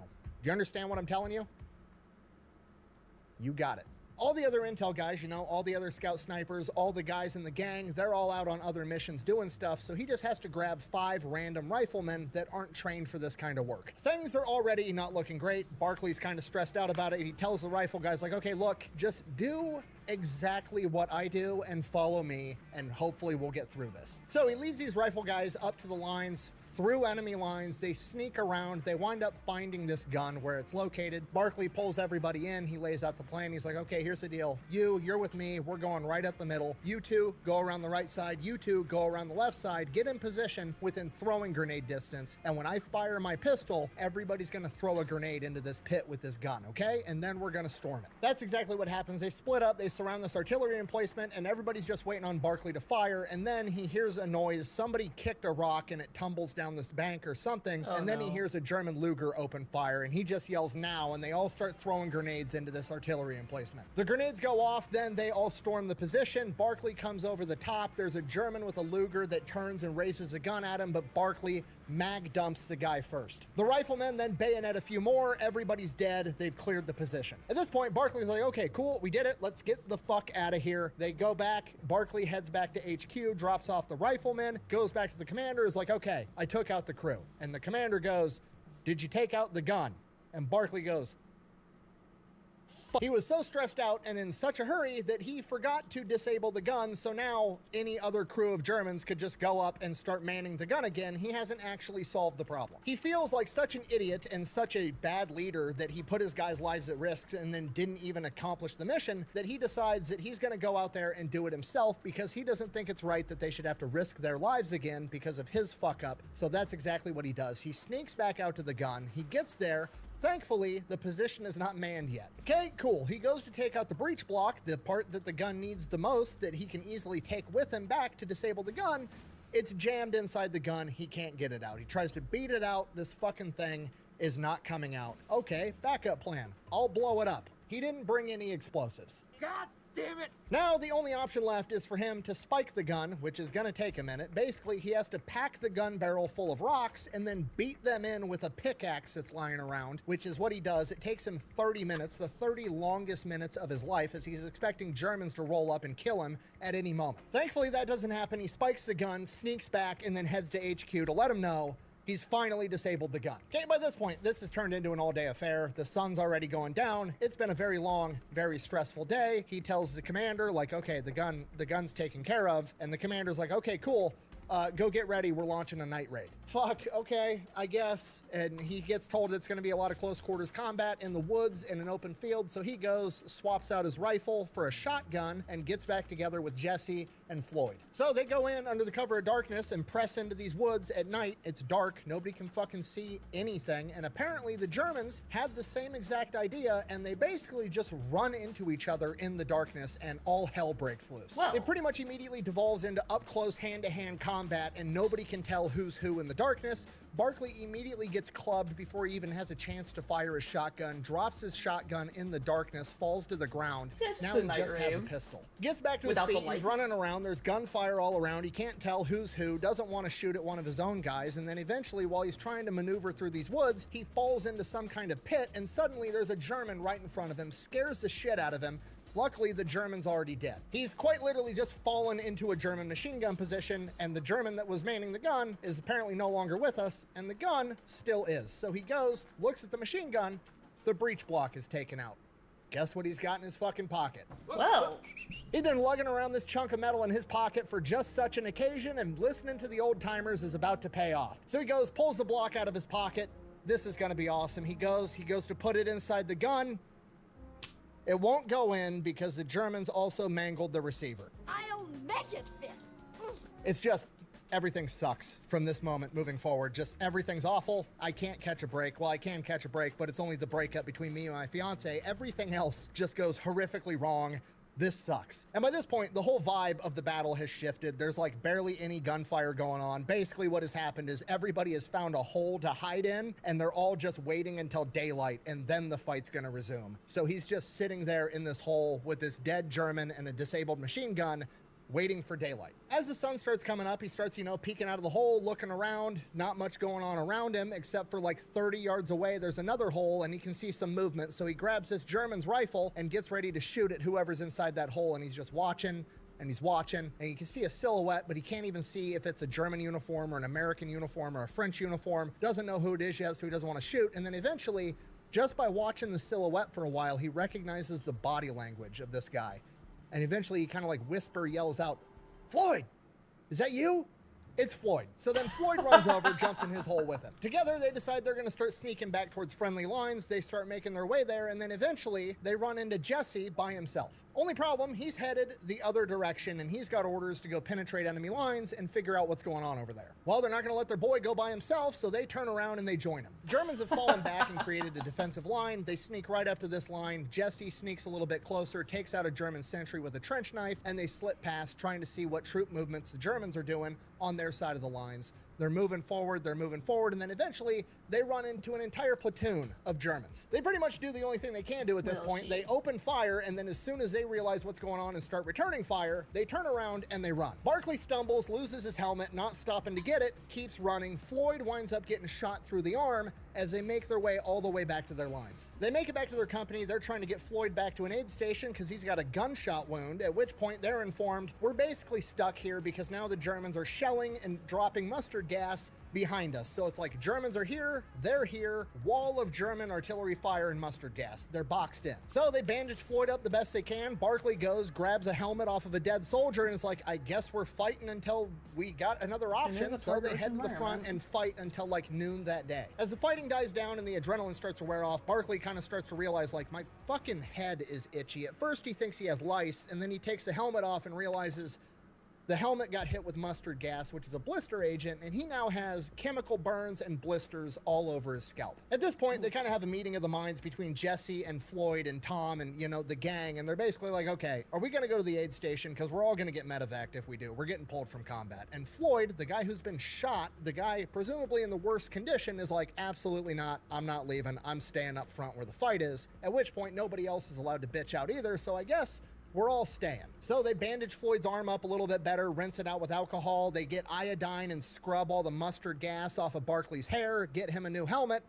and the gang is back in the fight, I guess. From here, they pull all the intel guys they have available into HQ. They brief them. They have no idea what the fuck is going on, and they need to figure it out. So they need the intel guys to basically sneak behind enemy lines, dragging cable for field telephones, set up observation posts, and try to figure out where the enemy troops are moving. And because they don't really know where the enemy troops are, they kind of have to maximize their probability of spotting them, so they're all going to be going out to different locations solo. Barkley gets his point on the map where he's supposed to be going, goes, gets refitted, grabs another rifle with a scope. If he's going to have anything for this, he's probably going to want a sniper rifle, grabs more pistol ammunition, grabs a field telephone and a roll of cable, and sets off. He gets to the closest part of the front line to where his observation post needs to be, links up with the French unit there, gives them the cable that they're going to tie into the network, and then sets off through no man's land on his own into German lines. Okay, and just so we're on the same page, so you like understand what I'm saying, he has a roll of telephone cable, he hands them one end, and then he takes the roll with him, laying cable down through enemy lines as he goes. So A, hard to move, kind of tactical behind enemy lines while you're trying to lay cable, and B, there's a literal string showing the enemy where he is if anybody walks past it. Like, this mission's insane. But hey, somebody's got to do it, and I guess it's going to be him. He finally makes it to where he thinks his position is supposed to be. It's kind of hard to tell because it's pitch black at this point in time. It's like 2:30 in the morning, and he just kind of like finds a hole and lays down in it. And he's like listening around for a while, doesn't hear anything, must not be anybody too close. And, you know, hard to be an observation guy in the dark when you can't observe anything. So he kind of decides, haven't slept in 2 days, my scalp itches, fuck it, I'm going to bed. Barkley wakes up at dawn. He's looking out of his position. He's like, oh shit, they gave me a really good observation position. He's on this ridge overlooking this field, and then on the other side of the field there's all these trees, and he's looking around, and off in the distance, in the field, he sees this French tank that's been knocked out, but other than that, there's really nothing going on. He radios in to check in, make sure the phone's still working, reports that nothing's happening. From here, he kind of hops out of his little hole and starts looking around, and he had walked through a bunch of German fighting positions that had been abandoned last night that he just couldn't see in the darkness. There's abandoned German machine gun, a bunch of ammunition, all kinds of shit in relatively close proximity to him. Okay, good to know that at least. Heads back to his hole and just keeps observing. From here, he's just hanging out, observing, trying to stay awake for the most part, checking in every once in a while. Nothing's really going on. And then, after a while, he sees some movement in the trees across from this field, and then he sees a lot of movement in these trees from across the field, and then he realizes it's an entire German infantry battalion, like 500-600 guys getting ready to move to launch a massive attack. So he grabs a field telephone to call in and report it. The line's dead. Somewhere along the line, it got stepped on, blown up, cut. Something happened. He now has no way to communicate and let them know that this massive attack is coming.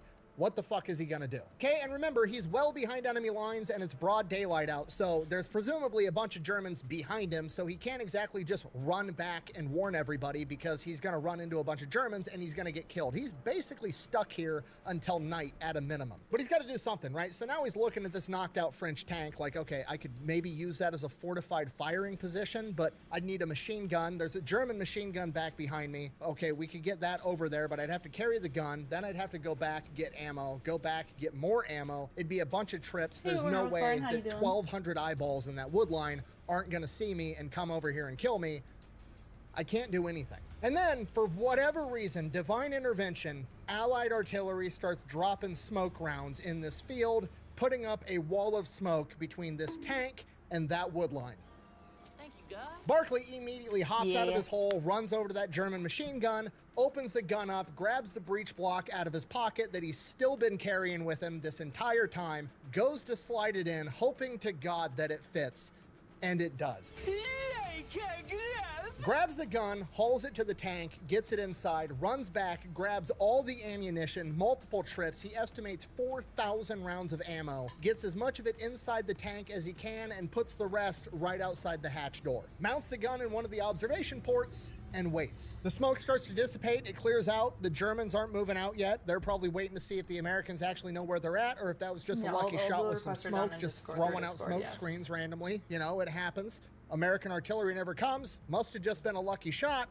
They all start moving into this open field. Barkley keeps waiting, and he keeps waiting, and he keeps waiting until all of them are out in the open, and as soon as they're all out in the open, he opens fire. He runs through an entire belt, reloads really fast, runs through a second belt, and then on the third belt, the gun is already starting to overheat. He's gonna have to slow down and do short controlled bursts to keep this gun from overheating. By this point in time, a lot of the Germans have already made it back into the wood line. Some of them have found holes, depressions in the ground, places to hide. By this time, a lot of the Germans in the wood line are already starting to set up machine guns. They're trying to light this tank up with machine guns, but it's a fucking tank. Rifle fire's not getting through it. But it is going to make Barkley's life absolutely miserable because he said the sound of those machine guns hitting that tank sounded like 1,000 hammers were beating on it constantly. And from here, it kind of turns into a weird, twisted game of red light, green light. You see, from Barkley's perspective, he's got to try to convince like 500 guys spread out across this battlefield to all keep their heads down and to not rush him. And he's only got one machine gun to do it, and this isn't a movie where you can just hold down the trigger on a machine gun and it'll shoot forever nonstop. No, he's got to do short controlled bursts, otherwise he's going to melt the barrel on this gun.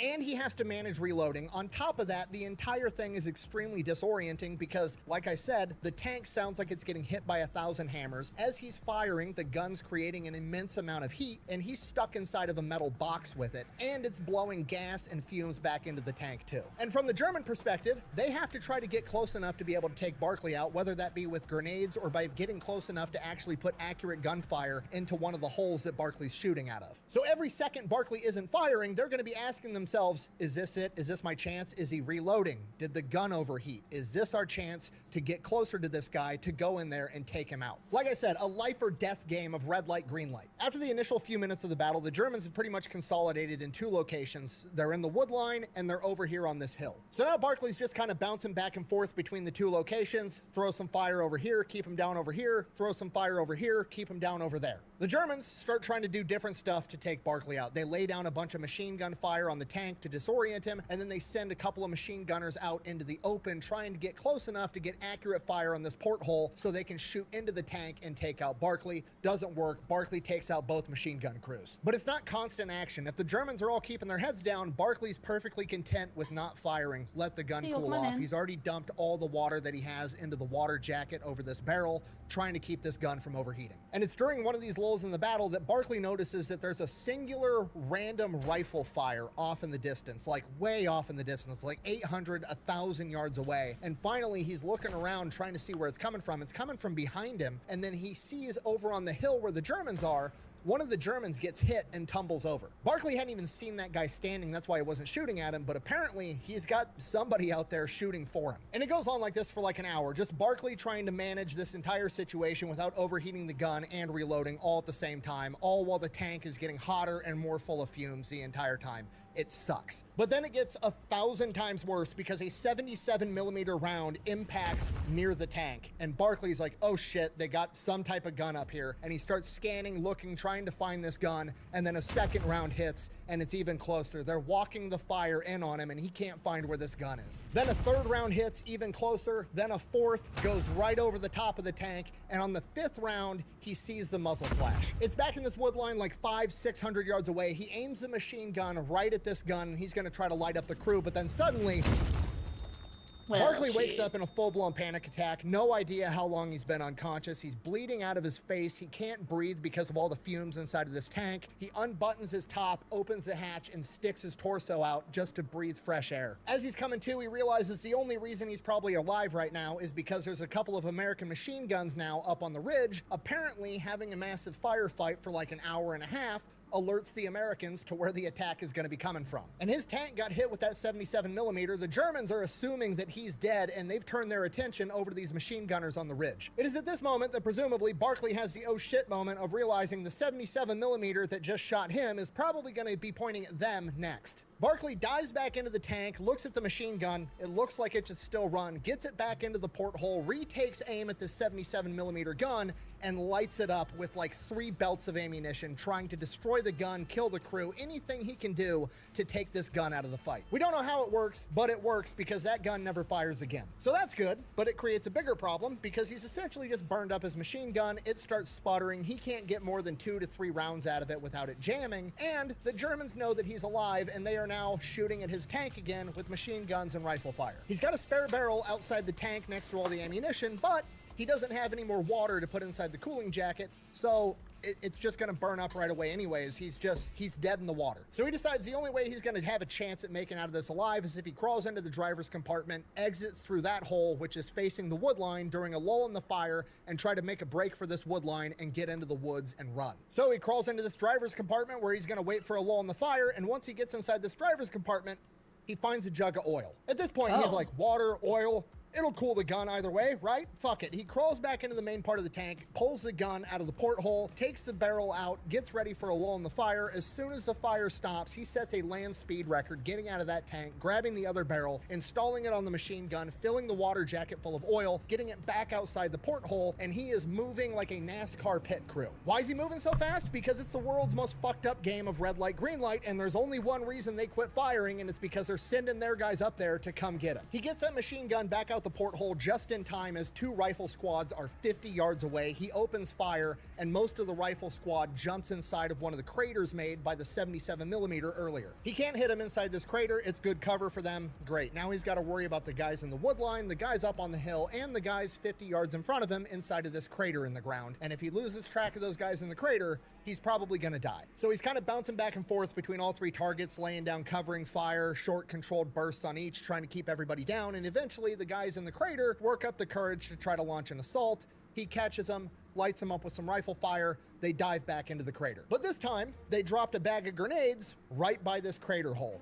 Takes aim at that, shoots the grenades, blows it up, takes care of all those guys. From here, it goes back to what it was before. He's just repelling waves that try to come attack him, and he's trying to keep guys down in the wood line, trying to keep them down over on the hill. But the problem now is the oil inside the cooling jacket is giving off fumes when the gun starts to overheat, and it's filling this tank with way worse gas than before. He can barely breathe in there. This goes on for a little while, and then the gun starts to act up more and more. He's getting jams every once in a while, then he's getting jams pretty consistently, and on top of that, he's starting to run low on ammunition. Can't breathe, he's hot, he's tired, he's been blown up, it sucks, and he's just starting to come to the realization this is probably going to be the end, and they're probably going to come get him soon, and there's not a whole lot that he can do about it. Eventually, he's had enough, and he takes a break. He tells himself he's giving the gun a chance to cool down to see if it acts better, but really, he knows he's just waiting for them to come get him. So he's just sitting there waiting for the end, and then he hears a massive explosion, and then another and another, and he runs over to the porthole, looks through it, and the hill with all the Germans on it is getting hit by American artillery. And then the wood line starts getting hit with American artillery. And then within a matter of minutes,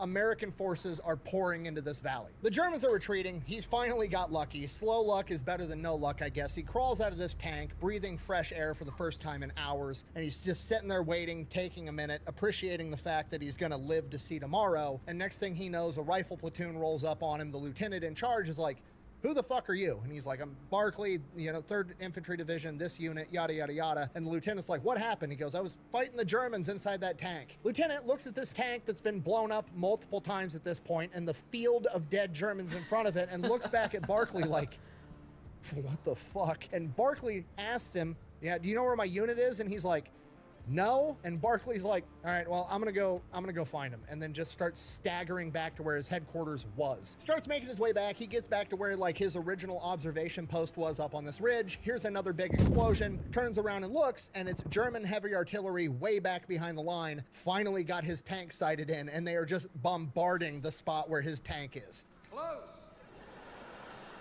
I thought he was talking about me there for a second. Barkley wakes up the next morning in his cot. Jesse's sitting right there waiting for him to wake up, asks him what happened. Barkley tells him the whole story, and once he gets to the end of the story, it kind of like dawns on him. He's like, I don't know many men in the entire division that could be making accurate 800,000-yard shots like whoever that sniper was that was shooting guys on the hill for me. Jesse just kind of smiles at him and is like, I told you I'd always have your back. From here, Barkley takes like 3-4 days to recuperate and then goes right back into combat for the rest of the Meuse-Argonne offensive, which is like another 4 weeks straight. Because of the sleep deprivation and like the 17 concussions that he's accrued at this point in time, it all kind of just blurs together as just combat after combat after combat, except there is one mission that kind of stands out. Barkley gets sent out on this scouting mission. He finds what he believes to be a German headquarters inside of this dugout. He goes back and reports it, and the chain of command is like, okay, cool, great, yeah, whatever. And he's like, what do you mean? I found a German headquarters. Let's go fucking take care of him. And the chain of command just like isn't interested for some reason. So Barkley grabs a couple of guys. They MacGyver themselves up a 30-pound bomb, smuggle it into the German headquarters dugout at night, and blow the entire thing up. After that, he fights through the rest of the Meuse-Argonne offensive. When that finally comes to an end, his unit gets sent to the rear back to some French village where they're going to have some R&R, rest, recuperate, get reinforcements to replenish the ranks.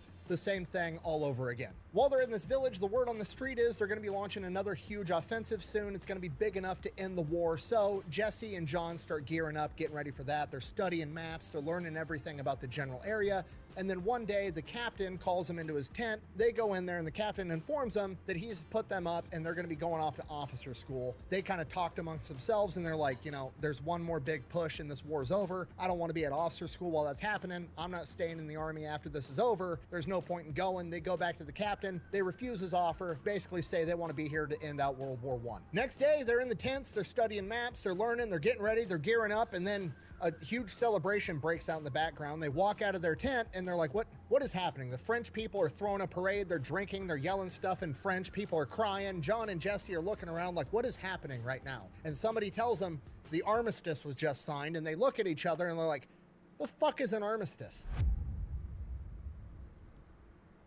It then gets explained to them, it means peace. The war is over. They've signed the treaty. We're all going home. Unfortunately, it wasn't quite that easy. They didn't just get to pack their bags and go home. The whole unit moved into Germany. They're going from town to town. They're meeting the German people. But hey, the combat's over. People are not dying anymore. And while they're going from town to town in Germany, they wind up in one of the bigger towns, and John gets selected to be on guard duty for some wealthy baron that basically runs this town. So John goes out, he's on guard duty, while the baron has a pretty attractive daughter that John starts shacking up with and dating. And while that's going on, he's also spending a bunch of his free time gambling, and he is just stacking up money like crazy. His luck has done a complete 180, and he is making thousands and thousands of dollars gambling on craps. And then one day he gets called into his officer's tent, and the officer's like, hey, make sure your uniform looks extra good tomorrow, okay? Good, perfect, you're dismissed. And John's like, okay, that was weird. That was weird, but whatever. He leaves. Next day, humongous formation. There's 3 divisions there. They're all formed up, standing in the sun. Something formal,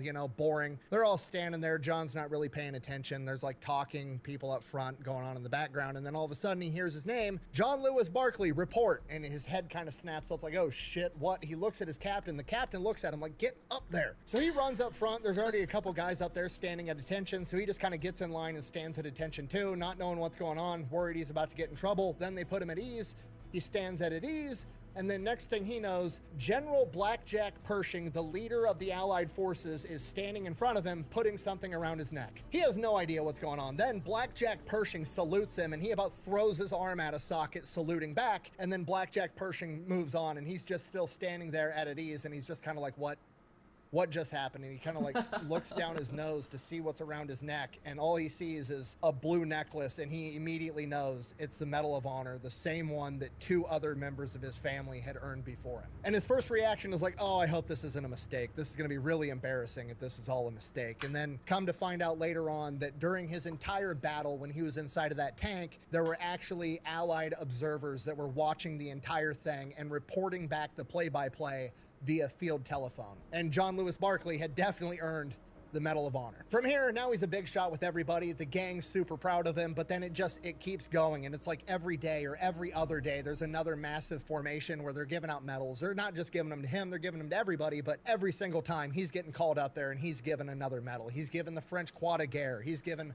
all kinds of stuff. This goes on for a little while, so long in fact that the gang actually starts giving him a hard time. Like, this guy can't even go outside to go to the bathroom without somebody throwing a medal at him. And then he is informed that he has 30 days of leave. He's got a Medal of Honor. He's feeling pretty good about himself. He's got thousands of dollars that he won gambling, and he's like, I'm going to Paris to have some fun. So John goes off to Paris on leave with a load of money in his pocket, and it's not what he had in his mind. You know, you think of Paris, you think of what we all think of when we think of Paris. You know, the Eiffel Tower, lights, good food, music, fancy clothes, yada, yada, yada. But this is Paris right after World War I. Like, everybody's poor, the streets are dirty, everybody's starving. It kind of sucks. And then one day he goes into a shop, and the shopkeeper at this shop is the most attractive woman he's ever seen in his entire life. So John is like, luck's been pretty good lately. He shoots his shot, asks her out on a date, and she's like, no, I can't. It's her shop. She can't afford to have any employees to run the shop while she's gone, and she can't afford to close. So John is like, why don't you just hire somebody to run the shop for a day, and I'll take you out on a date? And she's like, I don't have money. We're all poor. World War I just ended. And he's like, I'll pay somebody to run the shop for a day if you go out on a date with me. And her ears kind of perk up, and she's like, are you an American millionaire? And he makes an honest attempt to correct her and say no, but there's kind of also a language barrier, so he just like, fuck it, yes, I'm a millionaire. Let's go on a date. From here, takes her out on a fancy date, goes, buys her a bunch of fancy clothes, gets the nicest hotel room he can find. Him and her are living in this hotel room for a couple of weeks until he burns through all the money he has saved up. He doesn't even have enough money to pay for the hotel room for one more night. So he's like to this chick, okay, I gotta go. And then he goes and sleeps at the YMCA with all the other soldiers in the gymnasium for the rest of his leave. God damn, it's good to be home. After that, he heads back to his unit. By the time he gets there, everybody's packing their shit up. It's time to go home. So he says bye to the gang, and that's that. Heads back home to America. Gets back to Missouri, becomes a dairy farmer, finds a wife, has a daughter, living life as a completely normal dude. And then in 1930, he publishes his war memoirs, which was originally titled No Hard Feelings, which would later be renamed to Scarlet Fields. And it's a phenomenal book. It was obviously one of the main sources for this video, and it's one of the realest war memoirs I've ever read in my entire life. He does not like self-aggrandize, doesn't try to make himself be this bigger than life superhero. He highlights all of his mistakes, obviously like forgetting to blow up the gun and all the mistakes that he makes along the way. He highlights all of it. He has a ton of dark humor. It completely reads like a grunt that wrote his actual experience in war, which to me, and probably most of you, is absolutely incredible. But when this came out in 1930, it was jarring. Nobody wrote like this. Nobody wrote the truth. Nobody wrote a real war experience. But at this point in time, there's really only 2 socially acceptable takes when it came to writing about the war. And option A was like all quiet on the Western Front, very anti-war, war is frivolous, all war is bad, there's no real winners type take. Or option B was like the war novel about the perfect soldier, like the Alvin York type character where he's literally the human embodiment of Captain America. That is America's ass. And that is definitely not what John Lewis Barclay wrote in his book titled No Hard Feelings, in case you can't tell by the title. He fully acknowledges that he was a troublemaker, made a ton of mistakes, he killed the enemy, didn't really feel that bad about it. Not to say that he enjoyed it, but he fully acknowledged it was them or me, and I was choosing me every single time, and he doesn't feel bad about that. And that, to those people at the time, was just completely jarring, and because of that, his book kind of flopped, and he kind of got painted as like this feral wild monster that enjoyed killing. And that's probably honestly the only reason that you've never heard of this guy, because he is one of the most decorated soldiers of World War I. You've heard of Alvin York, you've heard of Audie Murphy, you've heard of all these other people that have very similar accolades and stories to him, but you've never heard of him. And that's because he wrote the truth, and the truth in 1930 wasn't politically correct. And after his book came out and he had essentially been painted as this like mad killer that enjoyed war, which is a total mischaracterization, he would later go on to write this, Quote, if you're going to write something about me, I hope you won't make me out to be some kind of wild beast or killer, and I hope no one will think of me that way. I'm not. I never had a fight in my life before I went to war. I've never been arrested. I'm just a soldier who happens to believe that there will be more need for soldiers before this world has run its course. And again, you have to remember, this is 1930. This is like in the wake of World War I, all of the Western world was basically like, never again. That was the war to end all wars. We're never going to see war like that ever again as long as we live. We can't ever do this again, blah, blah, blah, blah, blah. And here's John Lewis Barclay basically saying, no, it's not. You're always going to need people just like me that are willing to go out there and get the job done. And people absolutely did not like it. He goes on to give a more in-depth interview where he scarily accurately predicts World War II 10 years ahead of time in 1930. He says, and I quote, "No, the last war wasn't a war to end all war. There'll be another one. The world isn't civilized enough yet to end war." He then goes on to explain he thinks that the next war is going to start over in Europe, probably being provoked by Russia and Germany, which is exactly what happened when they fucking invaded Poland. It'll consume Europe and then it will spread to the US, which is exactly what happened. He then goes on to predict exactly how the next war is going to be fought. He says the next war is going to be fought mostly in the air. We'll have everything we had in this war except for cavalry. Tanks are going to replace the cavalry, and we're going to have way worse chemical weapons. Technically, the chemical weapons weren't worse, but we did develop nuclear bombs. He then goes on to more or less advocate for the fact of like, hey, you guys should just accept the fact that war is going to keep happening. We should prepare for it instead of sticking our heads in the sand and pretending like nobody's ever going to try to start shit again. Nobody wants to hear that. Nobody prepares. Nobody listens. This is why Great Britain has appeasement, which allows Germany to rise to power and take over most of Europe. This is why when Pearl Harbor happens, America has no real military to speak of, and they have to raise an entire army, and nobody was ready for World War II on the Allied side. But nobody wants to listen to John Lewis Barclay. What does he know? He's just, been there, done that, and one of the most decorated men to ever do it. Why would his opinion matter? So he's like, fine, give me my overalls, goes back to Missouri, becomes a dairy farmer, lives happily ever after with his wife and daughter, passes away in 1966 at the age of 70, living long enough to see himself become right, and I'm sure he took absolutely zero pleasure in it. And that is the story of John Lewis Barclay, one of the most decorated men of World War I. Thank you for watching. Best way to support the channel is go buy some merch, maybe drink some Echelon. Links for both of those available over at thefatelectrician.com. Quack bang out. If you get anything out of this story, okay, be like John. Listen to the old guys that have been there and done that. They know a thing or two because they've seen a thing or two, and their advice just might save your life, or at best, potentially prevent World War II.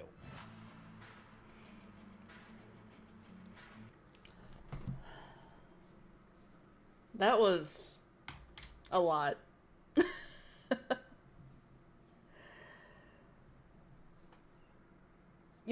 I've heard before about the prediction about World War II and all that, but that was I didn't remember the name, but that's just insane.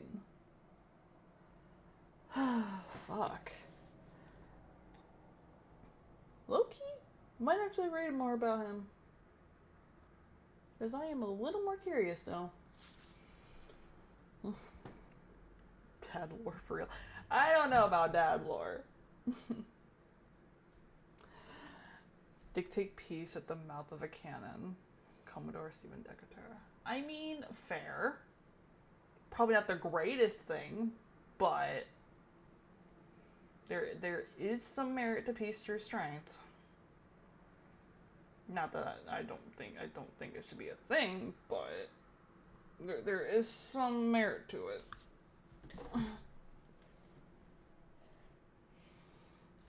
All right. Where the fuck did Discord go?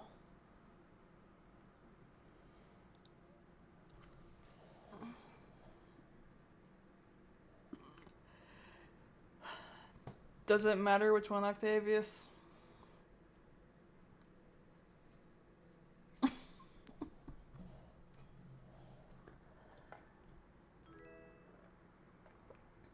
Oh, thanks for the follow-up. B-Man, hope you're doing well.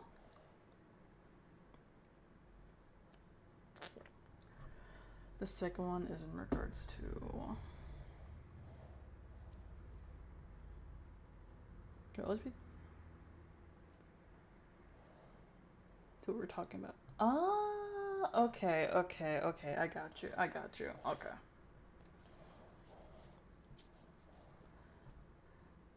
There'll always be those who want peace, prepare to bash their skulls. I mean, yeah, not wrong, Moth. Not wrong. It's not great, but it's an ugly job, but somebody's got to do it.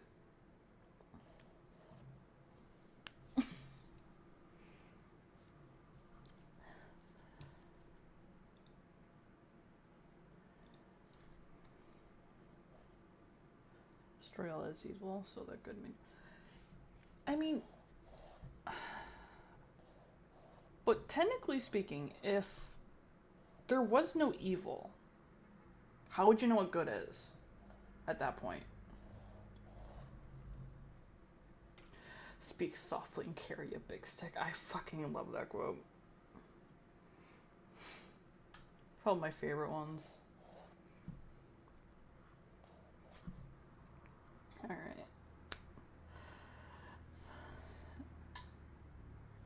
Yeah, but my thing is, if you don't have the point for what is evil, how would you know what good even is at that point? If you don't even have evil at all.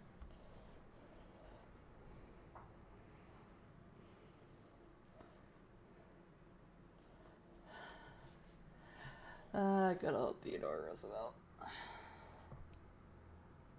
Evil is a byproduct of free will.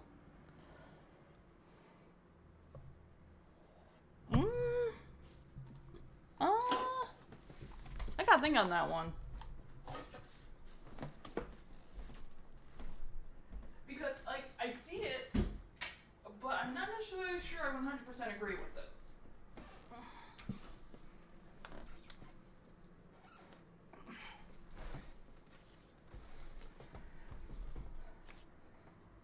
An alternate history novel of him winning the 1912 election and the effects on World War I would be fascinating. It would be an interesting read. That would be interesting. But I don't trust anyone in this day and age to remotely write anything that would be entirely, like, accurate. That would be close to that. I mean, like, it's a great, the thing is, a world without evil is a great concept, and I think it would be a wonderful thing. But unfortunately, it is extremely statistically unlikely that if there was only 2 people left and they ran into each other, they're going to have a problem with each other that may or may not result in violence. Which is unfortunate, but it is what it is.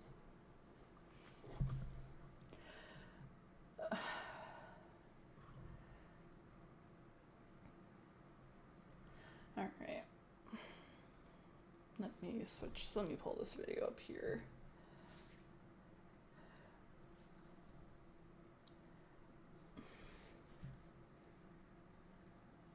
DMs.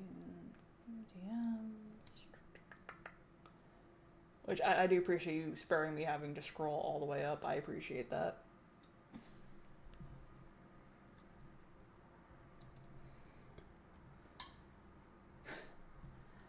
Which I will also say I'm a little bit curious because I know a little bit about boot camps. Not a lot. Because only a couple members of the family ever went Marine Corps. So I'm a little curious, I'm not gonna lie. You know, you are the 3rd person I've heard say that.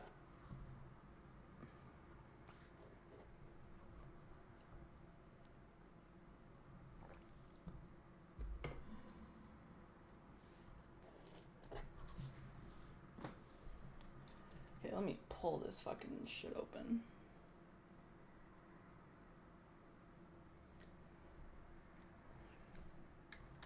Alright. What new Marine Corps recruits go through in boot camp. Alright. whenever this fucking loads. Okay, let me have to turn that shit down on my side. Holy shit. Get my fucking ears blasted off.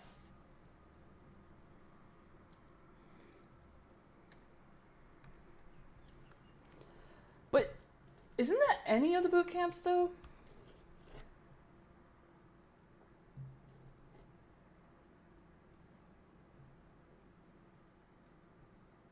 Your hearing doesn't exist.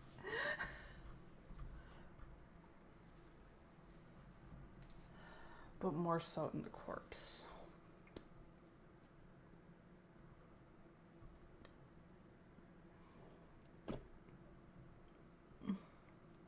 I'll have to take your word on that.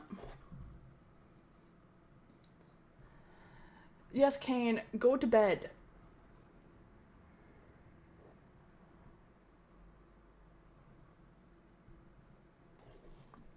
Hey, welcome in, Hoko.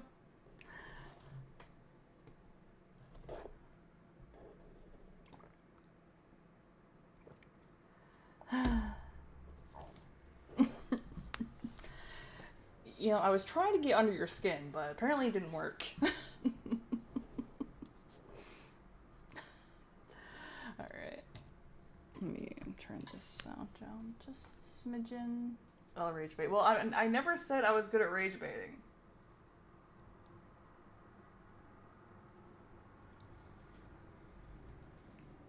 Expect better? No.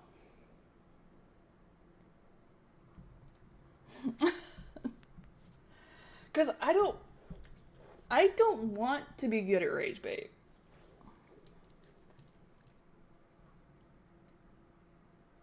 Because I don't like rage baiting. I've said it before.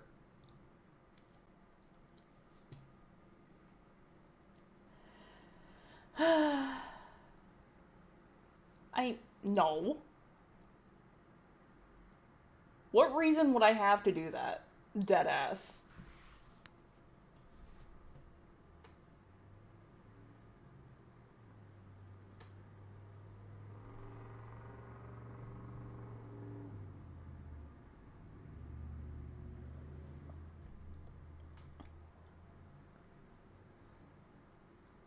Like, I have no fucking reason to lie. Because when you don't have shit, all you got's your fucking word. And if you don't got your word, you ain't got shit.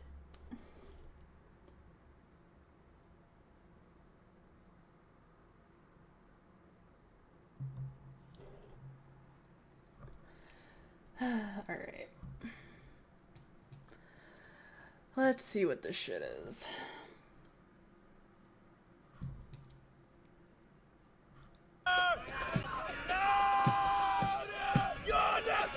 I can't hear you, Metrano!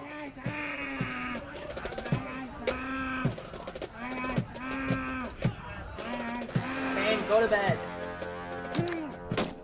This is Marine Corps Boot Camp in Parris Island, South Carolina. Before they become United States Marines, all recruits have to graduate from the Marine Corps' 13-week basic training program, which tests them physically and psychologically. No, I feel sorry for you! It's a pressure cooker for 12 weeks. Under the pressure of an intimidating drill instructor, someone that's putting you under the scrutiny of attention to detail every single day. And to a certain degree, everything you do is never going to be good enough. Everything at boot camp sucks. It's gonna hurt, it's gonna be painful, but it's only gonna hurt more if you look at it that way. Around! It's boot camp, and it's supposed to prepare you for the challenges that lie beyond.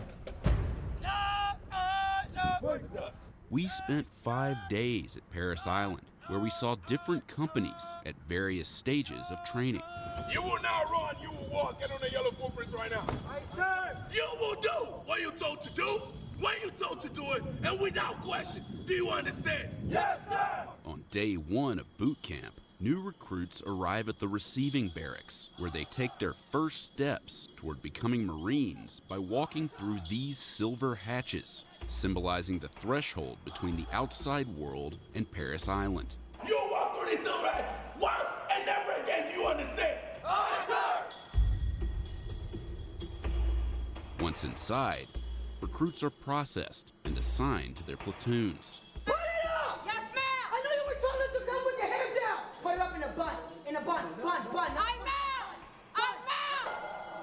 After graduation, Marines commit to a minimum of 4 years of service.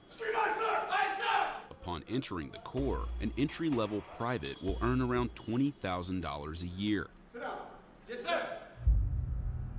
Recruits are required to make a phone call to a family member or their recruiter to let them know they've arrived. This is Recruit Hatcher. I've arrived safely at Paris Island. Please do not send any food or bulky items. They're only allowed to read the script printed for them inside the phone bank. I will contact you in 7 to 9 days by letter with my new address. Thank you for your support. Goodbye for now. Yes, sir. Get in the class. Hey, sir. Recruits are given 3 chances to get someone on the line. Sir, my recruit is not answering, sir. Call him again. Not every recruit is able to make a connection. If there is no answer, hang it up and close it. Aye, sir. But they won't have long to dwell on it. The Marine Corps Recruit Depot in Paris Island sits on 8,000 acres of the South Carolina Low Country. It's one of 2 enlisted recruit depots in the United States. The other is in San Diego, where only male recruits are trained. Around 20,000 recruits graduate from Paris Island every year before joining the more than 180,000 Marines actively serving today. We take young men and women from all walks of life, all cultures. Maybe they were rich, maybe they were poor. They've got different religious backgrounds. They are the melting pot of America. And they come here with one common goal, and that's to be a United States Marine. Paris Island, South Carolina. Here, everyday Americans become Marines, the toughest fighting men in the world. Male recruits have been trained at Paris Island since 1915. Female recruits began to train there in 1949. Today, females comprise under 25% of recruits at Paris Island, and approximately 8% of the United States Marine Corps, the lowest percentage of any United States military branch. A recruit's day begins before the sun comes up. Their typical wake-up call is 0400, or 4 a.m. Let's go!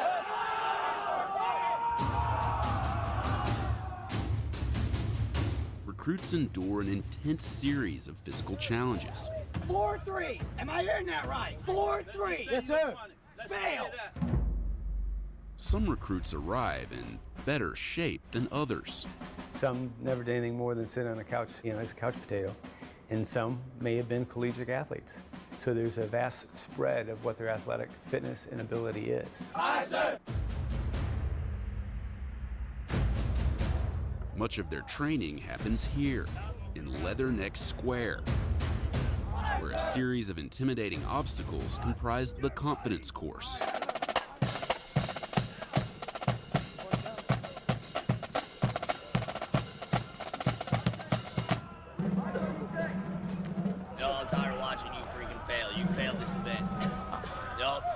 Canteen to go. You failed this event. May this have one more try, sir. What did I just say? Aye, sir. What did I just say? Aye, sir. Go. Aye, sir. The training program is progressive in nature. It starts out in a crawl, walk, run approach throughout training. 99.9% of those that get here can complete all those requirements at the end of training, regardless of how they started. Hey, son, just I'm slipping, please. Please help. I don't want to do this. I don't. No, I'm not. Please. Good Lord, son. Any recruit with a fear of heights gets the chance to conquer that fear, courtesy of this 47-foot-tall tower. Recruits must rappel down using 2 different methods. For me, the rappel tower was hard because I sort of had a fear of heights. Grab below my right hand with your right hand. You have to trust the rope. So there's nothing to be worried about. You'll be safe all the time. Can you please help me? I'm trying to help you, son. I don't want to go down. Recruits with a phobia of heights have little choice but to face their fear. One One of the most dreaded parts of training is the gas chamber. Crush, crush, crush, crush. Where recruits are exposed to CS gas, more commonly known as tear gas.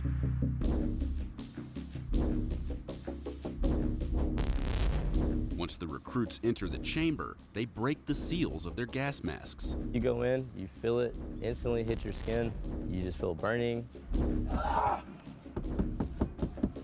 Say something to me now! Feels like those few minutes felt like an hour. After around 5 minutes, the recruits are free. But the pain endures.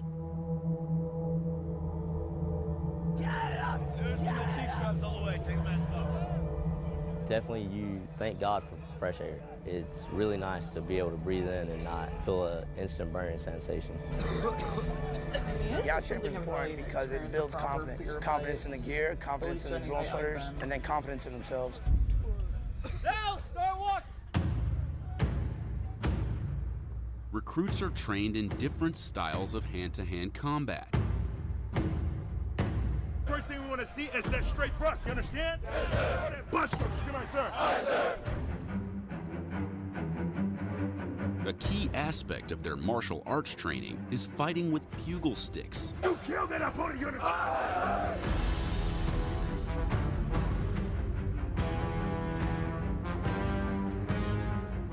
The bugle stick techniques are intended to mirror those used in combat while using a bayonet. Here in the Marine Corps, we have a kind of a little ditty that means red is dead. So that red side is supposed to emulate the actual knife portion of the actual bayonet mounted on the weapon. So anything that you strike with that red tip, 9 times out of 10 are either going to be incapacitated or laid to rest. Honestly, it gives them an opportunity to blow off a little steam. They have a lot of pent-up aggression, especially towards maybe their drill instructors. They're out there, they're actually doing what they feel like they signed up to do, which is learn how to combat the enemy. Recruits also practice with actual bayonets.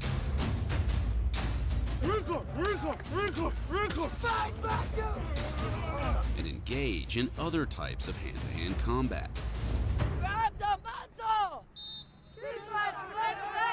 Although male and female recruits do intersect during training, platoons are separated by gender. And although the recruit depot has experimented with integration before, the Marine Corps is the only military branch that separates male and female recruits during basic training. Yes, sir! Ready, one. According to the Corps, every Marine is first and foremost a rifleman. Recruits spend the bulk of 2 weeks devoted to marksmanship. The first of which sees few shots actually fired. First off is the fundamentals. They have to understand how to aim. They have to understand exactly how to breathe when they're taking that shot. They have to understand exactly how to squeeze the trigger and how to have follow-through and recovery with a rifle. Combat operations is the foundation for every single Marine, regardless of what your occupation is. What it is to sit behind a rifle, look down that barrel, and be able to put lead on target. Aye, sir! You are going to swim until you pass that ladder! Aye, sir! The Marine Corps is defined as an amphibious warfare force. Therefore, swimming plays a key role in training. If you see another recruit up there and there's more than 5, you're going to win! You're making me lose my mind! Aye, sir! During swim week, recruits go through numerous exercises in the pool while wearing their camouflage uniforms. But training at Parris Island isn't all physical. Recruits also spend long hours in the classroom. But what may seem like downtime can end at any moment. When a drill instructor decides to order an impromptu cardio session. At Parris Island, it's what's known as getting slayed. It's an experience. You realize the thing you've done to get in a sand pit, and then you realize, okay, that hurt, so let's not do that again. Physically it hurts, but me personally, I never worried about the pain I was feeling in my body. It was more thinking about the mistake I made and how I need to correct it the next time.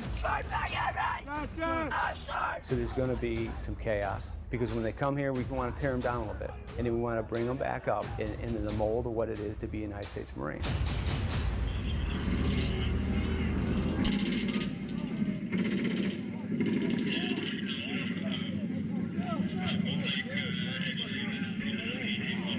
Recruit training culminates in an event known as the Crucible. Over the course of 54 hours, with minimal sleep and food, recruits must endure realistic combat scenarios. The sounds of gunfire and shelling are played over loudspeakers mounted in the training area. Recruits are forced to work together to overcome obstacles and achieve objectives that require problem solving and strategy. You gotta start all over. Aye, sir.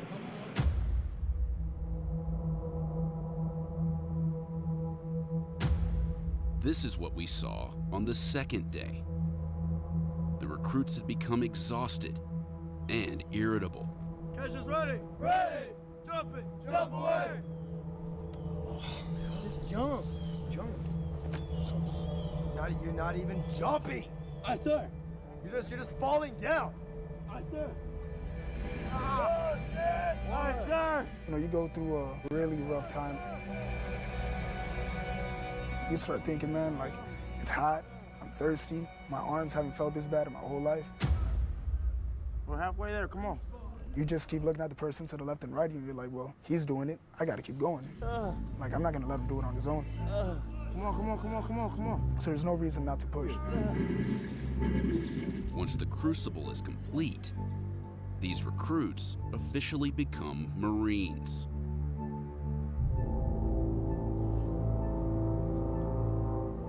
The day before graduation, friends and family see their new Marines for the first time in more than 3 months.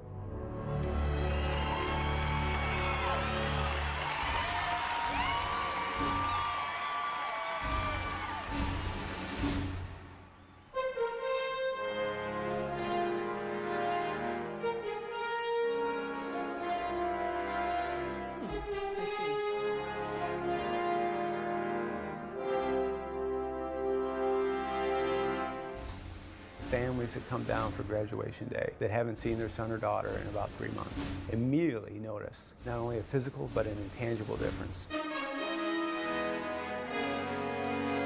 When they walk across that parade deck on training day 70 and they graduate, they're no longer recruits, they're Marines.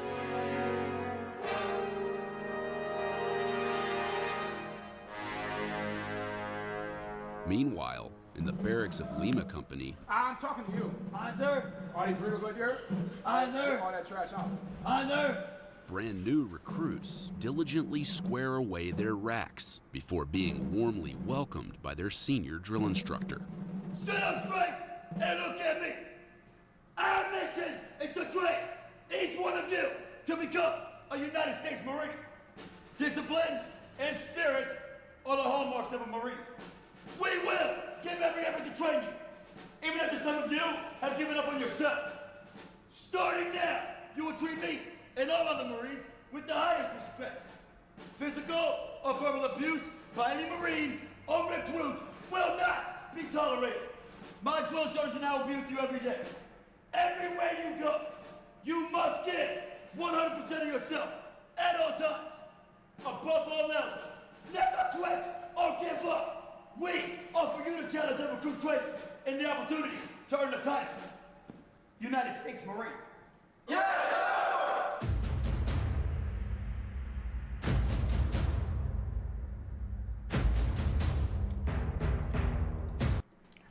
Huh. Interesting. Very, very interesting. Explains a lot, though.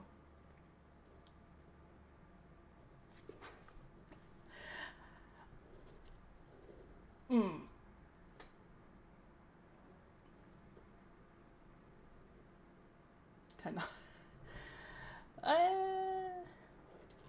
I mean, I'm not gonna lie. Part of that did look fun. I'm not gonna lie.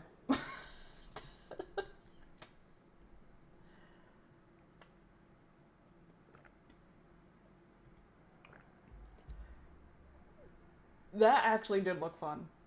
The Rappel Tower.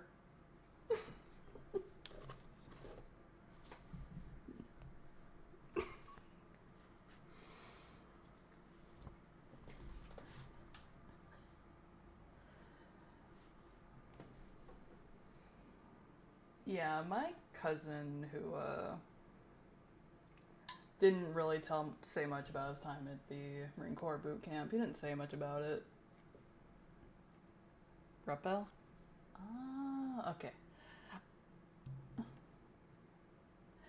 I mean, to be fair though, like, I didn't get to see him a lot, and then, yeah, I can't ask him about it. He unfortunately, committed suicide about 10 years ago. Yeah, it's okay.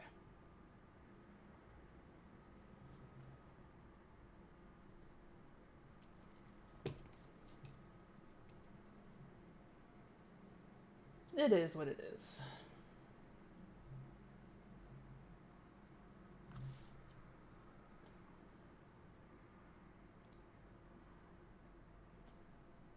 Some things cannot be helped, and that is one of those.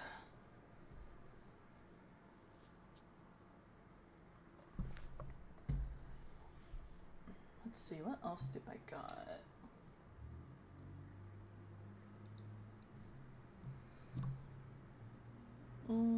I'm not gonna do that today. Let's see, it's almost 9. Oh, I still have some shit I gotta do tonight. Gross. So I guess I'm gonna have to actually wrap up here. Since I do have some things I have to get done. Preferably before midnight. But I appreciate all y'all hanging out today. Let's see, who can I raid? Who can I say hello to? Yeah, well, part of it is gonna be going to my sister's, which I kind of want to get there before 10 to try and help fix my sister's computer. It's gonna be like another like hour back. And then some other shit I gotta get done because I want to do some reading and research for some stuff. And potentially get a decent amount of sleep before I have to go on a 6-hour ride tomorrow. And I don't want to do that. But I have to. For some very much needed clarification and answers for some shit. So, it's like, yeah, there's a few hours, but... Yeah, but, this is a necessary evil. That may or may not allow me to go do what I wanted to do a few years ago. So I am grinning, so I am sucking it up. That's... Yeah. Bring the Inquisition up. Yeah, so I mean, I can tell you later. I'll tell you more after, but yeah. Just nothing I want to get into on here. Let's see. Who's live? It's on Twitter. No, no. No, not rating you. Not rating you.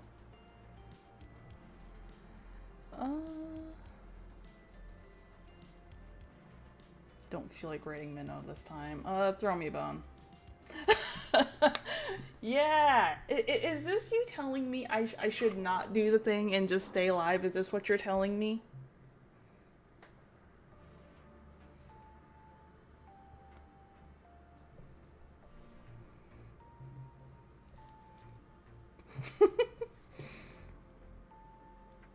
What, stop sign? No, there is no stop sign.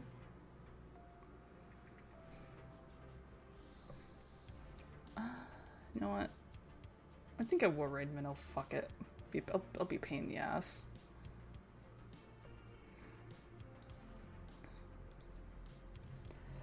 And hopefully I can get my sister's computer running, assuming she's actually awake.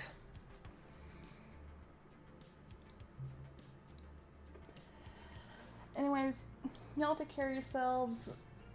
Stay hydrated. Stream tomorrow, probably closer to 5, but we'll see. Again, it will be Helldivers, so it's always gonna be open to the community to join in, all that fun shit. Anyways, have a good one.